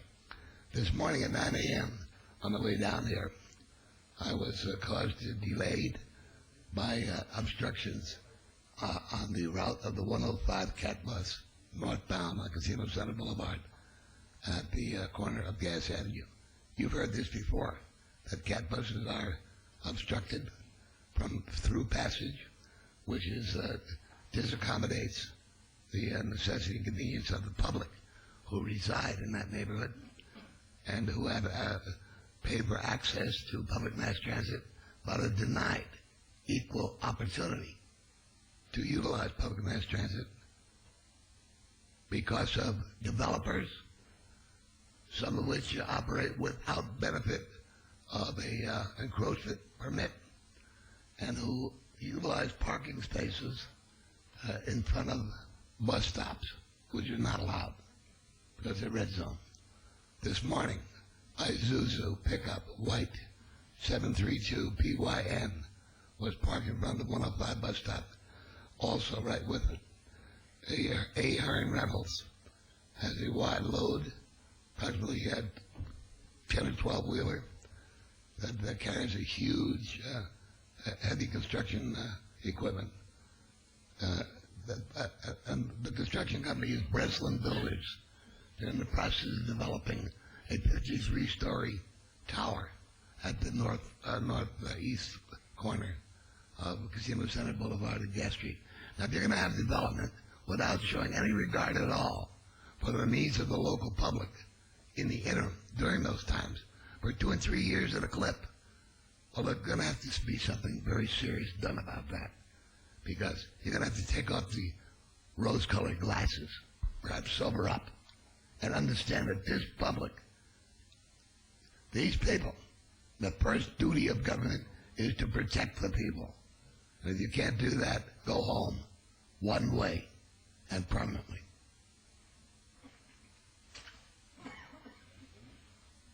Next, please. Al Hessen, retired Navy veteran. 2 weeks ago, Gary Reese went to bat on behalf of people who had apartments using Section 8 vouchers and were living with great trepidation as to whether or not their situation was about to change with new ownership. Councilman Reese is to be commended for his caring and empathetic remarks. Conversely, at that same meeting, Councilwoman Tarkanian made an off-the-wall statement that in her view, affordable units being converted to condominiums somehow is good for affordable housing. Shows you how far from reality Ms. Tarkanian is. When you take your city council hats off and don your redevelopment hats, one of your greatest responsibilities to your constituents is to provide them with affordable housing units. This is the primary cause of great anxiety for not only the working poor in this city, but for untold numbers of senior citizens living, I should more properly say existing, on Social Security. Prices in general and gasoline in particular skyrocket, and come next month, we seniors will be insulted with a 3.3% increase, courtesy of George W. Bush and his Republican sheep in Congress. Guess the money is needed for the ongoing disaster in Iraq, an article December 8th. In the Review-Journal headline, with affordable housing supply drops in cities, and I quote, 1 in 3 have less affordable housing than 1 year ago. 4 of 5 housing directors surveyed in over 1,000 cities of all sizes said rental costs have increased significantly, putting severe financial strain on families. Leaders said the survey shows cities are struggling to meet the needs of lower-income working families. The survey also reported on the deterioration of housing stock, absentee landlords, and vacant or abandoned properties, and I'll address those later. Former HUD Secretary Henry Cisneros said, I'm a big fan of home ownership, but the most pressing problem in cities today is the lack of affordable rentals. It is a basic function of a city to provide housing for working people, unquote. Were you listening, Mayor Goodman, as to the vacant and abandoned properties? Al Hessen asked this mayor and this council, why aren't they put up for bid or sold for $1, with the sole proviso being they be rehabbed into affordable rental housing units? You had $30 to $40 million to float bonds for Neapolis that you might as well have thrown down the nearest sewer. Oh, what that money could have done for affordable housing units for the working poor and senior citizen, amongst others. 10 seconds. I'll end with the emphatic statement that much of what I have said today would go a long way toward addressing your out-of-control homeless situation. Lack of affordable housing is its #1 cause. Thank you.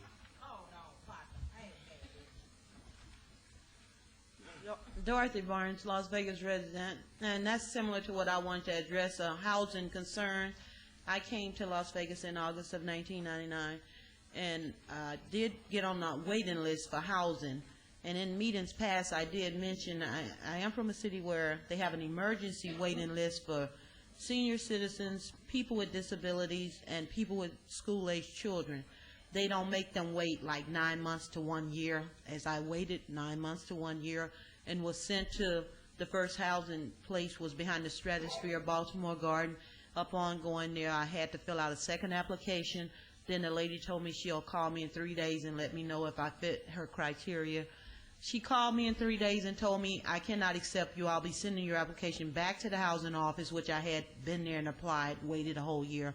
She said, and they'll put you back on the waiting list for another apartment complex. I was played with, toyed around with, and it's all because my name is still on this program. I don't know if they're waiting to drive people crazy in the city before they can place them in affordable housing. And, you know, it's not intelligent to place people in positions that they're not intelligent enough to hold, whether it's working in the housing area or public, you know, any position where they service the general public. They're not qualified. If they're playing a game, I understand this kind of thing going on. But everyone shouldn't be affected by this because it makes us seem ignorant, uneducated, and illiterate, and that's not something I am. I did graduate from high school. I went into the military after high school.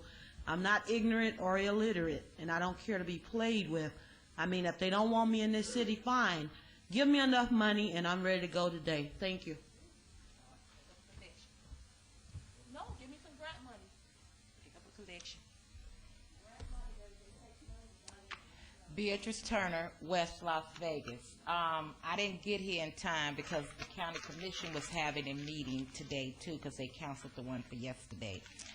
But I didn't get here in time enough for the grocery store issue because I happened to meet him coming out the elevator. I hope in 30 days he gonna be able to produce a grocery store in my community. And the next thing I have to say, I had someone to come down here to get my business license to open up my business. And when you go to the business license department, they give you a sheet of everything you need. But they don't give you the information from when you leave them to go to the next office of what information you're going to have. When I had to go out to the Medicaid building, the city didn't have any information on that or nothing. I gets out there and they said, well, we need this, this, and this. Didn't the city tell you that? No, they did not.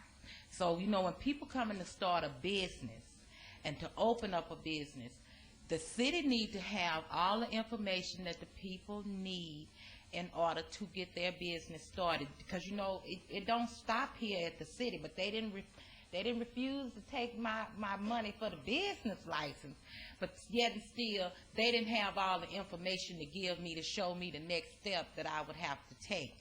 And the last thing that I have to say, you know, is Christmas is coming. I wish you all Merry Christmas because I don't know how the new year going to be for you.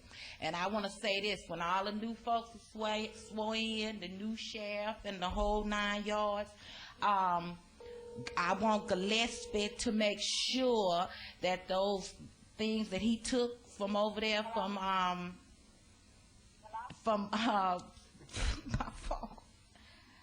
over there at Doolittle, those things that he had over there, we want them put back over there. So like Lori, when they all was running for sheriff and they came over there and said what they was going to do, and the only female was running was that Lori Bush or Bish or whatever her name is.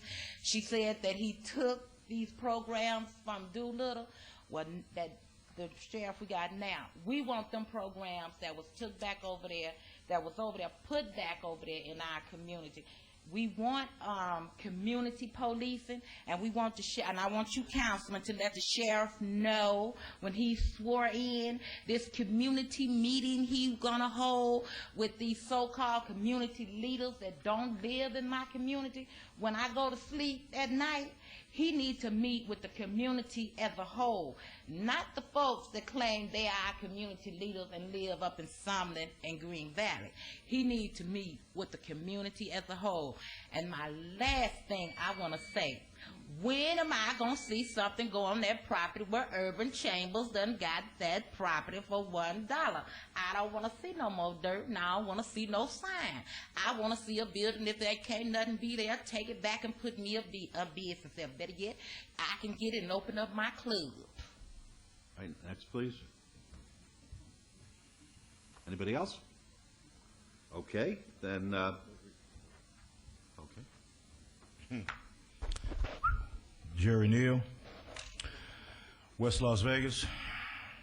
The reason I'm here today is, since this is December and we're coming close to Christmas and we have New Year coming, basically I represent the housing from the citizen point of view.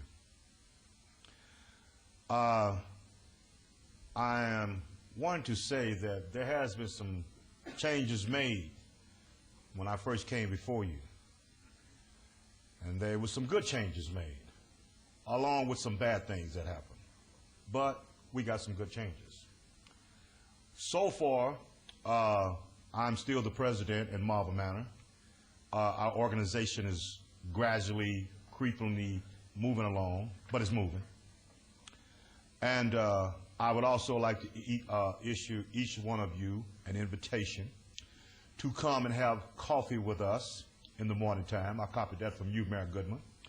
So you'll be able to come over and have coffee with us and sit down with us and see if there's something, or send one of your representatives to see if there's something that, because everybody's talking about the west side, the projects, and what's going on with the people that lives in my area, 89106, Mr. Councilman. So therefore, I'm issuing you this invitation that you want to send somebody in to try to help. I know it's not your districts, but you may care enough to say, well, I can help you do this. So if you're concerned and you want to see things change and make things better in this blighted part of the neighborhood, please come. And Councilman Weekly, I would like to thank you for the things that you sent over from your office. They was received real good.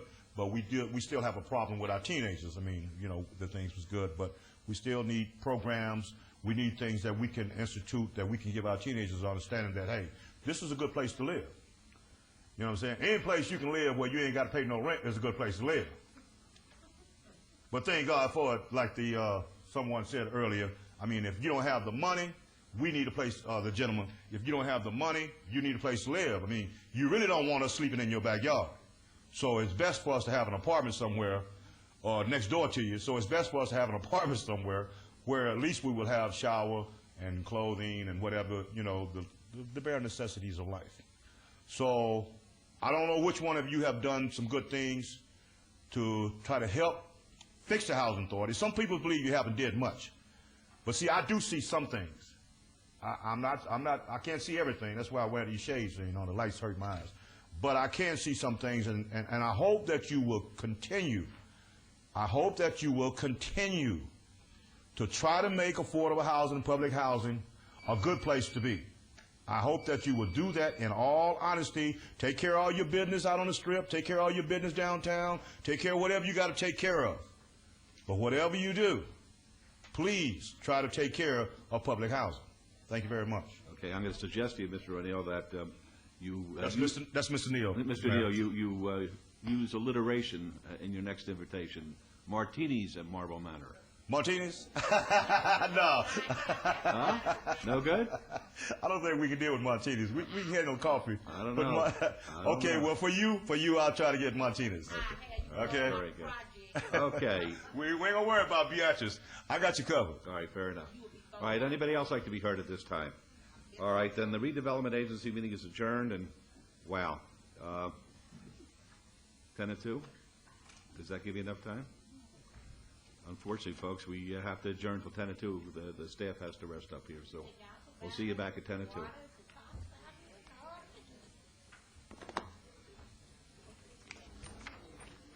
Why don't we pay everything this afternoon? Start that Christmas early. I'd like to take a look at it because I thought it would be. Check. Mic check.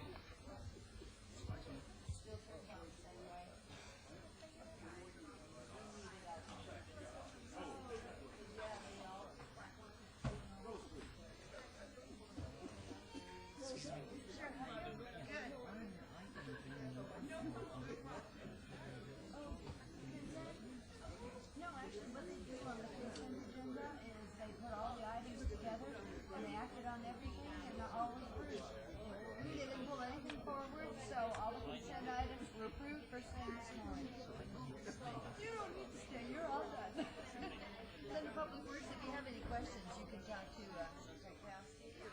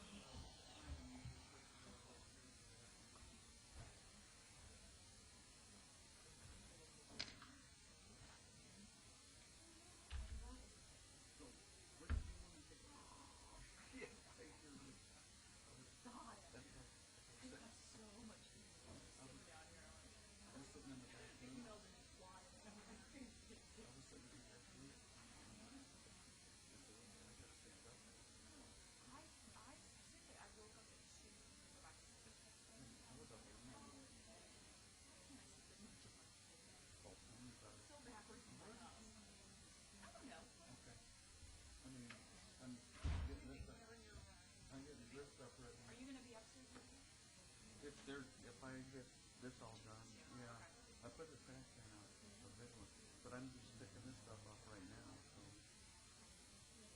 I'll get up at you. So whenever you want to try to do it. Oh, okay. I'll come down and grab you.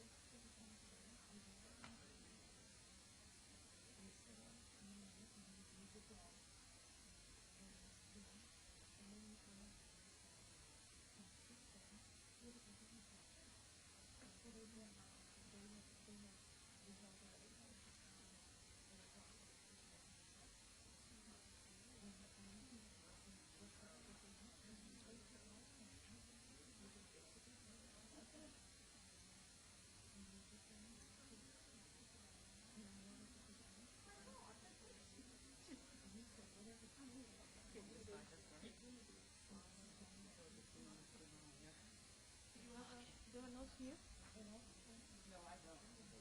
It was used.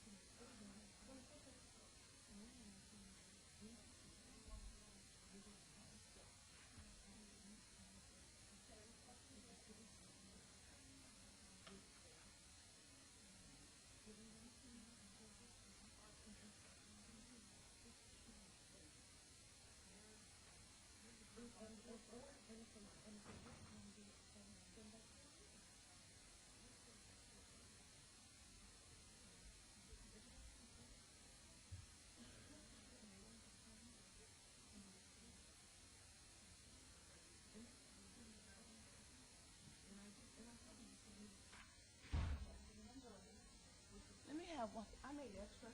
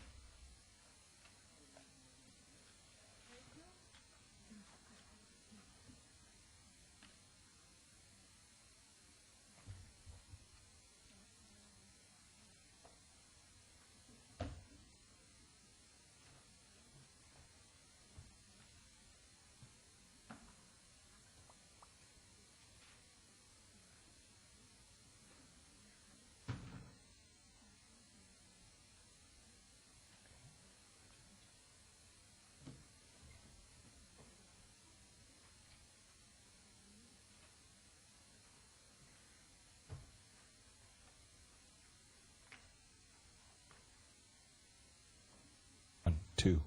1, 2. Check, check. 1. Yeah, I'd like to hear myself talk.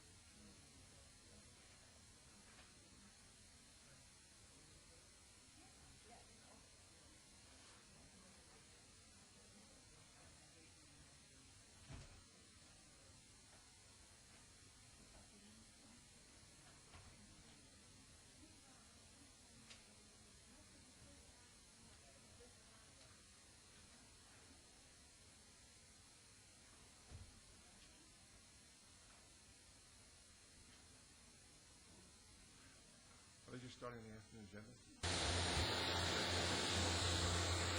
1.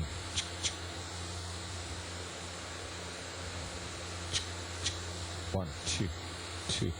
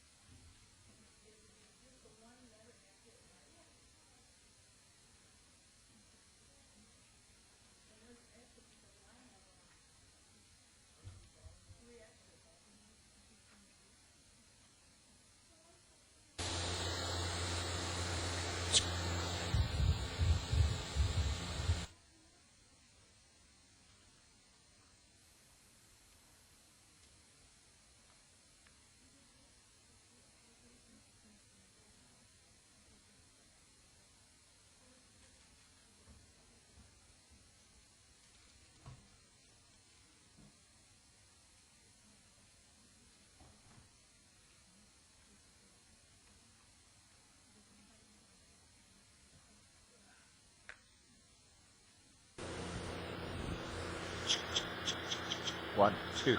Check 1. Check 1. Check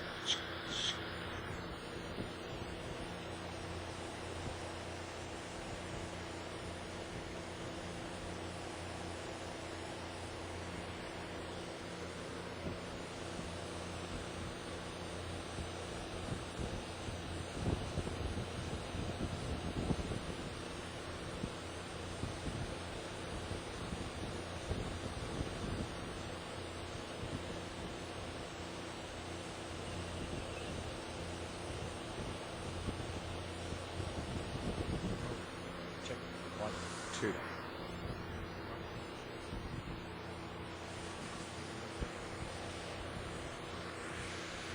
Check, check.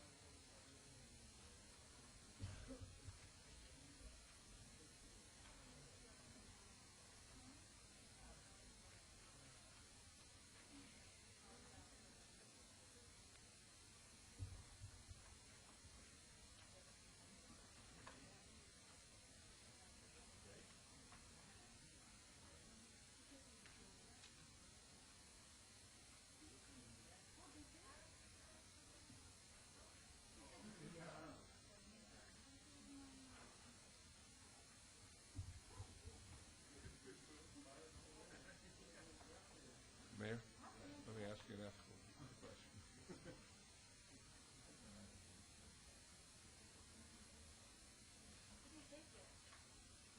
You're a little premature? Yes.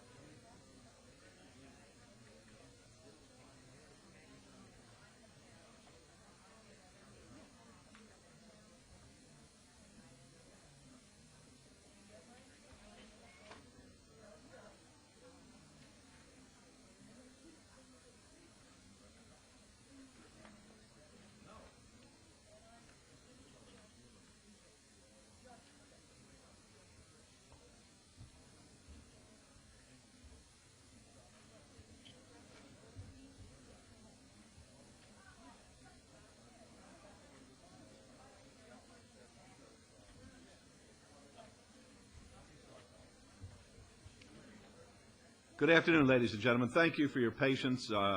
This morning we went way past where we should have gone, and even though we're not all here, I think we owe it to you to try to begin at this time. Item 89 is any items from the afternoon session that the council staff and/or the applicant wish to be stricken or held in abeyance to a future meeting may be brought forward and acted upon at this time. Mayor Pro Tem. Thank you, Your Honor. We have items number 107 through 111, GPA 16201, rezoning 16196, special use permit 16198, and special use permit 16,200, and site development review 16197. John Vivier, architect, and Fred Nazarin, property at 5001 West Charleston Boulevard. The applicant has asked us to table that item. Those items, item 116 and 117 is rezoning 15031, and site development review 15030, 3100 Mead LLC, property on 0.80 acres, approximately 300 feet north of Mead Avenue, 980 feet west of Ranchville Drive. The applicant has asked for that in advance until our January 3rd, 2007 meeting. And item 122 is a variance 116-165, Young H. Jung, property at 505 South Decatur Boulevard. The applicant has asked for that in advance until our January 17th, 2007 meeting. Item 132 is a site development review 17298, Republic Services of Southern Nevada, property at 0.52 acres adjacent to the north side of Sahara Avenue, approximately 600 feet east of 6th Street. The applicant has asked for that in advance until our January 3rd, 2007 meeting. And items 133 through 136 is GPA 16511, rezoning 16519, variance 16525, and site development review 16522, Richmond American Homes and Snipple Family Trust, property on 6.19 acres at the southeast corner of Smoke Ranch Road and Decatur Boulevard. The applicant has asked that to be held in advance until our January 17, 2007 meeting. Items 137 and 138 and 139, GPA 16578, rezoning 16580, and site development review 16581. Applicant John David Burke, architect owner, New Vista Ranch, Inc., property at 7875 North Rainbow Boulevard. The applicant has asked that to be held until our February 7th, 2007 meeting. And item 152 is RQR 17098, Clear Channel Outdoor, Constantino, Noble, Nevada LLC, property at 73 South Martin Luther King Boulevard. The applicant has asked that to be held in advance until our January 3rd, 2007 meeting. Item 153 is a special use permit 13490, First Presbyterian Church of Las Vegas, Nevada, property at 1619 West Charleston Boulevard. The applicants asked that to be held in advance until our February 21st, 2007 meeting. February 21st. Item 154 is a site development review 17057 Santa Fe 124 LLC, property at 700 East Charleston Boulevard. That's been asked to be held in advance until our January 3rd, 2007 meeting. Council members, are there any other items we need to bring forward at this time? Mr. Mayor Pro Tem. Yes.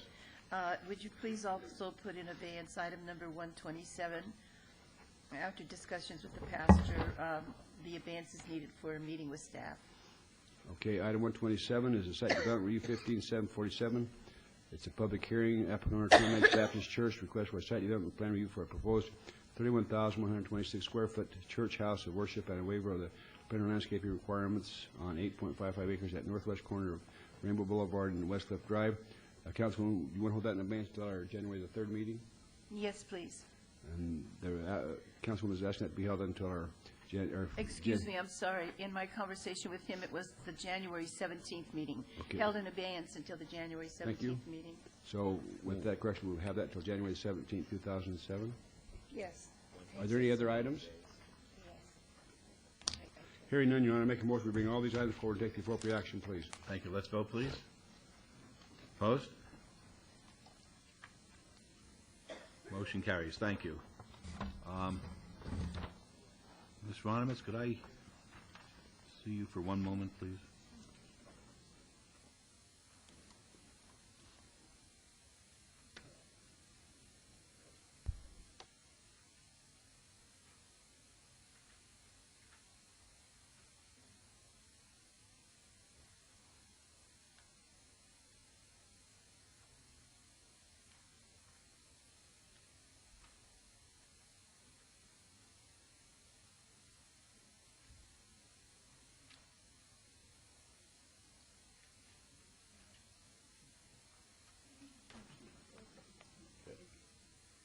All right, there's been a request by one of the council members to call forward item number 129.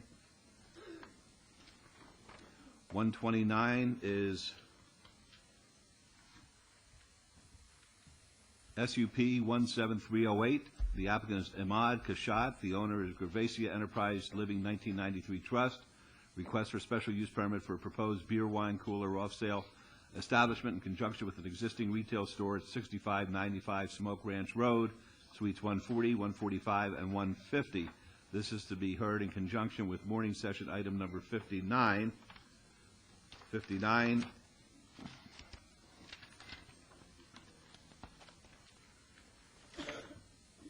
is discussion and possible action regarding temporary approval of a beer, wine, cooler off-sale license subject to the provisions of the Planning and Fire Codes and Health Department regulations. CN Kashat, Inc., doing business as Supermarts, 6595 Smoke Ranch Road, Suite 140. These are in Ward 5. I see Mr. Brown is up there. Until we hear from the opinion that we've sought, I guess I still have to abstain because I have a common ownership in a piece of property on West Charleston with Mr. Brown. So, Mayor Pro Tem, I'll turn it over to you. Thank you, Your Honor. Mr. Brown, please. J. Brown, 520 South 4th Street. J. Brown, 520 South 4th Street, representing the applicant. Unfortunately, I guess Jim DiFiore is not available. I appreciate what the councilman and the council is trying to do. If you'd like to just have this matted trail, I don't know if you can handle, if you're able to have 59 without his assistance. But in any event, this comes to you with a recommendation of approval from staff and the Planning Commission, and we'd appreciate your approval as well, and we'll answer any questions. The applicant is present. Let me check with Councilman Brown. Or Councilman Weekly. Councilman, you want to hear this now, or do you want to? Mr. DiFiore is on his way down, so I guess we can. Which one do we need to handle first, number 59, or can we go right to 129? 129 first, and then 59. I think hopefully I can. Well, probably it'll be best if we just maybe just trail an item, just one item, and just, I'd rather be safe to hear what he has to say first before we move on this. So, thank you, Your Honor. If we can, along Mayor Pro Tem, if we can just maybe hear one item, and if he's here, then move forward. That'd be fine. Thank you all so very much. Thank All you. right, item number 90 is a public hearing on annexation report for the proposed annexation area generally located on the north and south sides of Clark County Highway 215 between Shaw Road and Fort Apache Road. This is Ward 6. The public hearing. I now declare it open. Mayor, yes, this report is in order, and we request your favorable action, sir. All right, very good. This is a public hearing, folks. If anybody would like to be heard, this is the time for it. All right, seeing none, we'll close the public hearing and we'll move on to item number 91. No vote. 91 is a public hearing to consider the report of expenses to recover costs for abatement of vacant or abandoned building and assess civil penalties located at 6600 Lemitard Drive. The property owners Stephen D. and Stephen Young. It's in Ward 5. It's a public hearing which is now open. Good afternoon, Mayor and Council. Devin Smith, Manager of Neighborhood Response. The condition of this property was a public hazard and an attractive nuisance. The Department of Neighborhood Services declared this property in violation and started legal notification. When no corrective action was taken nor an appeal filed, the Department of Neighborhood Services hired Allied Flooring Services, doing business as Disaster Cleanup of Nevada, to remove vegetation, dead, dry, and overgrown, repair windows, remove vehicle on-site, and landscape work.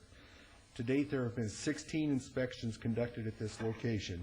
The value of the property on the sale date of 1997 was $124,000. The recommendation is that the City Council approve the report of expenses in the amount of $6,575.63. $3,257.50 to Disaster Cleanup of Nevada, $379.50 in reinspection fees, $2,450 in civil penalties, and a 15% administrative fee for the total of $65,75.63. And that, and the charges be filed and recorded against the property, constituting a special assessment and lien. Authorized that the notice and lien of assessment be duly recorded with the county treasurer. Thank you very much. Are there any questions of Mr. Smith? Folks, at the public hearing, would anyone like to be heard? Is the property owner here? Stephen D. and Stephen Young? All right, then I'll close the public hearing. And this is Councilman Weekly. Thank you, Your Honor. I'd like to thank Mr. Smith for his work, he and his staff, and with that, I'd like to make a motion to follow his recommendation with all conditions, please. Very good. Let's Thank vote, you. please. Opposed?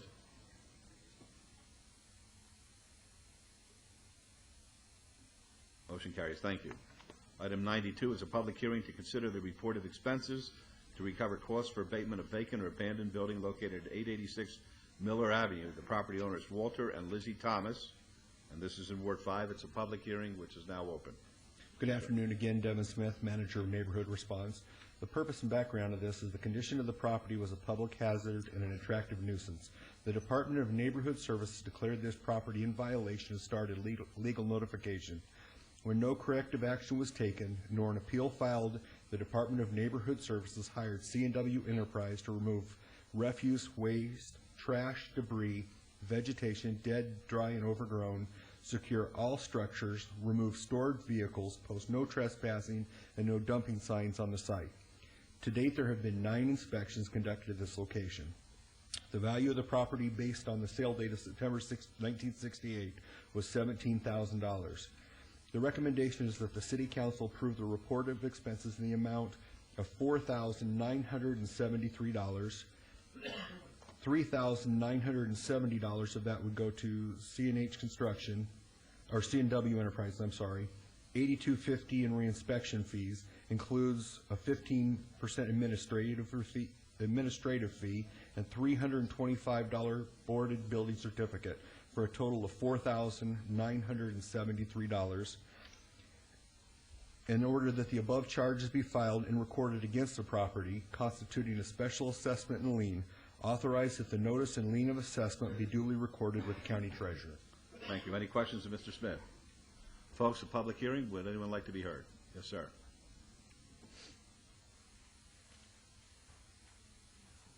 Please come up and tell us your name. Good afternoon. My name is Wet Thomas. I want to commend Mr. Hey, Larry. Hey. Mr. Weekly for a couple weeks in a row. That greatness that you did on KCEP for the fire thing about a couple weeks ago was great. I got a lot of people that followed you up on that. Back to the issue at hand.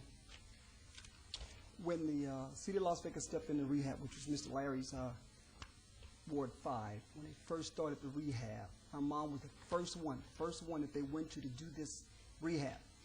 Mr. Reese and Mr. Weekly, if they remember, came to the house. They told my mom that they would put the house right back like it was. You saw the pictures and everything like that. They promised her that they would put it back just like it was. Mr. Weekly, first it was Michael Shannon came to the house and we discussed. He was a friend of mine about it. And he told me what was going on with it, that they couldn't put it back like it was. Then Larry came in and said, "If you have anything in writing, Mr. Thomas, to this effect, we can accommodate you." I'm being strong-armed, and I want the councilman to hear this, and then they'll let me know whether I'm right or wrong with the word strong-armed. Ever since that day, things have just been worse. Everyone in the neighborhood, that was 30 houses of the original 1960 and 50 houses that was built in that neighborhood. All of them have been redone except 3, all 3 on Miller. I went down and talked to Larry. Larry says, okay, it can't be done because there's nothing in writing. All right, there's nothing in writing. They came up the next time and the Department of Neighborhood Services came up and they says, this is what needs to be done. You need to keep it up to code, do this and do that. I says, okay. Victoria's, I can't think of the lady's name that worked with, came in and I told her what was going on. My little brother was living there. I was going to put the house back the way it was because a lot of houses had been there. We didn't want to tear it down and destroy it. So he says, okay. So they had been working with me and they'd been saying, do this. And I got storage and put them back there and started working on the house. We tore out the floor and started doing this. And then my brother got hurt at his job. The lights got shut off. And then I went to find out why they removed my storages. I went to Mr. Lando Frances, who was at the end of that thing, which was the head of this at that time. I told him what was going on. What Victoria said, if you didn't clean it up and you didn't do this, we'd put a lien against your house. And he says, no, you can't do that. That's something that's, matter of fact, not for her to say that you can put a lien on someone's house, being a city employee, and I've been a city employee myself for 32 years. So I've seen a lot of mayors and a lot of people come and go. And after that, I says, okay. I went to him, and he says, okay, everything, about 6-7 months, I heard nothing. He says, okay, what, you need to remove this car? That car was removed. Okay, I don't have a problem, remove it. Remove this car, removed. I said, how many cars are allowed on the lot? She says 6 cars, I think, Lando, 4 or 5 cars, he told me. That's all that was on the lot. When this thing came about, there was only 3 cars and a boat sitting on this lot. So I says, okay, not a problem. Next thing come around, another councilman that I guess I made someone mad in the services. He come out and says, you should be ashamed, straight to my face. You should be ashamed of yourself to have your property looking like this to the west side and da-da-da-da-da. To my brother. He called me on the phone. I went straight there. I said, whoa, whoa, whoa. You're not allowed to say that. Our ethics board allowed employees not to say certain things. Your job is to go out, write tickets, citations, da-da-da-da-da. You're not allowed to get personal and say, people can't do this, people can't do that. I went to Devin, which is to my left right here, and I told him, and he says, okay, I'll take care of it, Fred. Because I know him, 32 years working here. He used to be at the East Yard with me. So I says, okay, not a problem. I didn't see that guy anymore. New person come along. I guess I keep pissing off people. Here we are again. Same old thing. Well, you need to do this. They know every time something expires. Your things on your things expire. But when I go down there and take care of it, they don't know when I take care of it. Right? And I asked him, I said, why won't you know when everything... Okay, because what I want to do is find out, okay, we're here now, and I remember being a part of this. I think I was on Reese's staff. I was his liaison when we started working on this particular at this property, your parents' property. We're here today. What do you want to say as far as what I want to say. this appeal here today now, so that we can move here it forward? is. They said that he said he put a lien on the property for damaged stuff. I have pictures of the same street, Larry, same neighborhood of a house just right across the street. And I asked Mr. Devin right then, I said, why is that house right across the street not being cleaned up? There's a house right behind me with 7 cars on the property, 7 cars on the property. And he says, well, that's not abandoned. I said, our house is not abandoned either. It's full of furniture. We're just slowly working on it, and they keep using the word abandoned and et cetera, et cetera. I went there the day that they did this, that morning. There was nothing. Larry, we went there when he told me the first time to do it. Sir, let me do this really quick here. Devin, are you here over the Christmas break? Are you here over the holidays? Yes. Okay. Sir, let's do this because I know that you've been trying to work to help save your family's property. Well, it's actually my property. Okay, your property. Let me do this, and I'm willing, Lord knows my family's going to kill me for this, but I'm willing to meet with you over the break, over the holiday here with Devin so that we can talk about this because we need to get this issue here resolved. Not only at this particular property, sir, you know right in the adjacent area is a mess. Yes. Okay, let's call it what it is. It's a mess. Yes. And you have a lot of your neighbors in this area here who've been asking for this to be cleaned up for a very, very long time. Okay. Okay? And now that some actions have been taken, you know, a lot of people now are uncomfortable with it. And the neighborhood has actually been begging for this. I mean, there have been a lot of cars and a lot of trash and debris and a lot of public nuisance. And, I mean, it's just been a mess, okay? And we need to get down to the bottom of it. So I'm going to do this with you. I'm going to hold this just for 2 weeks. And I'm going to go against the grain here with my family here. And I'm going to meet with you and come back off of my vacation and get with Devin. And then we'll sit and talk about how we can find a happy medium here. But there's a problem. The city has gone out and we've done our due diligence on your property. I think we've done some things that you all should have done. Okay, but we're going to see how we can work this problem out here, okay? Okay. All right, so... One thing I want to say, no, since the councilman is here. Okay, I mean, real this quick. is for everyone. Okay. We have things because of Jan Laverty Jones called Rapid Respond. Yes, sir. We have our own Rapid Respond that could have went and did this. Let's move this on, please. I'm sorry? Let's move it on. You're going to have your discussion with the gentleman. And your motion's to obey. Yeah, I'm going to hold this for 2 weeks, All right, okay? Let's vote on that. We'll come back in 2 weeks. Fine, let's vote on that, please. Come back in 2 weeks, or? No, we're going to get together. Devin will get your name and your number. Okay. And we'll meet. All right, Larry. All right. Thank you. That's a motion to obey for 2 weeks, please. All right, post. Okay, don't go Motion anywhere until he carries. has all your contact numbers. Okay, thanks. All right, 93 is a public hearing to consider the report of expenses to recover costs for abatement of vacant or abandoned building and assess civil penalties located at 5433 Flores Bray Street. The property owner is Greg E. Vincent. It's in Ward 6. Good afternoon. The public hearing is now open. Mayor and Council, Devin Smith, Manager, Neighborhood Response.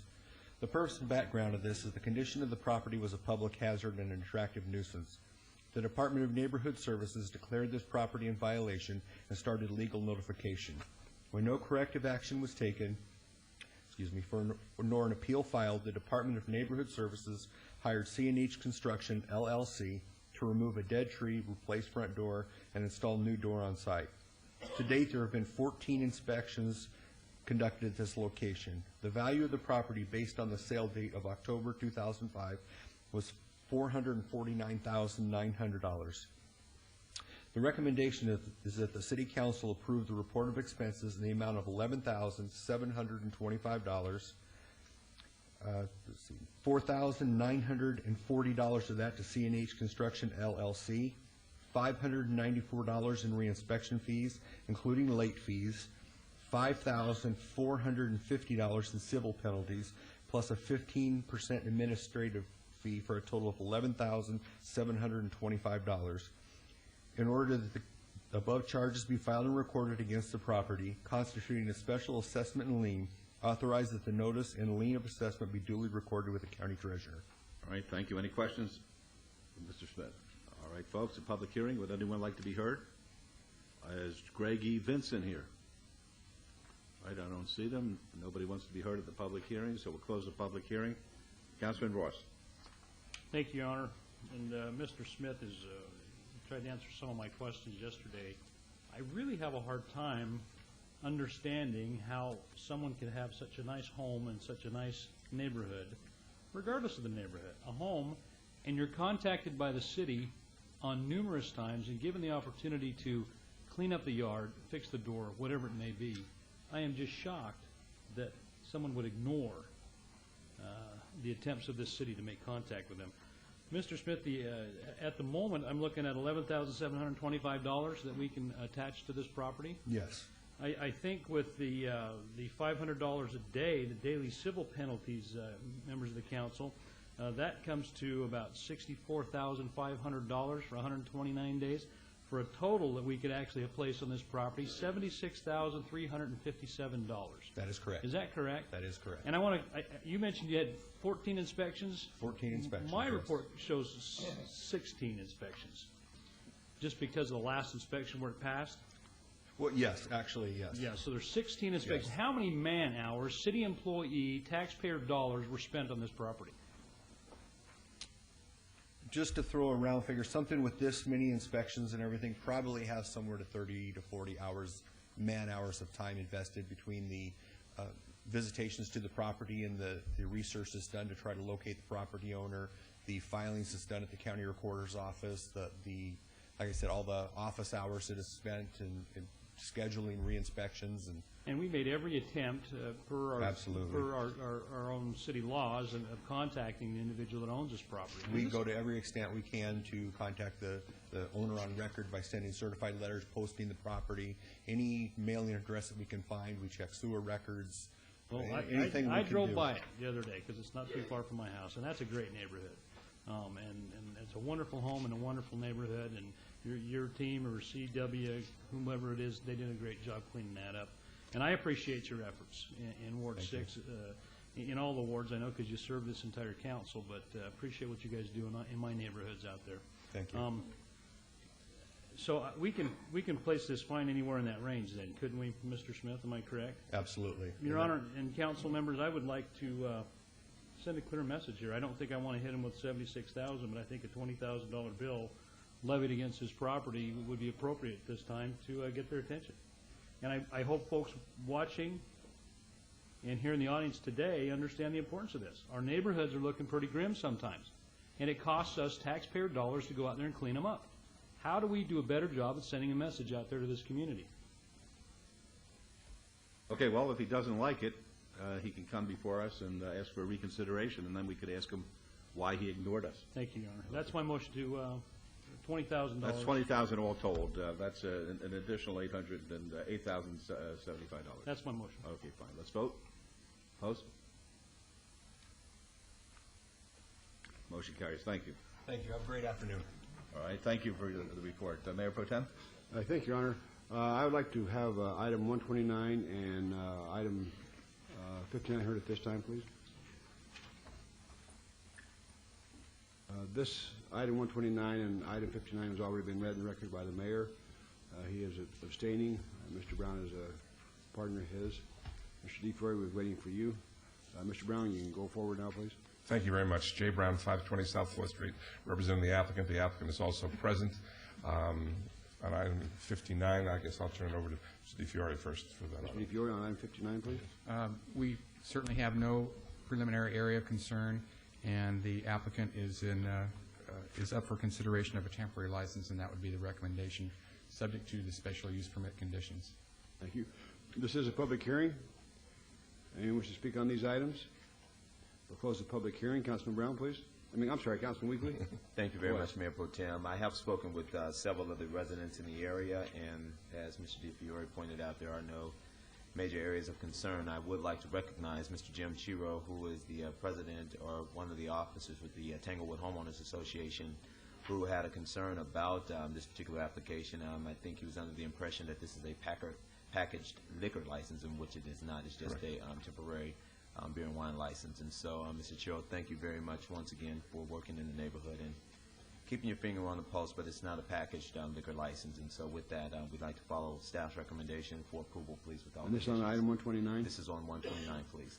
You've heard the motion. Please cast your vote. Please post. And item 59, please. Your Honor, Mayor Pro Tem, I'd like to move to follow staff's recommendation for approval, please, with all conditions. No questions on the motion. You've heard it. Please cast your vote. Please post. Motion carries. Thank you very much. Item 94. Item 94 is a public hearing on local improvement district for Special Improvement District number 1493, Wallapai Way, Alexander Road, from Cheyenne to Cimarron. This is in Ward 4. It's a public hearing which is now open. Mr. Kukowski. Good afternoon, Mayor and Council. The project is complete, and the item before you is to consider finalizing the final roll. Everything is in order. All right, thank you. It's a public hearing, folks. Would anyone like to be heard? All right, seeing none, we'll close the public hearing. This is, no action is required, so we'll go on to item number 95. 95 is a public hearing on local improvement district for Special Improvement District number 1505 from Sierra Weste Neighborhood Street Lights. This is in Ward 5. It's a public hearing which is now declared open. Mr. Kukowski. Good afternoon, Mayor and Council. Charlie Kukowski, Public Works. This project is also completed, and we're here to receive comments on the final roll. Very good. It's a public hearing, folks. This is a time for you to be heard. Seeing none, we'll close the public hearing. No action is required on this, so thank you very much. Now we're going to be moving on to the consent agenda. Items 96 through 101 are on the consent agenda. They're considered to be routine. They're recommended for approval by the Department of Planning and Development. May I have a motion to approve the consent agenda, items 96 through 101 with all conditions? Certainly, sir. No questions or comments? Yes. I'm sorry. I just wanted to recognize on item number 100. If I can just bring that forward just for a second, please. Certainly. Please. All right, we'll bring 100. Is that the only one that's going to be brought forward? All right, let's vote on the others at this time. Your Honor, I make a motion to follow staff's recommendation for approval of items 96 through 101 with exceptions to 100, please. All right, conditions. Thank you. Let's vote, please. Opposed? Motion carries, and now we'll call 100. That's EOT 18081. The applicant owner is Masonic Memorial Temple. Request for an extension of time of an approved rezoning from R1 single-family residential to O office on 14.05 acres adjacent to the northeast corner of Rancho Drive and Mesquite Avenue. This is in Ward 5. I think, in an abundance of caution, I should abstain. I am a member of that particular lodge, and there could be some benefits of inuring one way or the other as a result of what's taking place here today. So I'll turn this over to the Mayor Pro Tem. Thank you, Your Honor. Thank you. Thank you, Mayor Pro Tem.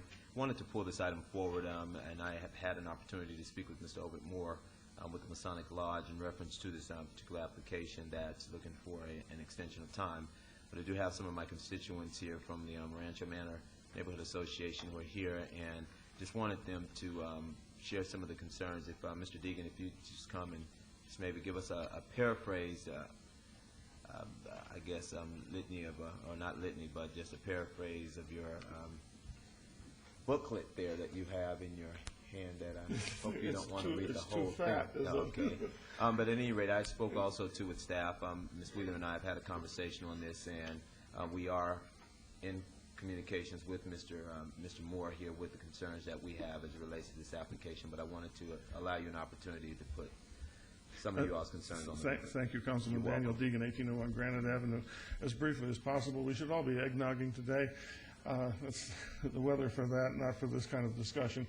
I wanted to bring this up because this rezoning motion goes back 4 years and is part of what Rancho Manor considered to be a compromise with the Masonic Memorial Temple, in the sense that we were asked to approve a billboard on the property, which was did not enhance our neighborhood. And we did so on the explicit understanding that the temple was going to remain there, that they were not going to move, and that they would be willing not to develop the area of the temple or the eastern part of their property next to the subdivision. We did agree that they could develop the western part of the property next to Rancho, which was originally intended for the billboard. Later it was changed to office. Now it seems like nothing is being done about that. We've had very poor communications over the past years, unfortunately, with Mr. Moore and his group. It has to get better. The neighborhood was most upset with a proposal that was made earlier this year, which would turn the entire property into a multi-story office park. And as a result, we are watching every item with respect to this property that comes up, and we would like to have some sort of an arrangement.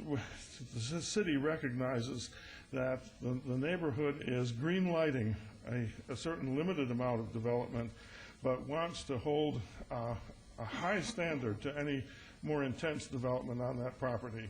And because the Masonic Memorial Temple has not been forthcoming with their plans to us, we have to come before the council. We have to meet with Public Works and the Director of Planning and so forth, and especially Councilman Weekly, to keep abreast. So it's a matter of great importance to us that we hope can be resolved with better relations with the temple, but has to be also with the cognizance of the city that this is a matter of importance to the constituents in that area. I thank you for your time, and we have no objection to an extension of time for their rezoning, although we don't understand why, and we don't understand why the Thomas and Mack developer were brought into this request. Thank you, sir. Mr. Moore, do you have anything to say? Only that in the process of... We need to have you identify yourself, please. Ovid Moore, representing the Masonic Memorial Temple at this point, and I have appeared before you more than once, but the office zoning that was provided in 2000, of course, we had no working of developing at that particular time. It was sometime after the expansion of the 95 Rancho intersection there that we asked for some feasibility study, which happened to turn out to be Thomas and Mack at that particular time. With all the changes and with the change of the expressway in that area, they are unable to really come out with a conclusion of feasibility study because of traffic studies, traffic lights, and all of that, and they have been trying to hold in abeyance until this project is more complete before they try to conclude whether they are interested in a office building on the west side of that property. Thank you, sir. Councilman Weekly, please. Yes, thank you very much, Mayor Pro Tem. So with that being said on the record, I'd like to move to follow staff's recommendation to request this extension of time, please, for approval. Thank you. You've heard the motion. Please cast your vote. Please post. Thank you, Your Honor. Thank you. Items 102 and 103. 102 is rescind previous action, SDR 16503. It's going to be a public hearing.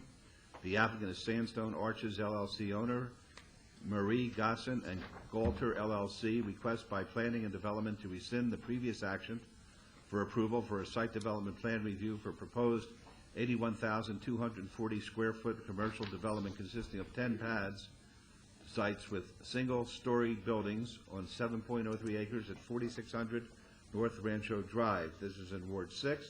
The Planning Commission and staff both recommend approval, subject to conditions. 103 is SDR 16503, Sandstone Arches LLC, the owner Maren Gostin and Galter LLC. Request for site development plan review for a proposed 81,240 square foot commercial development consisting of 10 pad sites with single-story buildings on 7.03 acres at 4600 North Rancho Drive. Now, I've read these articles, these items, and I'm going to open the public hearing, but we need to address item 102 before moving to item 103.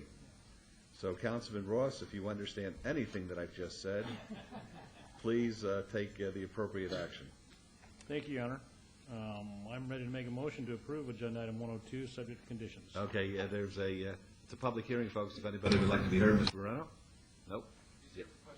Okay, fine. Anybody like to be heard on this before we close the public hearing? All right, we close the public hearing. There's been a motion to approve 102. Let's vote on that, please. Opposed?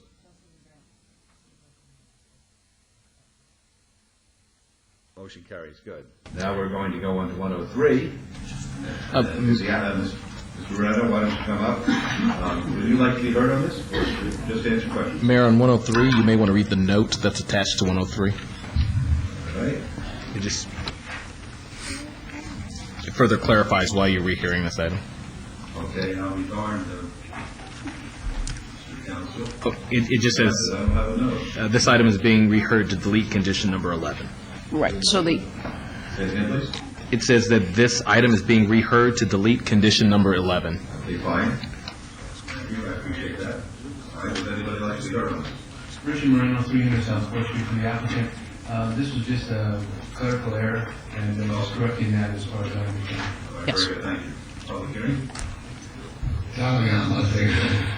What is the actual use of the buildings on the 10 pads? Yes, they're office buildings, and this has been previously approved. All this was a clerical error in the conditions, which we accept all the positions. I understand. Thank you for the approval. All right, folks, it's a public hearing. Would anyone like to be heard? We'll close the public hearing now. Is there a motion, Councilman Ross? Yes, there is, Your Honor. Thank you. I move to approve agenda item 103, subject to conditions. with the deletion of condition 11. Thank you. Let's vote on that.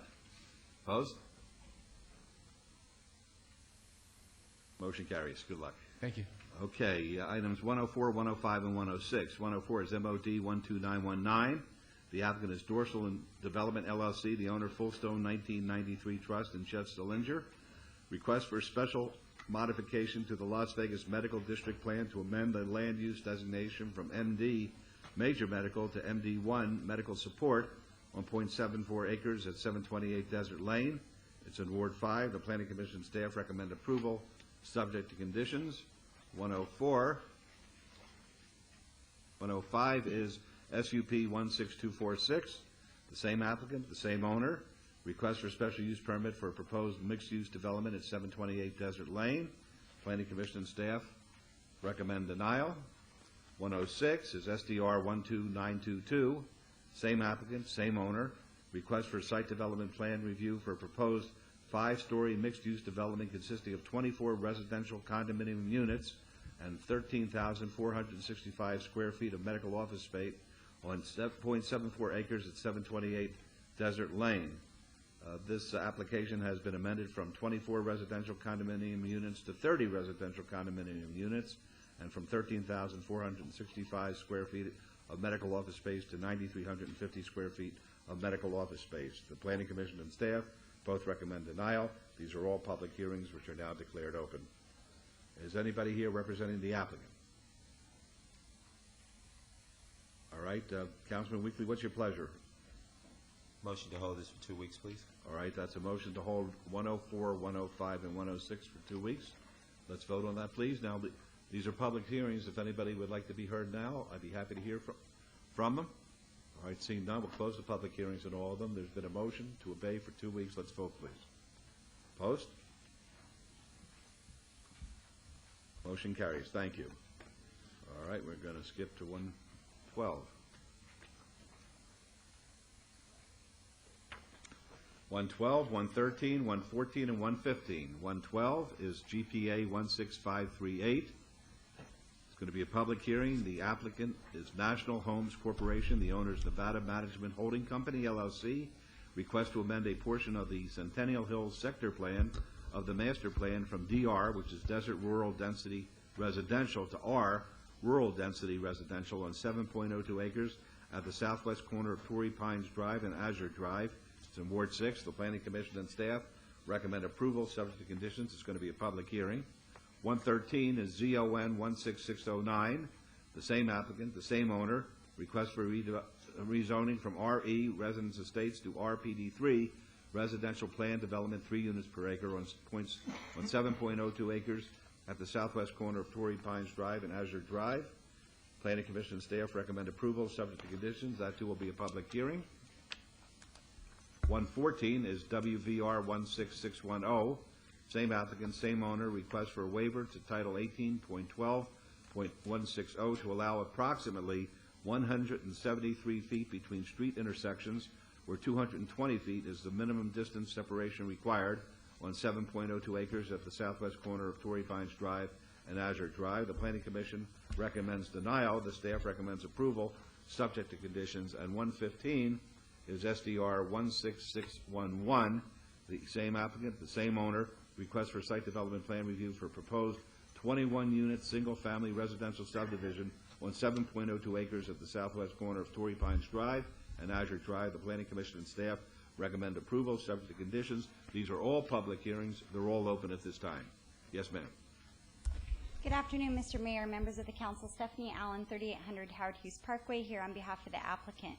If I may direct your attention to the overhead, this site is located at the southwest corner of Azure and Torrey Pines. We've had a number of applications in the system now for probably 9 months, working on an appropriate and compatible development for this corner. We appreciate staff's recommendation of approval of what we have before you today, which is a 21-lot development at a density of 2.99 units per acre. We are proposing an amendment to the general plan from desert rural to rural, which would allow up to 3.59. So our 2.99 density is well below what would be allowed under the GPA. Our zone changes to an RPD3. We initially had a waiver in the system because we had our initial driveway location on Torrey Pines. We will be withdrawing that application today because the Planning Commission approved this application subject to relocation of our entrance onto Azure Drive. So we've submitted revised plans and changed our entrance to Azure Drive pursuant to Planning Commission's direction, and can withdraw that waiver. As far as our site development review goes, we did read into the record at the Planning Commission a number of conditions that were worked out with the neighbors to address the concerns that the neighbors had in the area, and those are reflected in the Planning Commission's conditions of approval. I would like to just clarify one of the conditions. It's condition number 14 with respect to the 8-foot block wall that will be provided along the south boundary. If I may ask, what item are we talking about? Oh, this is SDR 16611. It's under the SDR. And we're not suggesting a change to this condition. We'd just like to clarify for the record, because of the neighbor's request, we entered this condition at the Planning Commission. And the way it reads, it says an 8-foot block wall shall be provided along the south boundary except a portion of the wall adjacent to 6500 Bullring, which is Bob Lawrence's property located right here. What he wanted is there's a block wall adjacent to his pool that he would like to not have disturbed. So we'll build the 8-foot block wall all along the south boundary, but we'll basically just build up against his block wall where his pool is located, because he doesn't want that wall disturbed. So we're more than happy to do that. I just wanted to clarify that for the record. And with that said, we'd respectfully request your approval. We will be coming back for a variance of open space because we've removed the open space. So there's a condition of approval that we'd be required to come back for that variance, and we're in agreement to do so and to then pay the in lieu contribution for that open space. All right, thank you very much. Are there any questions? Folks, it's a public hearing on all of these items. Would anyone like to be heard? Seeing none, we'll close the public hearing. This is Councilman Ross.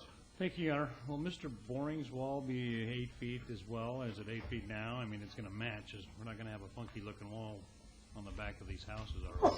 No, we'll match Mr. Lawrence as well. With that, I appreciate your efforts, and yes, these applications have been in the machine for quite some time, in meeting with the residents out there and addressing their concerns and issues, as well as our own staff here at the City of Las Vegas. I would, with that, Your Honor, I would follow staff and Planning Commission's recommendation for approval of Agenda Item 113 with all conditions. We'll start with 112. I'm sorry, 112. I'm ahead of myself. Very good. Okay, on 112, let's vote, please. Post. Motion carries. And 113, please. And also follow staff and Planning Commission's recommendation for approval. If I may, Mr. Mayor and Councilman, just one addition, delete the reference to waivers 16, 610 in condition number 1. Is that agreeable, Councilman? Absolutely, Your Honor. Very good. That'll be part of the motion. Let's vote, please. Post. Motion carries. 114, please. On 114, I don't believe we need to vote on. Okay, that's been withdrawn. Since it was withdrawn. Is that the waiver? Move to it. Accept the withdrawal. Okay. A motion to accept the withdrawal, Your Honor. All right, please. Let's vote on that, please. Post. Yeah. Motion carries. And 115. And then again, Ms. Allen, just for the record, Mr. What's the neighbor behind him? Bob Lawrence. Bob Lawrence. What's his last name? Lawrence. Lawrence. His wall is 8 foot tall. Am I correct? I'm not positive that it's 8 feet, but we will make sure that we make it consistent with his wall. And if it's an 8 foot wall on the back, his wall needs to be 8 feet. Okay. So I just want to make that clear on public record that we're covered, and the planning department's all right with that. Your Honor, with that, on agenda item 115, I would move initial approval, subject to conditions. Just one thing, in order to review, each of these lots is 10,000 square feet. What we're going to make that happen. Right.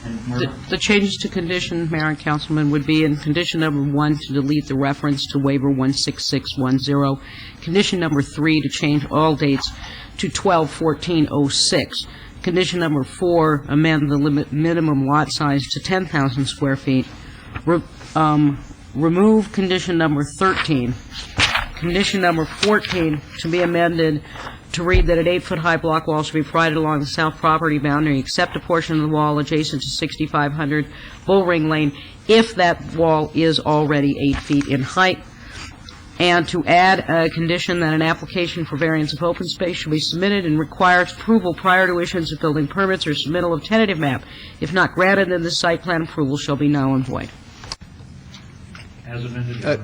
Mayor, before you vote on that, Yes. if the wall is not 8 foot behind Mr. Lawrence's house, then what happens? The condition calls for the wall to be 8 feet along the south side. So they'll have to build a second wall attached to his that's 2 feet higher than his existing wall, if it's only 6 feet. Unless they were able to obtain his approval and to demolish it and build new. Okay. Either way, it's 8 feet is my understanding of the councilman's wishes. That's exactly correct. All right, there's a motion. Let's vote, please. Post. Motion carries. Good luck to you. Thank you. You're welcome. Happy holidays. Thank you. Same to you, of course. 118 and 119. 118 is VAR 14734. It's going to be a public hearing. The applicant owner is Stephen Portnoff. This is an appeal filed by the applicant from the denial by the Planning Commission of a request for a variance to allow proposed 6-foot-high block walls in the front yard where 4 feet is the maximum height allowed on .63 acres located on the south side of O'Bannon Drive, approximately 140 feet west of Lisa Lane. It's on Ward 2. The Planning Commission and staff recommend denial. It'll be a public hearing.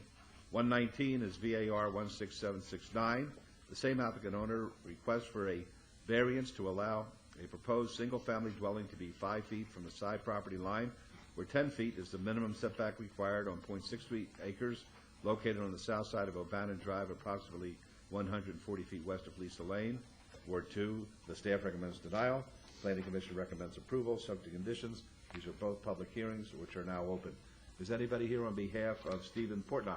Mayor Goodman. Yes, sir. I apologize. I thought that we had, I'm sorry, Margot?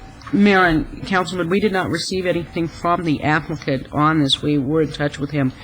If the councilman wishes to move this project forward with the other application that is on this week's Planning Commission, then that would be appropriate to obey to the February 7th council meeting. It was my understanding that these items were going to be obeyed so that they would be in conjunction with the other items, but I thought the other items were going to be, when they went through planning, they'd make it up to council on January 17th. If the councilman wishes to fast track, we can do that. If you wish to fast track, sir, we can do that. And would it cause all of the items for this applicant Yes. to be together? Yes, sir. Let's do that. Okay. So my motion is to obey, and I apologize, I thought it would have been to the January 17th. Right, there's a motion to obey, that's 118 and 119, let's go on that, please. Opposed?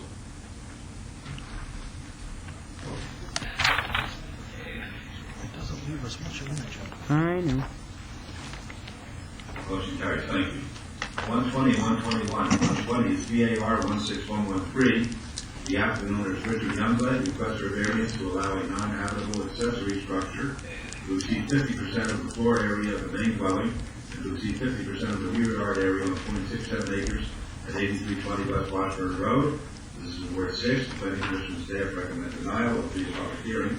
121 is SUP 16112. The same applicant owner requests for special use permit for a non-habitable accessory structure at 8320 West Washburn Road. Planning Commission staff recommend denial. These are Ward 6. The both public hearings which are now declared open. Yes, sir. If I may, just to correct the record, Yes. this was previously located in Ward 6, is now with the new district. Okay, thank you. Very good, thank you. Very good. Yes, sir. Hey, Richard Youngblood, applicant. I'm just here to answer any questions you have. Okay, thank you, sir. Are there any questions, Mr. Youngblood? All right, folks, the public hearing on both of these items is like we heard. We have to hear them. Ma'am, are you coming up? Very good.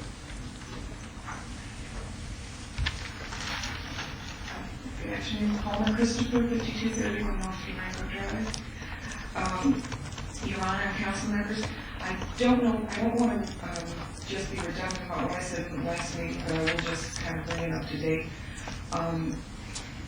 That I've looked again at the situation, and I feel that the council ought to deny, as with the recommendations of the Planning Commission and the staff, because the application does not address nor inform the neighbors even of the exact proposed location of this building with relation to a prior swimming pool, prior septic system. The proposed structure is not consistent with the surrounding uses of the residential properties. The structure is not consistent with the design of the surrounding properties and the stucco and the rooftop, even with the applicant's properties, which is a beige stucco house with a red tile roof.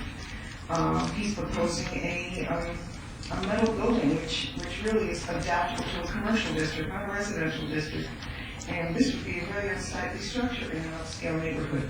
And I think it would interfere with use and enjoyment of all the surrounding properties and negatively impact on the values of the surrounding properties.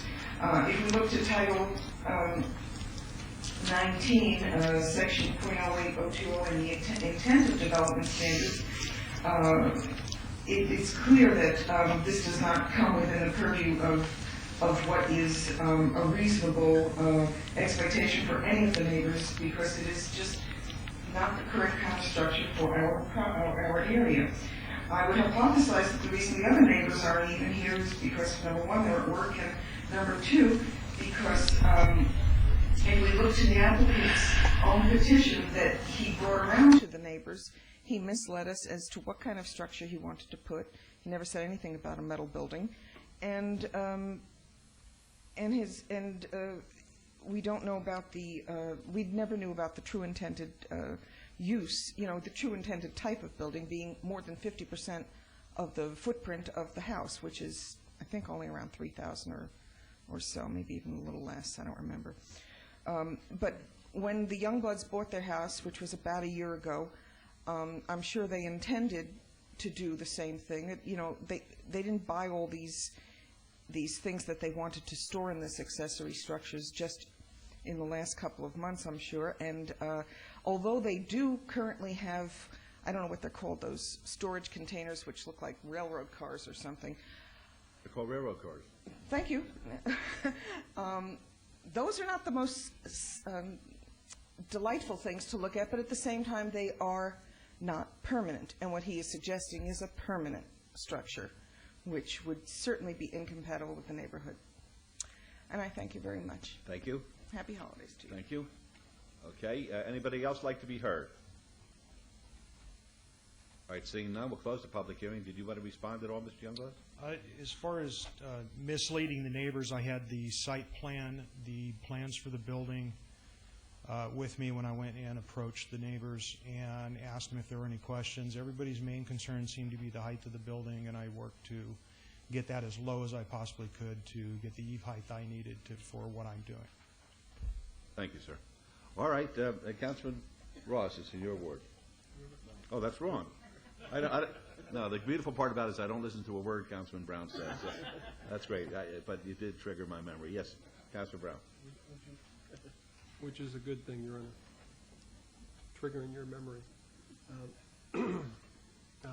First off, so I don't lose the thought, the neighbors that came down, if you're the same family that owns that property up off Hickam and El Cap with the sewer issue, yep.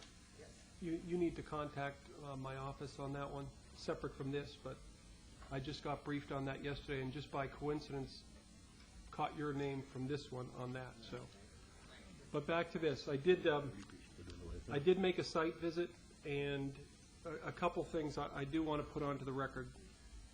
One, it's an outstanding neighborhood as far as the quality of the homes, and I do know a couple of your neighbors, and did feel very comfortable that the applicant went and spoke to them, especially the person to the east, Mr. Prekop, who is probably most impacted.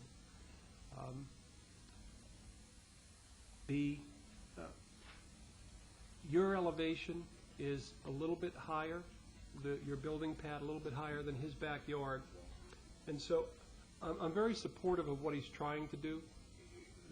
His yard, his neighbors, and the two to the north are so long. There's so much room there. There's a lot of junk in a couple yards, which I'm sure you're aware of. But I'm supportive of what he's trying to do. I wasn't supportive of the structure that he was proposing. So we did a couple things. And again, Mr. Youngblood was kind enough to allow me into the house and on the property to check. But what he's proposing is to try to keep the structure as low as possible. I think that the pitch of his roof is 15 feet, which from your elevation a few feet higher is going to even drop it down to the 12 or 11 foot that you'll be looking at. So visually, you're not going to be obstructed as far as view. You may see that. Likewise, the property to the north who did protest this application, he's probably even higher. He's 4 or 5 feet higher. So we checked as far as the tile roof and stuccoing the sides. That changes the building to a whole different construction, and probably from a cost standpoint. But what I've agreed to support is the building that he has chosen is a prefab, and it's a beige color. It is metal, and likewise the roof is of a white, a soft white color. But we're going to ask that he heavily landscape all 3 sides, which he'll work with our planning staff from a landscape plan. So your view, the trees will be what you'll see and not the structure. This lot is so long. The one thing that you appropriately brought up, and I think the justification for the denial, is the square footage of the storage area. But he does have those 4 railroad cars out there that I think look like junk. we can do this or support this, that'll clean it up aesthetically. But the size of the lot, even with this footprint being put down, there's still plenty of space between his pool and the shed and the setbacks from the side and the rear yard. So this application may not fit on a different lot. Wouldn't fit on your lot. You're a little bit smaller. But I think it's almost 30,000 square foot lot. So the findings from staff on the special use permit, the first 4 criteria were actually met. It's the 5th one as far as the square footage of the house. But I think this is such a unique lot that it's appropriate to put it on.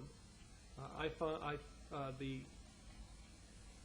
lot to the northwest has a structure that's even bigger than what he's proposing. Certainly in height, it's probably 25 feet. We can't find the permits on it. I don't think we found the permits on it. And whether that was done illegally or not, that's a whole other subject. But that was the closest thing that I could compare to. 2 other people have built backyard garages, one extremely high to the northeast of his property, but very nicely done with stucco and tile roof, but it's probably close to 30 feet, 25 feet minimum. So this one is going to be very, very low in comparison. The mandatory buffer, and we will make it a strong landscape buffer, I think that will be the impact visually to the neighbors. The quality of the homes and the size of the lots and the area in general, I don't think this will have any kind of adverse impact on the values, which certainly are very important to us. So I wanted to let you folks know, because you have come out to both meetings, but I am going to support this with a couple of conditions. And Margot, I guess on the first one, Your Honor, on 120, I would move for approval, subject to staff conditions. All right, that's a motion. Let's vote, please. Opposed?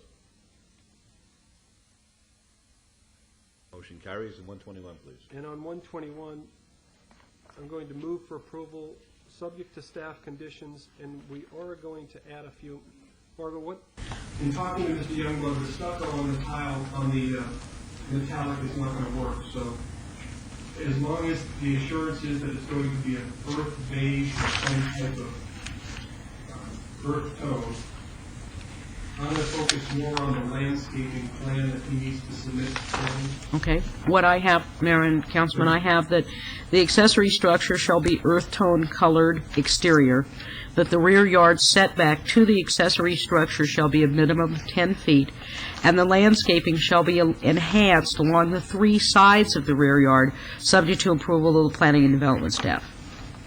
And we actually moved the northern property line from 5 feet to 10 feet to allow the appropriate buffer for the landscape. Now, this is going to be the critical component, is your choice of landscaping. You mentioned you may do the cypress, whatever the case. What gets submitted to staff, I want to make sure, regardless of what type of planting or tree or foliage, that is what the neighbor's going to see. We'll totally block it out, but the landscape will be the dominant viewscape that we see. Yeah, I'll try to do my best to create some sort of a wall with the landscaping. Important.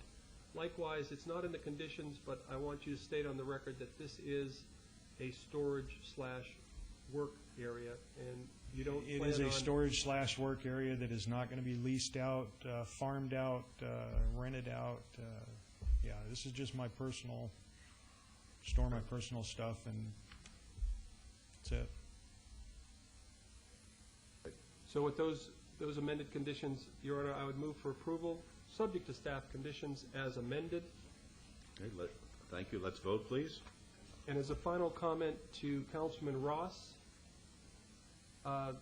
when the gentleman purchased the home, there were some corrals and breezeways, whatever they're called. He doesn't utilize them, and he asked me to find out who they could be donated to, and perhaps you know out in the horse community where we could donate these to. I will be delighted to work with you, Councilman, and see if we can accommodate. Okay, let's vote, please. Opposed? Opposed. Motion carries. That was very nice the way he referred to Thank you. the horse community. Correct? All right, very good. Good luck to you. 123, 124, and 125. 123 is SUP 17404.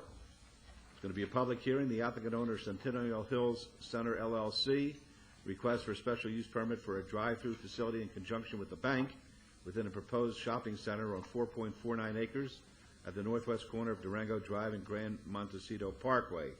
The Planning Commission and staff recommend approval subject to conditions. It's in Ward 6. 124 is SUP 17405.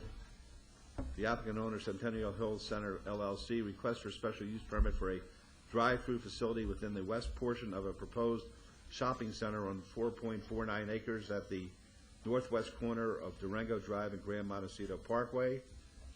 The Planning Commission and staff recommend approval subject to conditions. 125 is SDR 16952. The same applicant owner requests for site development plan review for a 42,500 square foot shopping center on 4.49 acres at the northwest corner of Durango Drive and Grand Montecito Parkway. These are in Ward 6. They're all public hearings, which I now declare open. Let me ask you this, Mr. Garcia. Does Robert Schulman have any ownership in any of these properties that you know of? No, sir. Montecito? No, sir. Okay, very good. Then I'll conduct the hearing then. Please identify yourselves, gentlemen. Mayor, members of the council, George Garcia, 1711 Whitney Mesa Drive, Suite 110, and with me, my client. Mike Young, 5735 South Fort Apache. Very good. Be happy to hear from you, gentlemen. Mayor, members of the council, I think at this point we're satisfied with the recommendations of the Planning Commission. There have been some discussions with the councilman office and some of the neighbors regarding a couple of issues, one of which relates to the drive-through, which you can see in the northwest portion of the site. We've agreed that that drive-through would be limited to, at this point in time, a coffee shop type of drive-through. If it were to change, then we'd have to come back and make that request. One of the other things we've discussed with the councilman's office is the hours of operation, and we're happy with those as well, too, to restrict those. And then on the landscaping, we had some discussion with the neighbor. I don't think we've concluded exactly what would be a satisfactory alternative. What we know that the one neighbor did not like were two types of trees. He doesn't like palm trees and he doesn't like acacias. And let me show you where those are, and then we'll decide, you can decide with us whether that's something we need to address. Right at the corner here, we have 6 palm trees, 1, 2, 3, 4, 5, 6, right around the corner. In front of those are some smaller shrubs. Behind them are museum blue Palo Verdes. Fairly large, beautiful. I think you're familiar with that tree. It's pretty typical, very gorgeous tree. And those palms are basically just to add some identity in the middle. We also have some palms basically that are in the plaza, and that's the only place the palms exist. The acacias are basically along the north side of the shops, between the shops and the parking lot and the office buildings. We have some alternatives we can discuss, but we certainly don't think it's offensive. We think they're pretty minor and obscure, all things considered. The residential are down this way, but we're happy if that's the council's desire to certainly make some changes with respect to those trees. Remove the palm trees, pluck them out if need be, and then as acacias we have a substitute tree if that's your desire. All right, thank you very much. Any questions? Would you like to be heard? No, sir. That's okay, fine. It's a public hearing, folks. If anyone would like to be heard, we'd be happy to hear from you.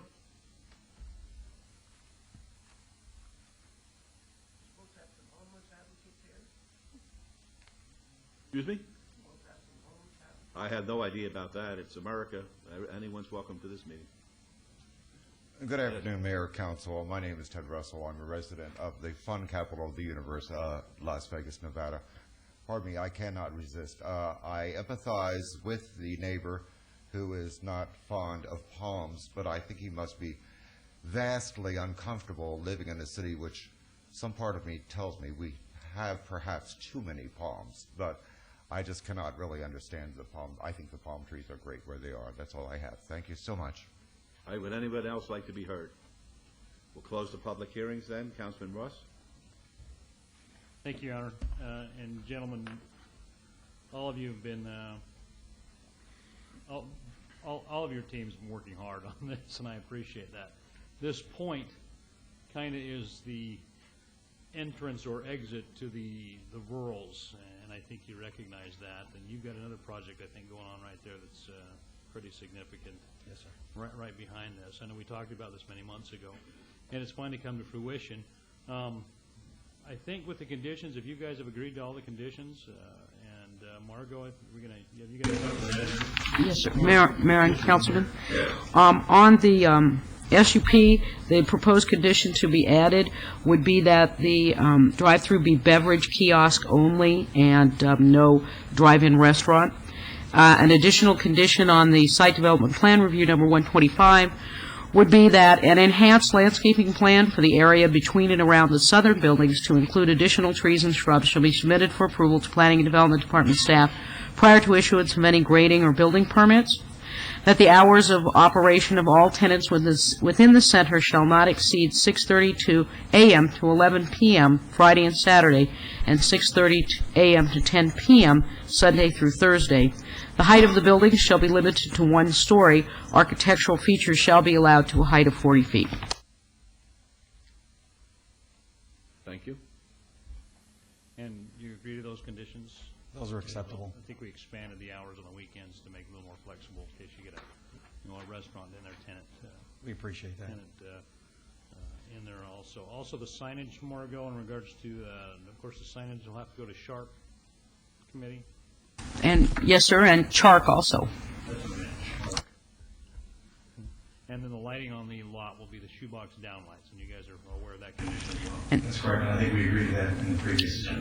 It's interesting, I have neighbors out there who help you guys choose your landscaping trees, so that's kind of unique on this project, so good luck with that. With that, on agenda item 123, Your Honor, I move to follow Planning Commission and staff's recommendation for approval. All right, let's vote on that. Post, please. Motion carries. And on agenda item 124, also move to follow staff and Planning Commission's recommendations for approval, subject to conditions and as amended. All right, please vote. Post.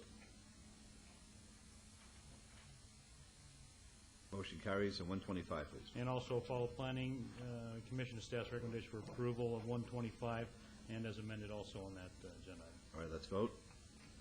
Post, please.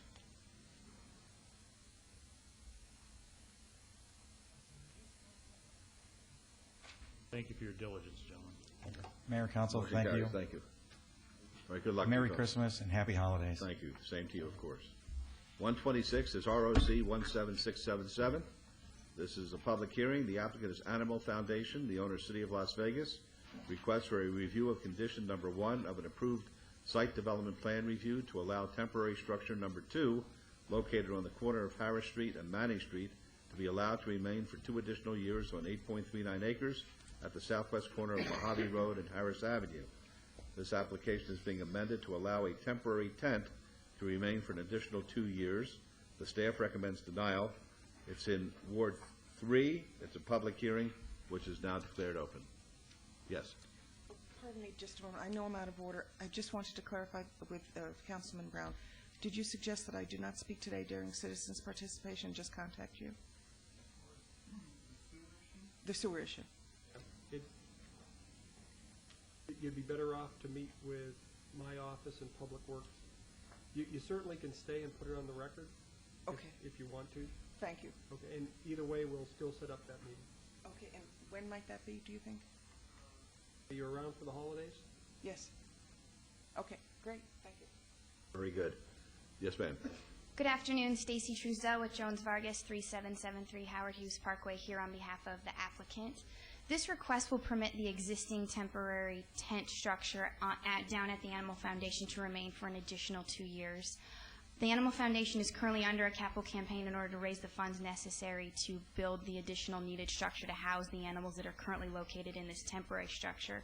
They are confident that they'll be able to raise those funds and construct the needed building within the 2 years, and so we would request the permission of this council to leave that tent there for the additional 2 years.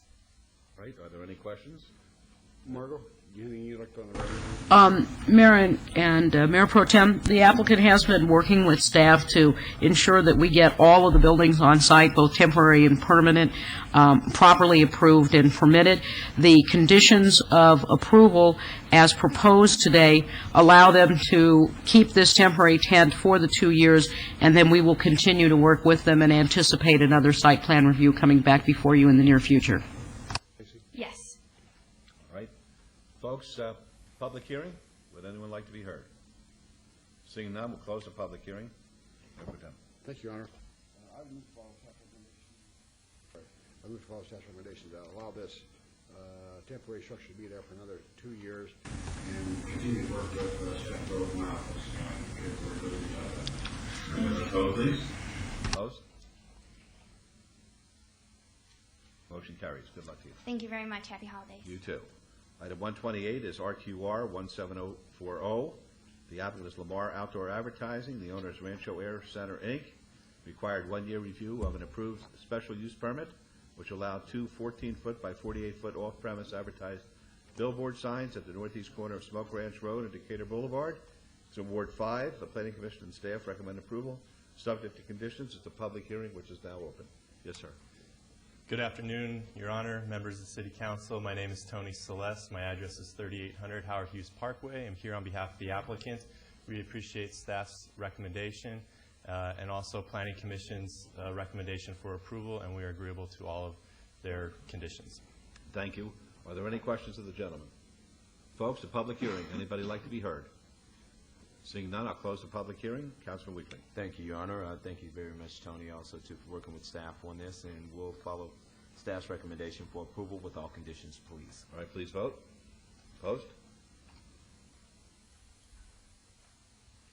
Motion carries. Thank you. Thank you, and happy holidays. You too. Item 130 is SUP 17310.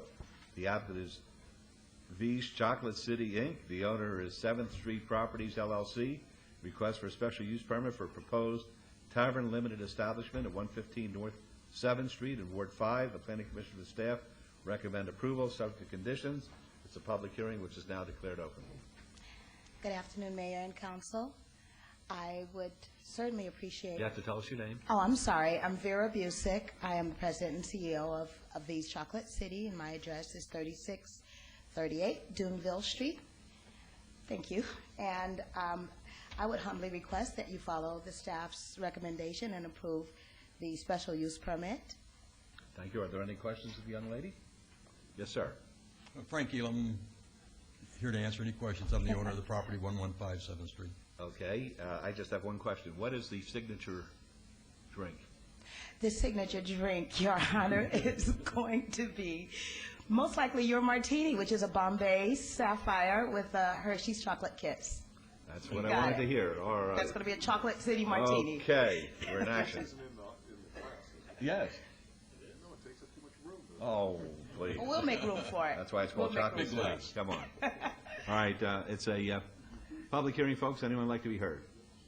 We'll close the public hearing then, and this is Councilman Weekly. Thank you very much, Your Honor. I'd like to move to follow staff's recommendation for approval with all conditions, please, and wish Vera the best of luck.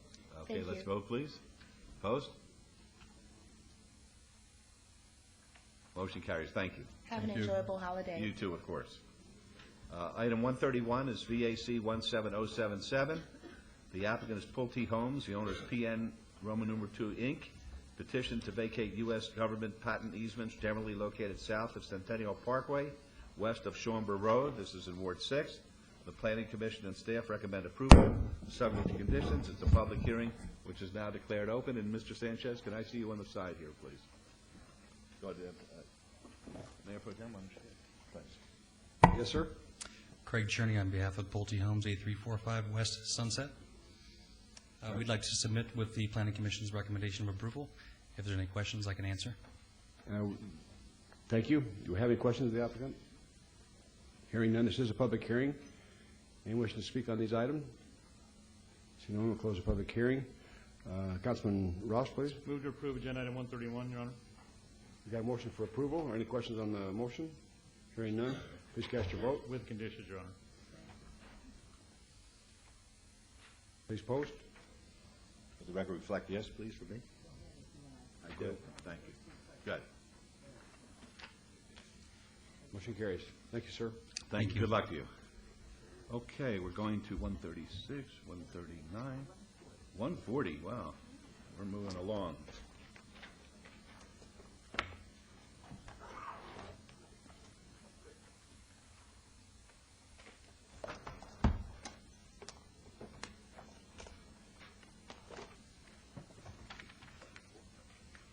Okay, 140 is ZON 16510. The applicant is New Vision Holdings LLC. The owner is the Moyer Trust. Request for rezoning from U, undeveloped, SC Service Commercial General Plan Designation to C1 Limited Commercial, 1.98 acres at the southwest corner of Rainbow Boulevard and Peak Drive. This is in Ward 5. The Planning Commission and staff both recommend denial. It's a public hearing, which is now open. Item 141 is VAR 16512. The same applicant, the same owner, requests for variance to allow 68% lot coverage where 50% lot coverage is the maximum permitted, 1.98 acres at the southwest corner of Rainbow Boulevard and Peak Drive. The Planning Commission and staff recommend denial. 142 is VAR 16516. Same applicant, the same owner, requests for variance to allow 89 parking spaces where 121 parking spaces is the minimum required for proposed mixed-use development, 1.98 acres at the southwest corner of Rainbow Boulevard and Peak Drive. The Planning Commission and staff recommend denial. 143 is SUP 16520. The same applicant, the same owner, requests for special use permit for a proposed mixed-use development at the southwest corner of Rainbow Boulevard and Peak Drive. The Planning Commission and staff recommend denial. 144 is SDR 16508. The same applicant, the same owner. Request for a site development plan review for a proposed 5-story mixed-use development consisting of 10,500 square feet of commercial space and 32 residential units, 1.98 acres at the southwest corner of Rainbow Boulevard and Peak Drive. This application is being amended to add a waiver to allow a reduction in the perimeter landscape buffer requirements and to allow a setback of 60 feet where residential adjacency standards require 140 feet. The Planning Commission and staff recommend denial. These are all public hearings, which I now declare open, and they are all in Ward 5. Yes, sir. Robert Moyer, 8021 West O'Bannon Drive, Las Vegas, and I'm the owner of the property. Be happy to hear from you, sir. We've had meetings with all the neighbors in the area, and they all like the project, and I don't think there's anybody that's protesting it at all. All right. Folks, a public hearing. Would anyone like to be heard? Seeing none, we'll close the public hearing. This is Councilman Wheatley. Thank you very much, Your Honor. Mr. Bannon, I guess I'm sorry to tell you that that's kind of not true, and I know that I guess to have people here would show you better than I guess I can explain it, but actually we've gotten a lot of responses from the neighborhood who are absolutely opposed to the project. You're a really nice guy to work with, but I guess nice at this point doesn't really have anything to do with the size of your lot and the intense use that you're proposing for this particular site here. Not only are we talking about a large congestion and the lack of parking that you're looking for here, the mixed use is just entirely too dense. And I know that you've contacted me on several occasions just saying, well, what is it that I can do to develop this piece of property here? And it's your property, and I'd love to work with you on developing it, but it's just I'm at a point where I've seen some projects that have been approved previously that's just a bit too much for a residential area here, and you are abutting several residential neighborhoods here. And so opposed to giving you a denial, I'd like to, because again, I do want to put on the record that you're a really nice man, and I think you're open-minded and you're trying to do something positive. I don't want to restrict you to 1 year before you can do anything on your property there. So I would like to have your permission to have you withdraw this particular application without prejudice and allow you to be able to go to the drawing board, and maybe let's get together after the first of the year And I will be more than happy to go with you, and we can sit with some of the neighbors, a lot of the neighbors who have some serious concerns about this. And let's talk about what is compatible for the area there. You know, one of the things that I am opposed to is when I hear from neighbors who say, I just don't want anything built in the area. That's something that I don't really support too much. And so, in all fairness to you, because you have been a great applicant to work with, and I appreciate your professionalism on this, if, with your permission, I'd like to hear you withdraw this application without prejudice, and let's get back together and work on this together, if that's okay with you. I agree. Okay. So on item number 140, would this have to come from him, Ronnie, or can I say it for him, or? All right. On item number 140, I'd like to accept this withdrawal without prejudice, please. Why don't you do them all at Can one we do time? them all Sure. at the same time? Yes. 140 through 144, please. Withdraw these applications without prejudice, and let's get back together after the holidays. And that's agreeable, Mr. Moyer, is that correct? That's fine. Very All right, good. man. God bless you and happy holidays, and thank you. Thank you, Very sir. good, thank you. Let's vote on that, please. Opposed? Motion carries, thank you. 145 and 146. 145 is VAR 16497. The applicant owner is Ken Veridane, requests for a variance to allow a 9-foot setback in the front yard where 25 feet is the minimum required, and to allow a 5-foot setback in the rear yard where 15 feet is the minimum required for proposed single-family residence on .48 acres at 2521 Driftwood Drive. This is in Ward 1. The application is being amended from 2521 Driftwood Drive to 2520 Driftwood Drive, and the staff recommends denial. The Planning Commission recommends approval, subject to conditions. It's going to be a public hearing. 146 is SUP 16498. The same applicant owner requests for a special use permit for proposed habitable accessory structure at 2521 Driftwood Drive. This application is being amended from 2521 to 2520 Driftwood Drive. The Planning Commission and staff recommend approval, subject to conditions. These are both public hearings, which are now declared open, and they're in Ward 1. Yes, sir. Yes, I'm Ken Berry-Dane at 2521 Driftwood Drive, and if you have any questions, I'm willing to answer them. Fine. Any questions for Mr. Berry-Dane? Folks, it's a public hearing on these items. Happy to hear from you. Anyone want to be heard? All right, seeing done, we'll close the public hearing then.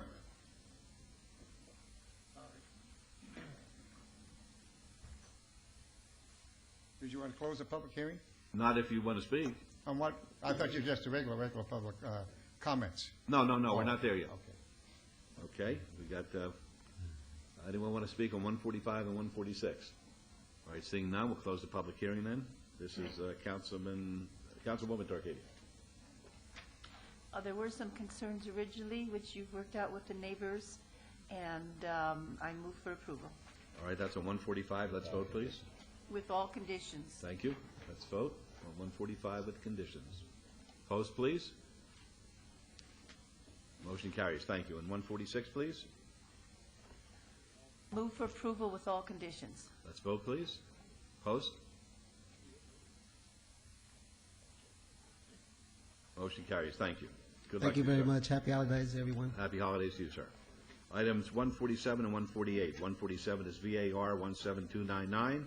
The applicant is Michael Lawson. The owner is Sandcastle Enterprises, Inc. Request for a variance to allow 13 parking spaces where 27 parking spaces are the minimum required on .79 acres at 6565 Smoke Ranch Road. This is in Ward 5. The staff recommends denial. The Planning Commission recommends approval, subject to conditions. It's going to be a public hearing. 148 is SUP 17301. The same applicant, the same owner, requests for a special use permit for a proposed pet boarding establishment at 6565 Smoke Ranch Road. The staff recommends denial. The Planning Commission recommends approval. These are both public hearings, which are now declared open. Mr. Moreno. Richard Moreno, 300 South 4th Street for the applicant. Good afternoon. We appreciate the support of the Planning Commission and the Tanglewood Neighborhood Association. And Councilman Weekly, it's always a pleasure working with your staff and yourself, and we'd ask for your approval. Thank you. Any questions? Folks, a public hearing on these items. Would you like to be heard? Yes, folks. Just come up here and give us your name. Be happy to hear from you. My name is Carolyn De La Fuente Parker. I reside at 2400 Golden Moon. This particular property is practically in my backyard. We talk about standards for neighborhoods. I don't feel like a kennel or a boarding has any right being in our backyards. And this particular property is surrounded by neighborhoods. Lily Fong Elementary School is right around the corner. Children pass there every morning. There's a parade of children going and coming from school, and I just feel that barking dogs doesn't make a good neighbor. I have dogs, the neighbors behind me have dogs, and as we all know, when one dog barks, they all bark. And I just feel that this is not what I want for my backyard. All right, thank you. Would anybody, yes, sir. An indoor? Is it an indoor? My name is Robert Parker. I live at 2400 Golden Moon also, and my mom lives next door at 2404. We have dogs, but it's not a question of we don't want a kennel close by to house our dogs. It's a question of the barking dogs. The kennel owner or the gentleman says he spoke to Tanglewood. Well, that's the third furthest away neighborhood. There's two neighborhoods closer. I live in Smoke Ranch community, and that's closer. And then the one that it affects directly, I'm not sure what it's called, but there's like 4 or 5 properties directly in back of the kennel that I don't know if this gentleman spoke with. That directly, I mean within 5 feet of the kennel. To me, if you're trying to get some sleep, there's nothing worse than having barking dogs barking all night long, keeping you awake. This kind of establishment, a dog kennel, is just not appropriate to be located in such close proximity to single-family homes or this kind of neighborhood. I just feel this is going to be a noise nuisance. I know if my neighbor's dogs are barking, I have someone I can call to get some satisfaction to have his dog stop barking. But if this is a kennel, who's going to come out and stop the dogs from barking? I ask you one thing. Please vote as if this kennel was going to be next to your house. Keep that in mind. Thank you, and happy holidays. All right, thank you very much. Let me ask you this, Mr. Moreno. Is this a kennel where the neighbors are going to be able to hear the dogs, assuming that the dogs all bark at one time? No, sir.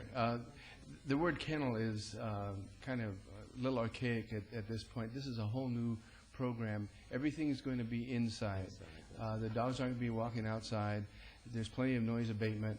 And just to clarify the record, the Tanglewood representative came up here on his own. We didn't contact him. They just supported it. But the bottom line is that it's all indoors.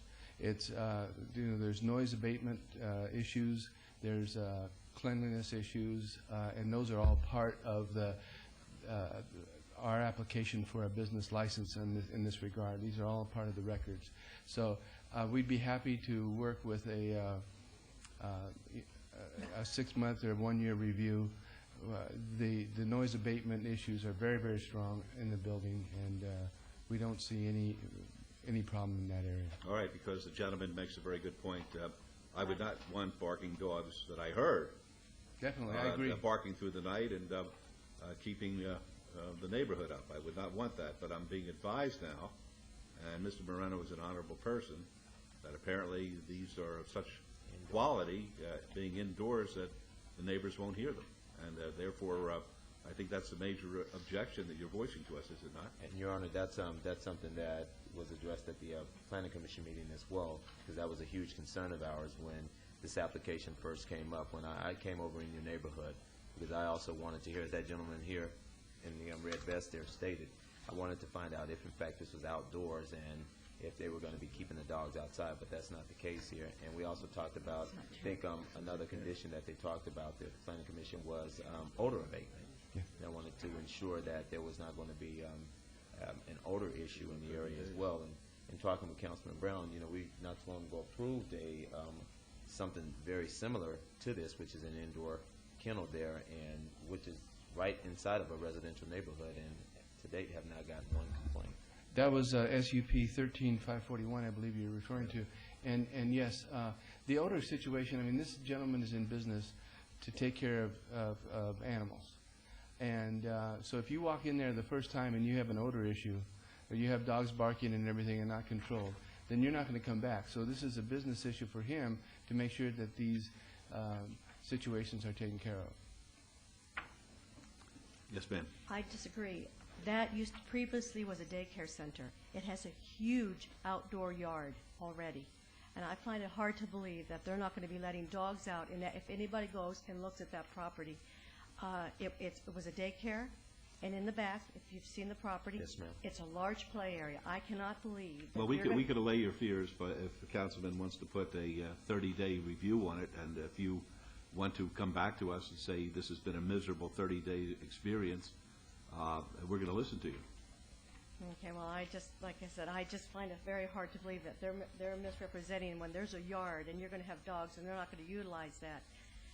I find that really hard to. Can I ask you both, just for your permission on this, let's just see, we can put a limited condition on this and see how it No works for your outside- neighborhood? no outside Well, let's runs just or- see how it works here, and if we have some problems, we'll bring this application back here, and then we'll deal with it accordingly. Okay, If that's that's fine. okay with the both of you, because. If they're going to be contained, that's a different story, you know. Well, we just want to make sure that there is nothing that's going to be a major disruption to your quality of life, sir. And as you indicated, that while you're resting, you don't need to be disturbed by a bunch of barking dogs. And Right. so, if I can beg your indulgence on this application, I'd like to give it a try, because we've done it in other neighborhoods before, and we haven't had any complaints to date. And so I'd just like to see if it'll work. And if not, I will ask for your permission that we'll bring this application back and we'll deal with it. And if I could, before you leave, if we could give you the name, we'll give you the cellular number of the owner, and if you have one issue, you can call him. He'll be very responsive, and we'll take care of it right away. Again, what our problem is, you went to Tanglewood, which is absolutely the No, furthest. Well, no, he neighborhood. didn't, ma'am, That's- yeah, as the no. mayor would say, Okay. ma'am, as the mayor would say, let's keep it up here. Okay.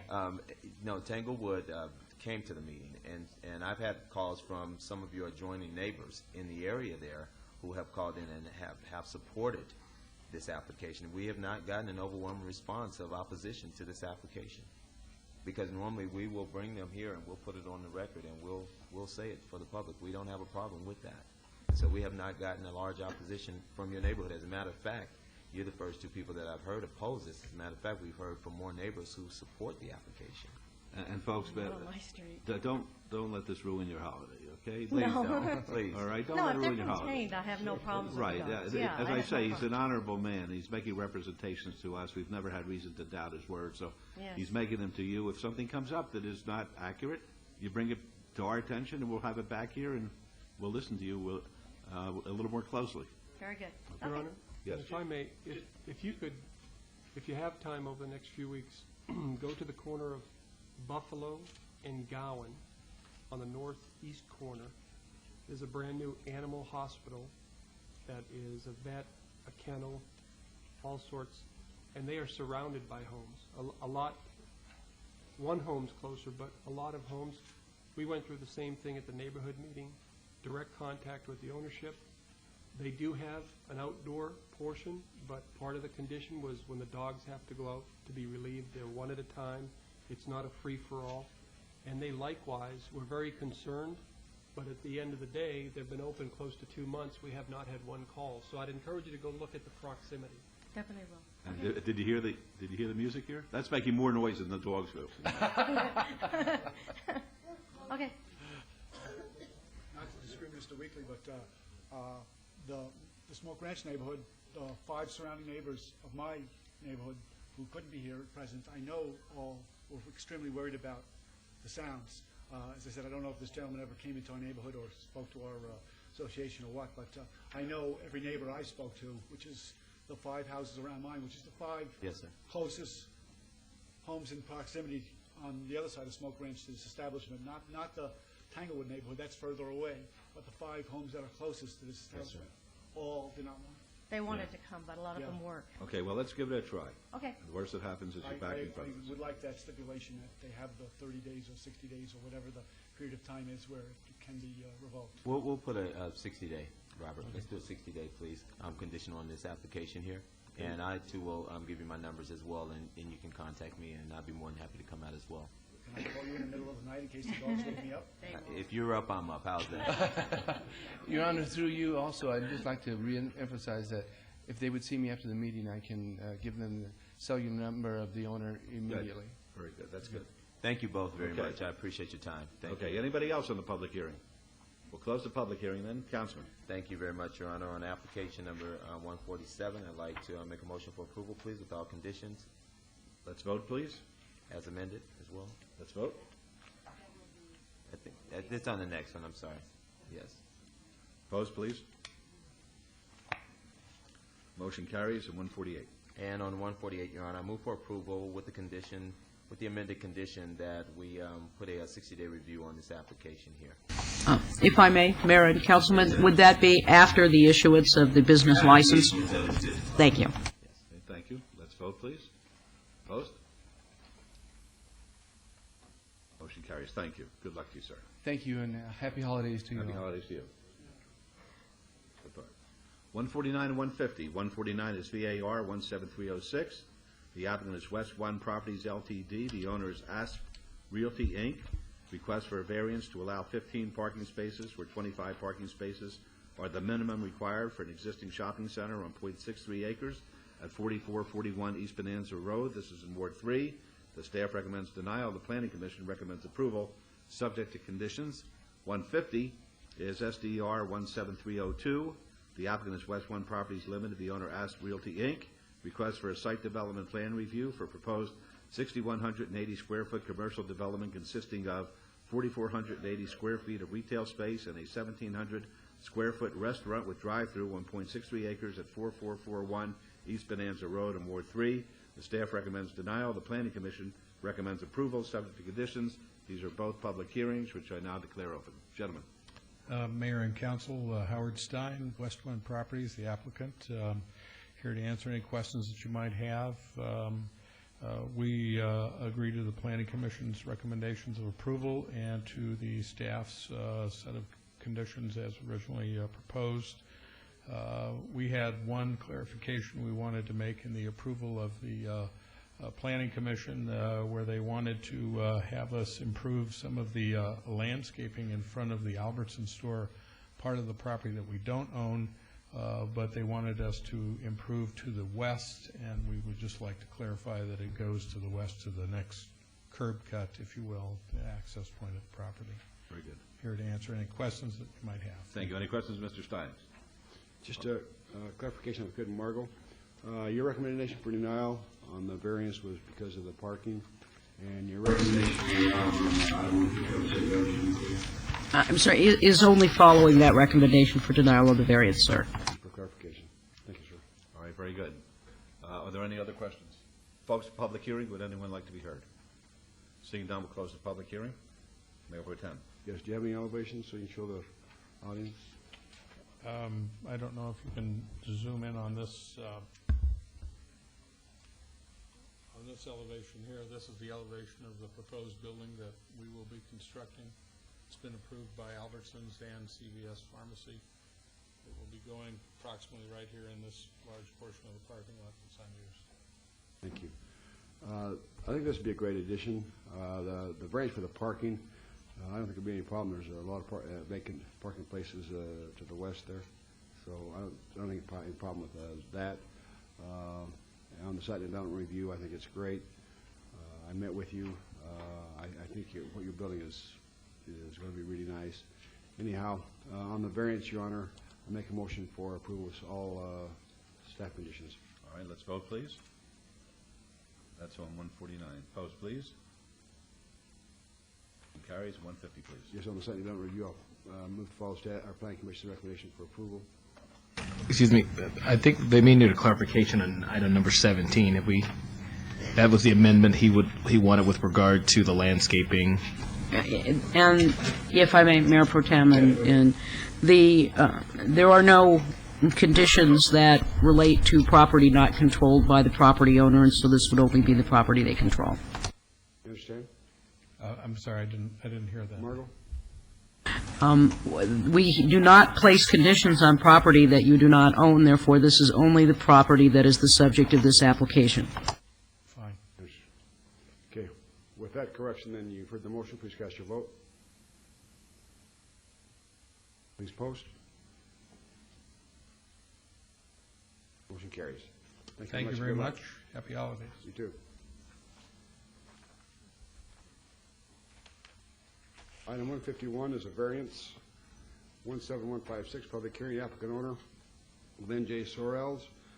Appeal filed by the applicant for the denial by the Planning Commission of a request for a variance to allow a 7-foot high wall where a 5-foot high wall is the maximum height permitted in a portion of the front yard on 0.15 acres at 1109 Shifting Sands Drive, Ward 5. This application is for an 8-foot high wall where a 5-foot high wall is maximum. Planning Commission and staff recommend denial. The applicant is present. I'll declare the public hearing open. And yes, sir.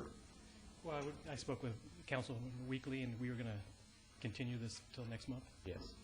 That's going to be our motion, because I understand that there were some concerns, and I wanted to meet with the neighbor who had some concerns about this application as well. So what I did with Glenn, is ask that we hold this item in abeyance and allow us to get together and find out what's the issue here. How long do you want to hold it in abeyance for? Until the January 3rd meeting, please. Okay. January 3rd? Yes, ma'am. This is a public hearing. Anyone wish to speak on this item? That's why I'm here. My name is Joyce De La Rosa, and I am the neighbor that lives next door. There are several concerns. Mayor Pro Tem, we're gonna hold this, Ms. Joyce. Okay. And so if you two would wait for me right off to the side, I'll get both of your numbers, and we'll stand in the middle of your street. And okay. Thank you. That's that my would motion. be pleasant. Yes, ma'am. Merry Christmas. Thank you, Ms. Joyce. Okay, the public hearing is closed. We have a motion. If we hold this in abeyance until our January 3rd meeting, please cast your vote. Please post. Motion carries. All right, folks, we're up to 152. 155, sir. 155? Wow, wait. 155. I don't want to start 155 because there's going to be a vigil that's taking place at 345 throughout the city. It's a homeless memorial vigil to remember homeless people who have passed away this past year. And the time set for this is at 3:45, which is about 2 minutes from now. We were unable to attend the vigil because we're involved with conducting the city council meeting. So if you bear with me for another minute and a half, we'll then have a moment of silence for those who passed away who are homeless on the streets. Bear with me. We're in recess for another minute.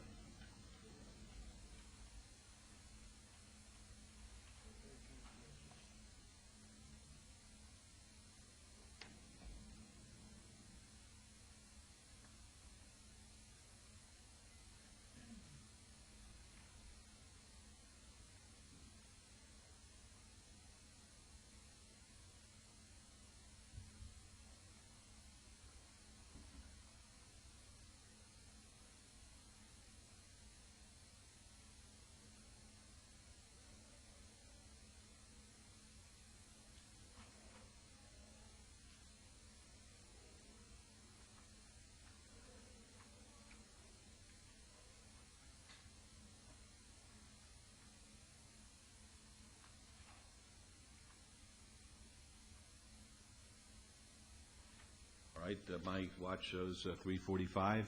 We're reconvening from the recess, and at this time we'll have a moment of silence for the homeless folks who died on our streets this past year.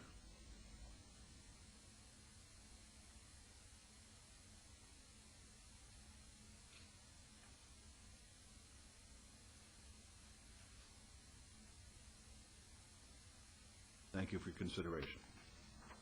Item 155 is SDR 17211. The applicant owner is SVS Properties Ltd. LLC. Request for a site development plan review for a 3,560 square foot addition to an existing office building and a waiver to allow a reduction of perimeter landscape buffer width requirements on 1.46 acres at 700 East Charleston Boulevard. This is in Ward 3. The Planning Commission and staff recommend approval, subject to conditions. It's a public hearing which is now open. Yes, sir. My name is Dave Truman. I'm with Pinnacle Architectural Studios at 9755 West Charleston, representing the applicant, and we agree with all the conditions and will answer any questions. All right, thank you. Are there any questions of the gentleman? Just I'd like to have you make a statement. Where's this location at? 700 East Charleston. And what is that building? The former building formerly known as the FBI building. Thank you. Okay, it's a public hearing, folks. If anybody would like to come up and be heard. Seeing none, we'll close the public hearing then. Mayor Pro Tem. Yes, how many offices are we going to have in here? Currently, there'll be no offices. Right now, we're just developing the exterior as a shell. Later, the client will intend to lease the second and third floors on an as-leased basis. Thank you. No other questions, Your Honor. I make a motion to follow staff's recommendation for approval as well as Planning Commission. Thank you. Let's vote. Opposed?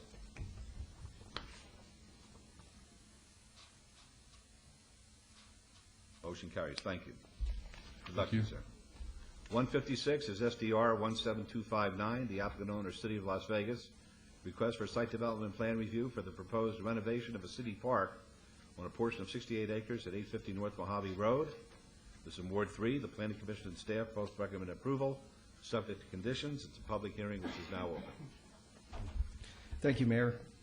City Council, Patrick Bate, City of Las Vegas Department of Public Works, 400 Stewart. We accept the staff recommendations for approval and the conditions, and would like to answer any questions that council or public might have. All right, very good. Are there any questions? Mayor Pro Tem, do you have any questions? Not right now. Okay. Folks, bless you. It's a public hearing. Would anyone like to be heard? Sir.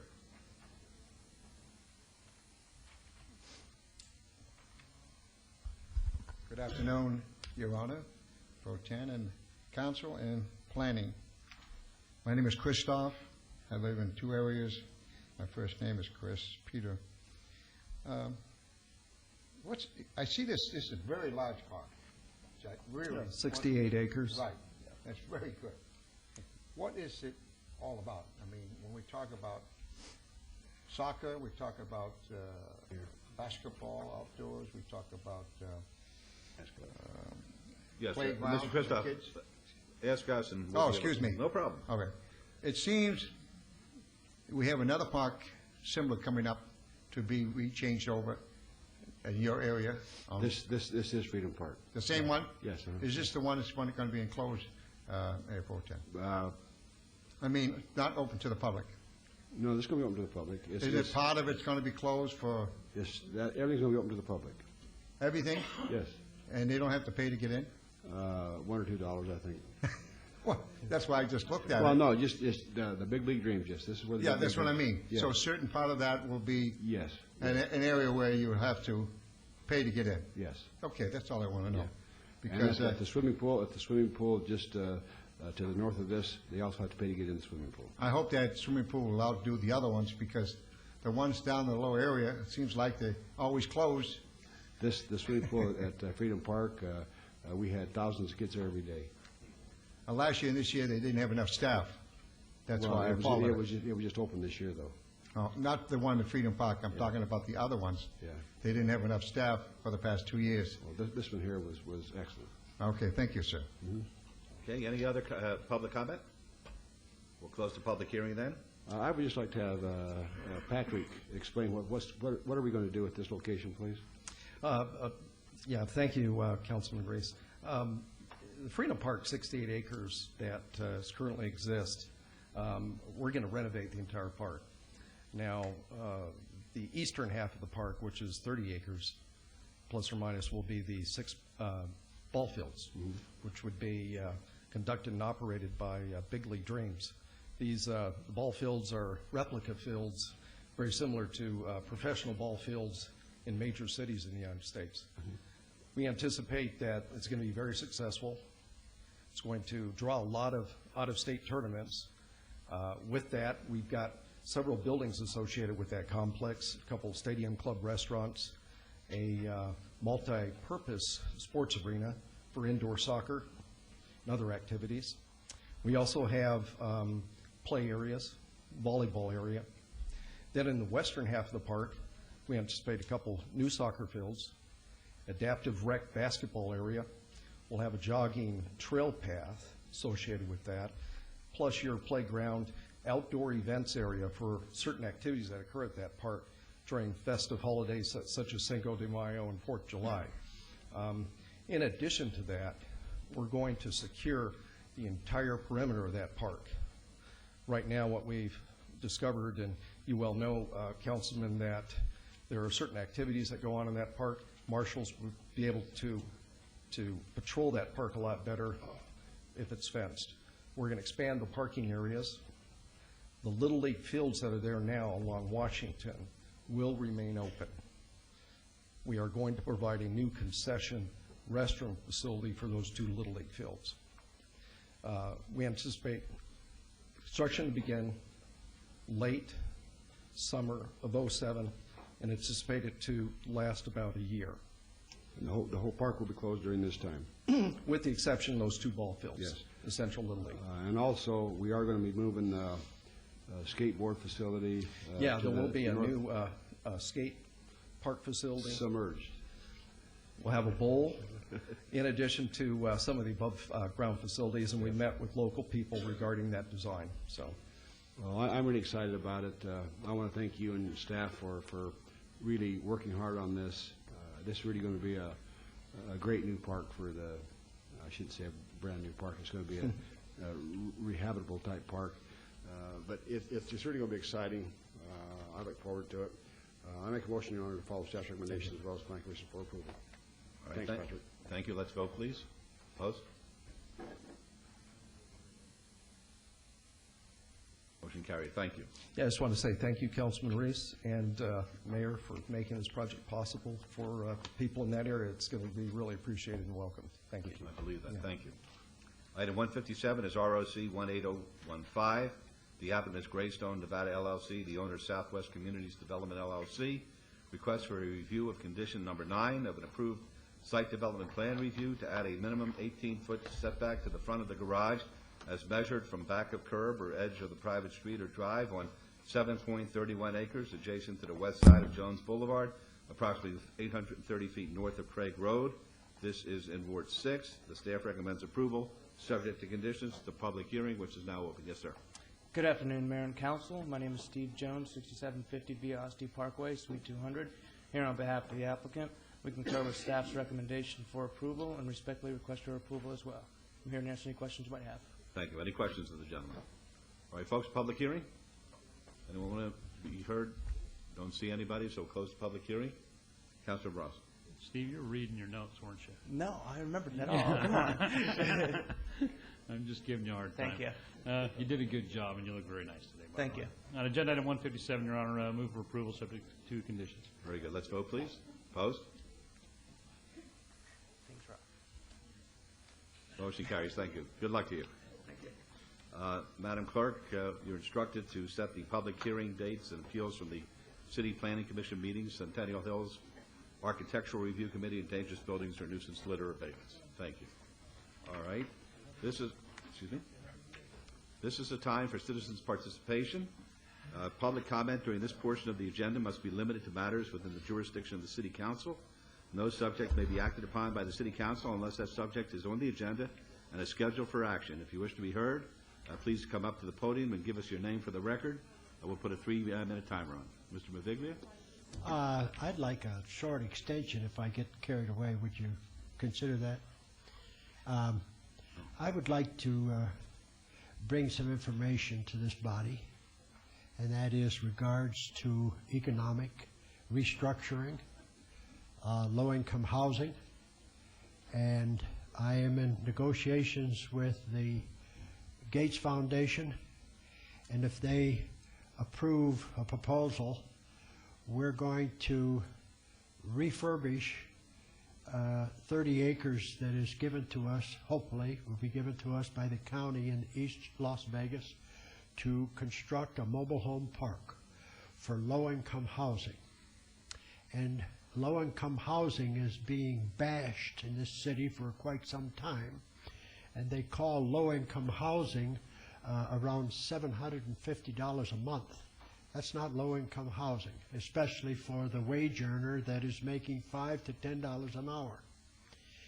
If they can get living quarters, housing, that is within their budget and their income so that they can pay their bills and feed their family, it is a win-win situation for this city, not only where the homeless are concerned, and I'm not talking about the inebriates, I'm talking about the poor guy that just went out of a job and can't afford to pay his nut. If we address the homeless from that level backwards, then we can get some of these people back onto the roles of making a decent income and living a decent life. Now, you have to consider the mobile home industry and what's been happening to the mobile home industry, and that is the fact that in the last year, year and a half, they have been destroying single-wide mobile homes quicker than you and I can blink, simply because the legislature of this state passed a law that simply said if they move people out of a mobile home park, a rental mobile home park, they can pay a nickel on the dollar for the mobile home simply because they're too old even to move, and they got away with it. And as you're familiar, in this city, there has been almost 30 different mobile home parks that have been gone by the wayside simply because of that legislative law. We are all interested in correcting the homeless problem, correcting the unemployment problem, correcting the crime problem, correcting the young people that fill our penitentiaries, and I've been diligently working on this project for many years as a volunteer. I don't do this for money. Never have, and I never will. The primary objective is if we can, as a body, get on the same page and work out a project that will allow the lower income person to live a decent life, then it's a win-win situation for this city. For a pilot project, if it's successful here, it will sweep the country, and every mobile home, secondary mobile home park in the United States will be able to reintroduce low-income housing, and the mobile home is the catalyst to do it. It's the low-income, cost-effective. And I'll add a couple other things, and then I'll get off. A mobile home mortgaged for $10,000 to $15,000 to $20,000 with a 30-year mortgage makes it a cost-effective, livable place where an individual can live in a mobile home for less than $400 a month and afford it with the $5 to $10 an hour wage earner. I have to cut you short, Mr. Green. All right. Well, I got a whole line of people. I understand that, I got Your Honor. I got a lot of work I have to do this afternoon. If this project gets off the ground, then I will come back to you for your support. Very good. Thank you. And happy holidays to you. Mr. Christoph, are you going to be talking about homeless issues now? No, I have All right. something that just was presented to me a couple of days ago. All right, you have to give us your name. My name is Christoph. I reside at 2 different properties. There was an instance where, and I think it's been going on, but it was way out of line the past couple of days, where the marshals as well as the Metro, and I talked to both sides, of cots being picked up because they're from different grocery stores. And those cots, you know, they're worth about $300. Some of them are real old. But the neighborhood service, rapid service that comes up and picks up the cots and gets money back from these grocery stores, that's a great thing, goes in the general fund. When you take all the personal belongings of a person, he or she is going to put up a fight because it's all over the sidewalk. I spoke to the captain downtown as well as other persons, and I believe that every time they want to get the cot back, I think the officer, police officer, or other people, give them a bag. It's inexpensive, very expensive. It will take everything in that cot, and that individual will be able to put his stuff in there or her stuff and move along. And I believe another important factor that would help, and I think the RTC would agree on it too, is give them a round-trip ticket wherever they have to go. So this way here they're on their way and not crying on the side of the sidewalk, complaining, TVs down there, throwing it that they're being abused. And I don't think they are, but I think the important factor, Your Honor, is, and the council, is that if they want their cot, they have to take everything out that's their belongings, put it in something so that the person will respond and not get screaming, hollering, and causing all kinds of attention. We don't want attention, we want solutions. And I believe this is not an expense, but it's a solution. And I think the police officers, the commander, the captain said, it's great. And same thing with the neighborhood service. Get something done to make these people appreciate that you're not stepping all over them and pushing them around and throwing their stuff on the sidewalk. So that's what I want to say, Your Honor. I appreciate that. Okay, thank you. We're going to straighten that out. Have a nice Christmas, all of you. Thank you. And as I say, hope to see you next year with a smile. You got a smile. All right. Dorothy Barnes, Las Vegas resident. I'm still concerned about them holding my name on the program. They robbed me without a gun or knife. I came to this city. I worked in my life. I had a life. I had a home. I've been divorced twice. I've had a home. I've had a job. I had a stable home life. I've had people here lying on me. I can't deal with that. I'm not formulated for lies. And all these people that believe in lying and scheming and doing all kinds of old racketeer, I wish they would understand. This is America.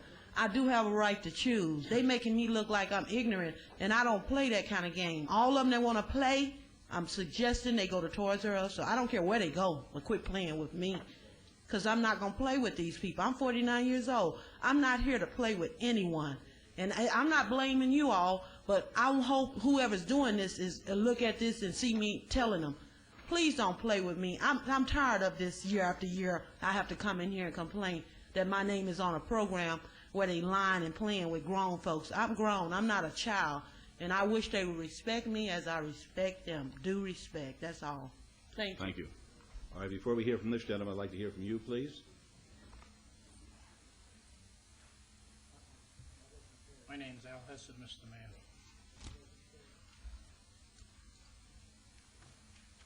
Al Hesson, retired Navy veteran, city resident. Last week, we witnessed our shill of a mayor accompanied by a couple of scantily clad bimbos promoting an $80 admittance fee to attend the New Year's Eve festivities on Fremont Street. And that's double last year's price. And when I first viewed this charade, I thought Mayor Goodman and his bimbo babes were filming a commercial. Well, I'm going to cut you off. No, you can say whatever you want about me, but don't malign those ladies, okay? There's no place for that. Now sit down. I've had it with you. Sit down. Do you understand that I am allowed to I am telling you to sit speak down. here? You're going to listen. This is a First Amendment right of mine to address this council. Marshal, please have him sit down.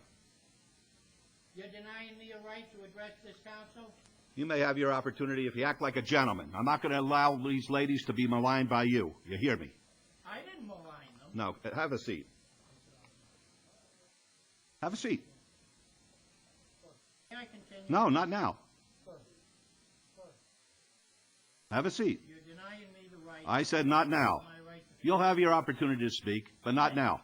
When you act like a gentleman, okay? Now have a seat. Now, ma'am, I'd like to hear from you. I don't want you, if you want to be heard at this time. Right.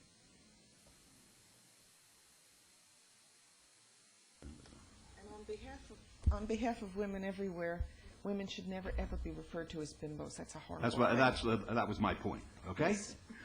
Thank you, Your Honor. It's America, but yet there's a certain line that has to be drawn of manners. You're not going to draw it on me. The First Amendment Have a seat. prevails. Have a seat. Yes, ma'am. Your Honor, City Council, I realize you're not to act on anything, and I appreciate that, and I'm really just here to give you very brief notice of a request for consideration of a matter that by prior agreement, Councilman Brown has agreed to meet with me in regard to this matter. First off, I just want to let the entire council know that this matter has no location within the city of Las Vegas. It's simply based on an interlocal agreement we have with the city of Las Vegas to provide sewer service, sewer connections to our property. Basically, the matter is in regard to requirements that the Public Works Department asked of us to amend our plans and give the city Public Works Department assurances that we would cooperate with another piece of property which is diagonally across the street from us, for the building of the sewer line, and that since then, the other people have backed down from doing it, waiting for us to complete the job, and basically we're just looking for some sort of assurance from the city, be it a withholding of a permit to the other people until these issues can be resolved, or maybe some other method that could be arranged. Because at this point, the way it stands, if we continue our development, we will be benefiting the other people and to our financial detriment. We do also want to mitigate the rising costs of the construction, so we are prepared to go ahead with it, but we of course want to reserve all our rights to have the matter resolved in an equitable fashion consistent with the past requests of the Public Works Department. And that's really what the matter is about, and I will be talking to Councilman Brown about this. Again, I didn't mention earlier, but I did submit a letter to your council in this regard on December 15th through the city clerk's office, and I understand that the city council members have received copy of this. And I thank you very much for any consideration you'll give us. Thank you. Have a good holiday. And you have to state your name for the record, please. I'm terribly sorry. Palmer Christopher, 5231 North Durango. Thank you very much. Thank you. Is there anyone who wants to speak on an issue other than homelessness? Yes, sir. I could do what I want to do. My name. Well, I want him out of here. You know, the last sentence I would have said is if your parents had been incinerated Please. at Auschwitz and Treblinka, you wouldn't be around to abuse the homeless. How do you like that? Please have him removed.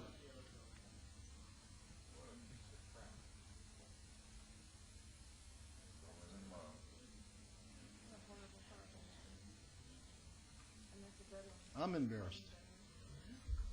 Go ahead, sir. Be happy to hear from you. Go ahead. Sir. Please. My name is Don Dehar, Clark County resident, and I'm here regarding the arena task force that they just had recently, and point out a couple things that, because I monitored closely and I attended one of the meetings, and I gave comments at the end. It was not in the book, so that's one thing. What I wanted to do is focus attention on the report that was made, that because of the meeting that you had last week, kind of glossed over some of the real serious problems of the arena task force, whether you build it here or any place. And the backups have it, but the report I don't think shows into enough detail. But one of the problem was that financing shortfall, which they kind of glossed over. It's $11 million a year if there's no team there, but it's $27 million if there is a team, because they made very little mention of that. The team, professional teams, as an incentive to come here, they keep all the revenue. So I never heard of a partner like that. You got a partner, you put up the building, then they keep the revenue. But that was played down. So it's something that you have to do when you're doing the penciling on the project, whether it's going to work or not economically. So the other thing is the building is $405 million, but it's 6 acres. That's just the building, but you got to have parking. You have to have a staging area. You have to have all these other things. It's more like 40 acres when you get all done that you really need for this kind of a stadium that would do events as well as sports. Whether you have both or just one, you need to have the stadium has to be flexible to have your events that you could have on an annual basis, because let's face it, the mayor thinks this is a great city. I think it's the greatest city, and it's underestimated by almost everybody as far as the crowds. Projections in 20 years are 4 million. Some of the projections are way low, but if you do some research on it, it's 4 to 5 million people coming here in 20 years. But most of the growth is going to be going towards California, like Henderson Annex and places like that. But anyway, let me get back to that book. The total comes to closer to $800 million for that project with the parking garages. It does not include the land. Does not include the parking garages, does not include this, does not include that. When you're all done, you're up in the 700 to 800 million. And you need to build a building flexible for events as well as for the sports team to be flexible. Of course, a couple of the sports, I think, and just my opinion now, that hockey won't fly here because, like I said at the meeting, 2-year-old in Montreal has a stick. Every kid 2 years old owns a hockey stick. I don't know anybody in Las Vegas owns a hockey stick, but I'm sure there's a few. Anyhow, the history is that the sports have not done that well from the local. And one of the reasons, and the big thing that they never mentioned, the average ticket price is $108 throughout the United States. That is critical because the locals, if somebody works in the casino, whether even if he's a dealer, to pay $108 for him and for his wife $108, it might be a little difficult. You need the tourists. So I'm going to have to cut you off. Okay. So the bottom line is, where is it, the site to go? And again, my opinion is it has to go on Las Vegas Boulevard between Russell, 10 miles south. In other words, going towards California, between I-15 and Las Vegas to get the tourists. Because without those tourists, 90% of it's going to be tourists. It won't be successful. But that's it. Thank you. Thank you. How many folks in the council chambers are homeless? Okay, I see 1, 2, 3, 4, 5. Okay. The reason I asked that question, I'm very happy that you're with us today. This is the kind of opportunity that I believe the city of Las Vegas should take advantage of. 2 weeks ago, I was sorely disappointed. We had one of these gentlemen who was wrongfully arrested appear before the council saying that he was arrested for sleeping a certain distance from human waste, and after the conclusion of his presentation, he asked for my apology, and of course I gave him a very speedy and sincere apology because he was absolutely correct. I then called upon him to, without embarrassing him, I hope, because I asked him whether I could ask him some fairly frank questions without causing embarrassment, whether or not he was homeless, and he said yes, and I said, do you want some help? And he said yes, and we brought our city staff down here, and they made arrangements for the gentleman to go over to a shelter, to be taken care of, to be given clothing, to be given food, to be given a shower, to be given direction as to how to get back into the community, to be given the first step into transitional housing, and to come back and be a person who was able to enjoy his life in our community. And that lasted about 5 minutes. He went in and turned around and he was on his way. I hope that's not going to be the case with you folks, because I've said it time and time again, I'll say it again today. We have facilities that are ready and available to assist you today. We have our city staff ready to meet with you. If you're looking for a place to stay, there are beds, there are vacancies, there will be food, there will be clothing, there will be counseling, there will be all the things that we want to provide to our homeless population, and we want to get you off the streets so you'll be able to get back into our community and to enjoy the Christmas holidays and the spirit that people who are not homeless can enjoy. If any of you have an alcohol problem at this point in time, we've made arrangements with that as well. We'll make sure that you're not going to be turned away because of any alcohol. Once again, you'll be given all the direction that you need. Now, I don't know what a city is supposed to do other than to make that available to you. If you don't avail yourselves of it, I throw up my hands, because I don't want you walking outside where it's freezing cold during this Christmas season and get a sandwich every once in a while in a park. That's not doing you a darn bit of good. What I'm offering you today is not a feel-good feeling. I'm offering you today the opportunity to take advantage of all the services that the city of Las Vegas has to offer. We're not going to be enablers, which allow you to be out in the parks and give you a sandwich and then you freeze the rest of the time. We're not going to be complicit and be part of what I consider to be the reason for the vigil today, where people die. Instead of getting the help that we're offering you, they stay on the streets, and we don't want to see that. So at the end of today's meeting, and I'm happy to hear any one of you, I hope none of you leave. You're not going to be taken into custody. You're not going to be arrested. We can't touch you because that's against the law. but we can guide you into these resources. And if you don't take advantage of it, then I don't know what to do, folks. Then I don't give up, because there's no quitting me. But I don't know what to do if you won't take advantage of the offer that we're making today. So we have citizens' participation. I'm happy to hear anybody. Clock, please. Thank you, City Council, Mayor Goodman. My name is Joe Sacco. My address where I own my home is 1807 South 8th Street. I've been a resident of Las Vegas for 13 years, and I've owned my home for 4 years. As you know, I'm in Ward 3, Councilman Reese's ward, and as you know, Circle Park has been recently closed due to a murder and a concern about crime in and around the park.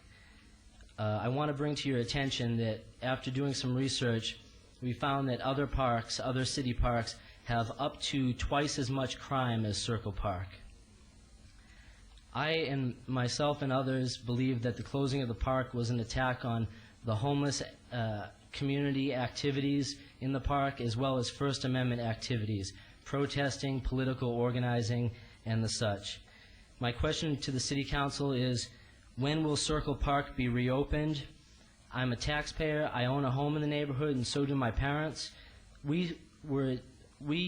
Our tax dollars, approximately $2 million, was put into that park, and we want to use that park for family gatherings, to have a picnic, to walk the dog, or just to sit and talk about the politics of this nation and this city. We want to be active participants in our community, and without a park that has been there for years, that has been a place for political organizing, a place for protest and First Amendment speech, without that, I feel that my constitutional rights have been violated. I also feel that my rights have been violated today when certain individuals have not been allowed to speak their mind. I disagree with the city manager in closing the park. I believe that it was a fascist move. Fascism is reactionary and dictatorial, and closing that park without doing a proper analysis of the crime, without having accountability to our community, was just plain wrong. And I don't believe that closing that park has helped anyone. The homeless are being fed at Frank Wright Plaza every day at 2 p.m., which is the park, as you know, right across from City Hall. We are allowed to feed the homeless. We are allowed to feed each other. The law that you all unanimously passed, which was a violation of human rights, a violation of our constitutional rights, and a violation of our basic freedoms that we expect and deserve and fight for in this country, have been violated. I'm begging you to be accountable for these decisions. I'm asking you that you consider opening Circle Park as soon as possible, and if something is not done, I would like the resignation of Councilman Reese, City Attorney Brad Jervik, and also the city manager, who has made these moves to limit our freedoms in this great nation. Thank you for listening to me. If there's anything we can do, I'd be willing to talk with Councilman Reese, but his office tells me that I'm not allowed to speak with him because we have federal lawsuits against the city of Las Vegas. I feel like I'm not being able to be heard by my councilmen, and therefore I'm here today to speak my mind. I know I probably won't get a response today, but if you could tell me what more can I do as a citizen. I'll tell you what more you could do, okay? What you could do, instead of just feeding these people, because you're not the government, you're a nice guy, take them by the hand and say, buddy, we have services in Las Vegas that will take care of you. Come down to Catholic Charities with me. Come to the Salvation Army with me. Come to the mission with me and let them help you, okay? That's what you can do. Thank you. Next, please.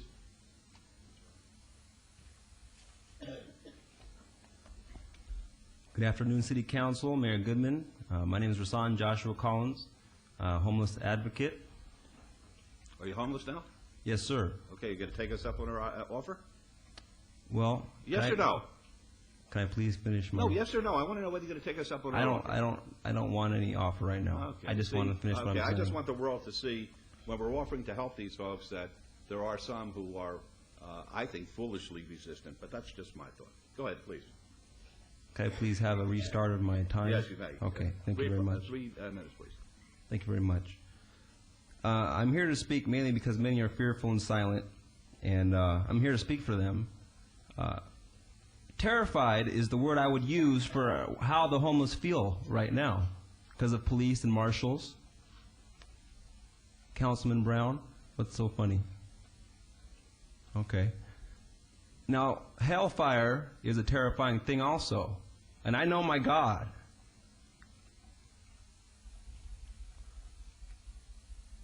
Do you? Jesus Christ?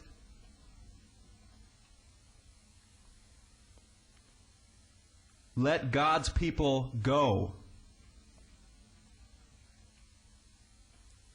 Reduce fines and jail times and open the parks day and night so that people can have somewhere to sleep. Right now, they're sleeping on the side of highways and being harassed by police and marshals. Who are you going to do this to these people? My brothers and sisters. Are we better than they? It's wrong.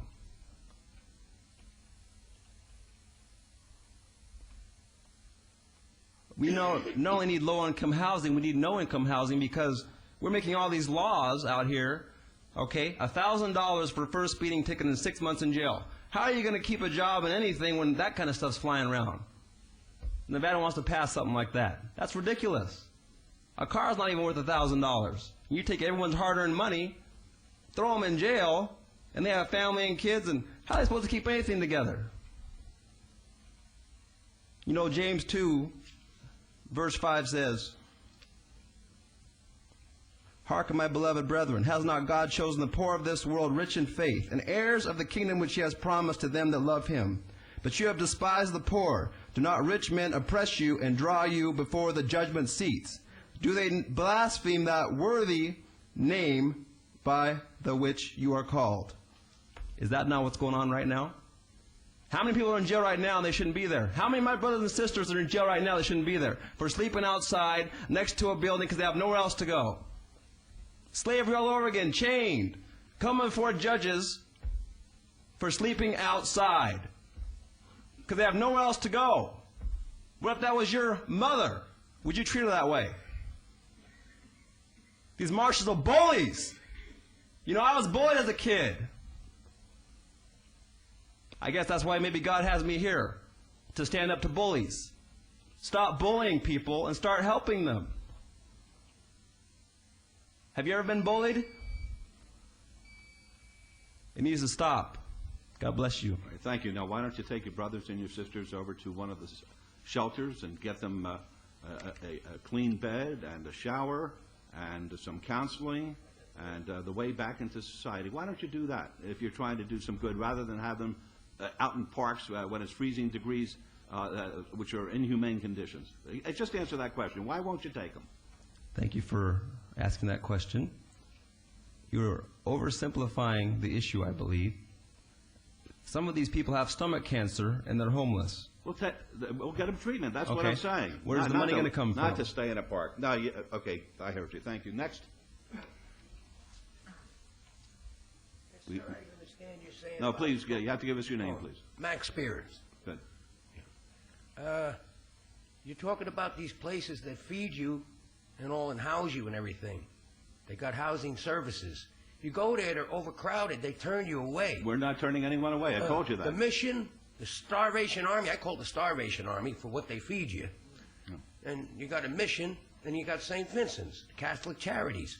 The bottom line is, they turn you away. They only got so much space. I'm telling you. We got no other place to stay. My friend. I sleep outside. My friend. 5 blankets. Are you going to take us up on our offer today? Are you They going give them any offer. The bottom line is, I'm just telling you, I talked to, you know what the marshals did today? A bunch of friends of mine, 8 of them are homeless women. They can't even hardly walk. They can't make it to the mission. They can't even make it to the Starvation Army. The bottom line is they sleep under the bridge. We'll give them a ride. The marshals, where am I going to get it from? Now you're No, talking. I'm telling you, we have You're our making a double staff. standard, sir. I respect you as a mayor. Wait a second. We have our staff here. If you show these staff people where there are women who are unable physically to get to a shelter, I assure you, they will make arrangements. I will tell them about this here. Okay, but are you going to Bottom go? line- Are you going to go? Bottom line, may I speak some more? I want to ask you one question. Are you going? You going to take us up on our offer? Possibly. Let me ask you questions now, sir. It's not just me. There was a. They chased 40 people from under the bridge. 10 of them were women. They took all their gear. They had a dump truck there, and they're throwing it in there. The marshals were just throwing their gear all in there. They're running around without a blanket now. I mean, that's terrible. Is that the solution to the problem? Nope. Come on. Now, what do they do now? Take us up on our offer and go into a shelter. We have room for everybody. They turn you away. I've been turned away myself. I've been assured as of And I don't 10 drink. minutes ago I don't do anything. that no one will be turned away. That's the note that I have. So take us up on our offer. But how about when if they grab your gear and they just toss it? Is that fair? No one's going to be doing that. If you go to the shelter, In the they're going to parks. take it. Why is another thing? Why stop the free food that comes in during the daytime? Because it The doesn't get people into the shelters, people- that's why. But the shelter will kick you out at 5 o'clock in the morning. What do you do when your stomach starts growling at 11 and 12 in the afternoon? Go panhandle or do something, right? If there's nobody bringing free food, you're gonna. If push comes to shove, you're gonna go in a convenience store. Take me up on my Hey, I'm taking a hot dog here and a pan of beans here. I mean, what are you gonna do? I mean, right or wrong? Come on, Mayor, you Mr. Goodman. I mean, we have respect for you, but what are we supposed to do out there? Take me up on And my the offer. marshals, put your hands behind your back. Come on, we'll take you to jail. 4 or 5 days. All right, all right. Okay. I pleaded with one cop. I said, take me to jail, man. It's cold out here, man. Okay. Next, That's all I please. got to say, sir. Thank you. Next. Thank you. Good afternoon. My name is Eduardo Medina Castillo, and I'm a little bit nervous, but Don't be nervous.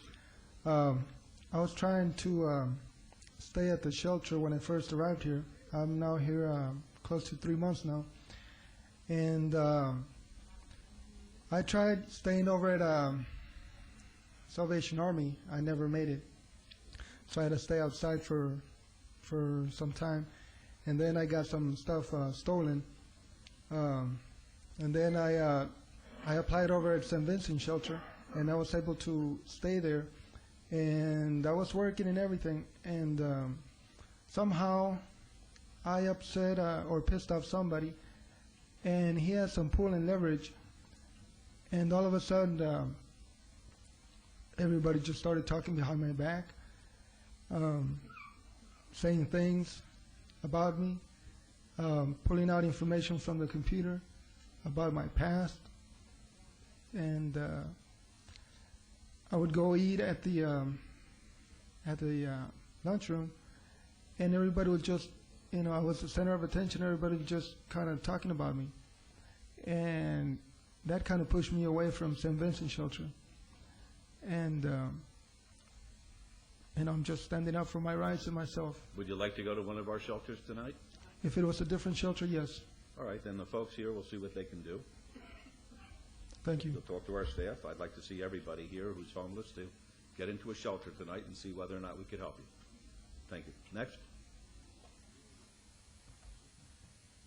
How you doing, sir? Good. I'm Mateo Rosano. I couldn't help but listen to what some of the people had to say and then your response. And all due respect to y'all trying to help. I mean, I'm not originally from Las Vegas. I'm from New York. And, when I came out here, I got robbed at the casino. All my bags, my ID, everything. And I've been to some of these places that they're mentioning, and I got turned away because I had no ID. And to get a new ID, I got to mail a money order to Atlanta, Georgia, or wherever it is to get it sent back. And I've been turned away from places that are supposed to help. The other places are more dangerous than in the streets. I've been staying on the street for 26 days now since I got robbed at Boulder Station. And I've been to the rescue mission. They gave me 7 days. I stood out there trying to get work for 7 days, couldn't find help, and my only help and my only meals have come from the people getting ticketed for feeding us, the people getting arrested for trying to help us, or whatever the case may be. About the violence, the same people you offering to help, half of them are scared of your people, because your people are the one going out arresting people and smashing their belongings and taking their stuff. Like you're mayor, you're sitting back here and is saying one thing right now, But you know as well as I do, behind closed doors, people do a total different thing, and behind your back is behind closed doors. And what them cops and the marshals do to people, and I try to walk in the casino, and I spend money. I got a cell phone on and everything. I don't spend money on liquor and drugs. I'm just down on my luck. I'm trying to get on my feet. Want to go home? I've been to St. Vincent's. No, you want to go home. To what, New York? New York. I would actually like to go back to Florida where I can get some roofing work. Do you 'Cause have I tried to get construction do you out have, here. do you have a relative down there who will receive you? I've been on my own all my life, sir. My You mother don't have abandoned anybody, me. nobody back in New York? I got friends. I mean, just people Will like somebody say that they'll meet you at the bus if we get you a ticket? in Florida. Either it's, where. It's winter now. It's 19 degrees. There's no roofing in New York City. That's why I went to Florida first. And Will you have will you have somebody ready to meet you there? in Florida? Yes. I haven't. All my bags and my numbers got stolen. The only I got a cell phone from out here. That's how bad it went. No, but I'm saying, could you call somebody there? I have no numbers. All my numbers from family and friends, not family, but friends of Florida, got robbed at both. Because we can't send people, we can't give them bus tickets without knowing that somebody's going to I be mean, at I the other heard end. the offer about the homeless. I'm not going to, not look a gift horse in the mouth. I If you have a understand. shelter I can get to, or Yeah, I'm they're going to take care of you tonight. You're going, right? I'd be glad to go. I'm sleeping in a sleeping bag Go right for it. now. I mean, Go for it. Thank you. Good. Anybody else who I haven't heard from so far? All right, well, hopefully nobody, I think one fellow left. I guess he didn't want to take our offer up. But I'd like to hear from the staff. Excuse me, he is in shelter. He's on his way there now. That's great. That's wonderful. That's what it's all about. Okay, anybody else like to be heard? No, we've heard from you already. Anybody else like to be heard? Heard from you already. Anybody else? Okay, meeting's adjourned. Thank you.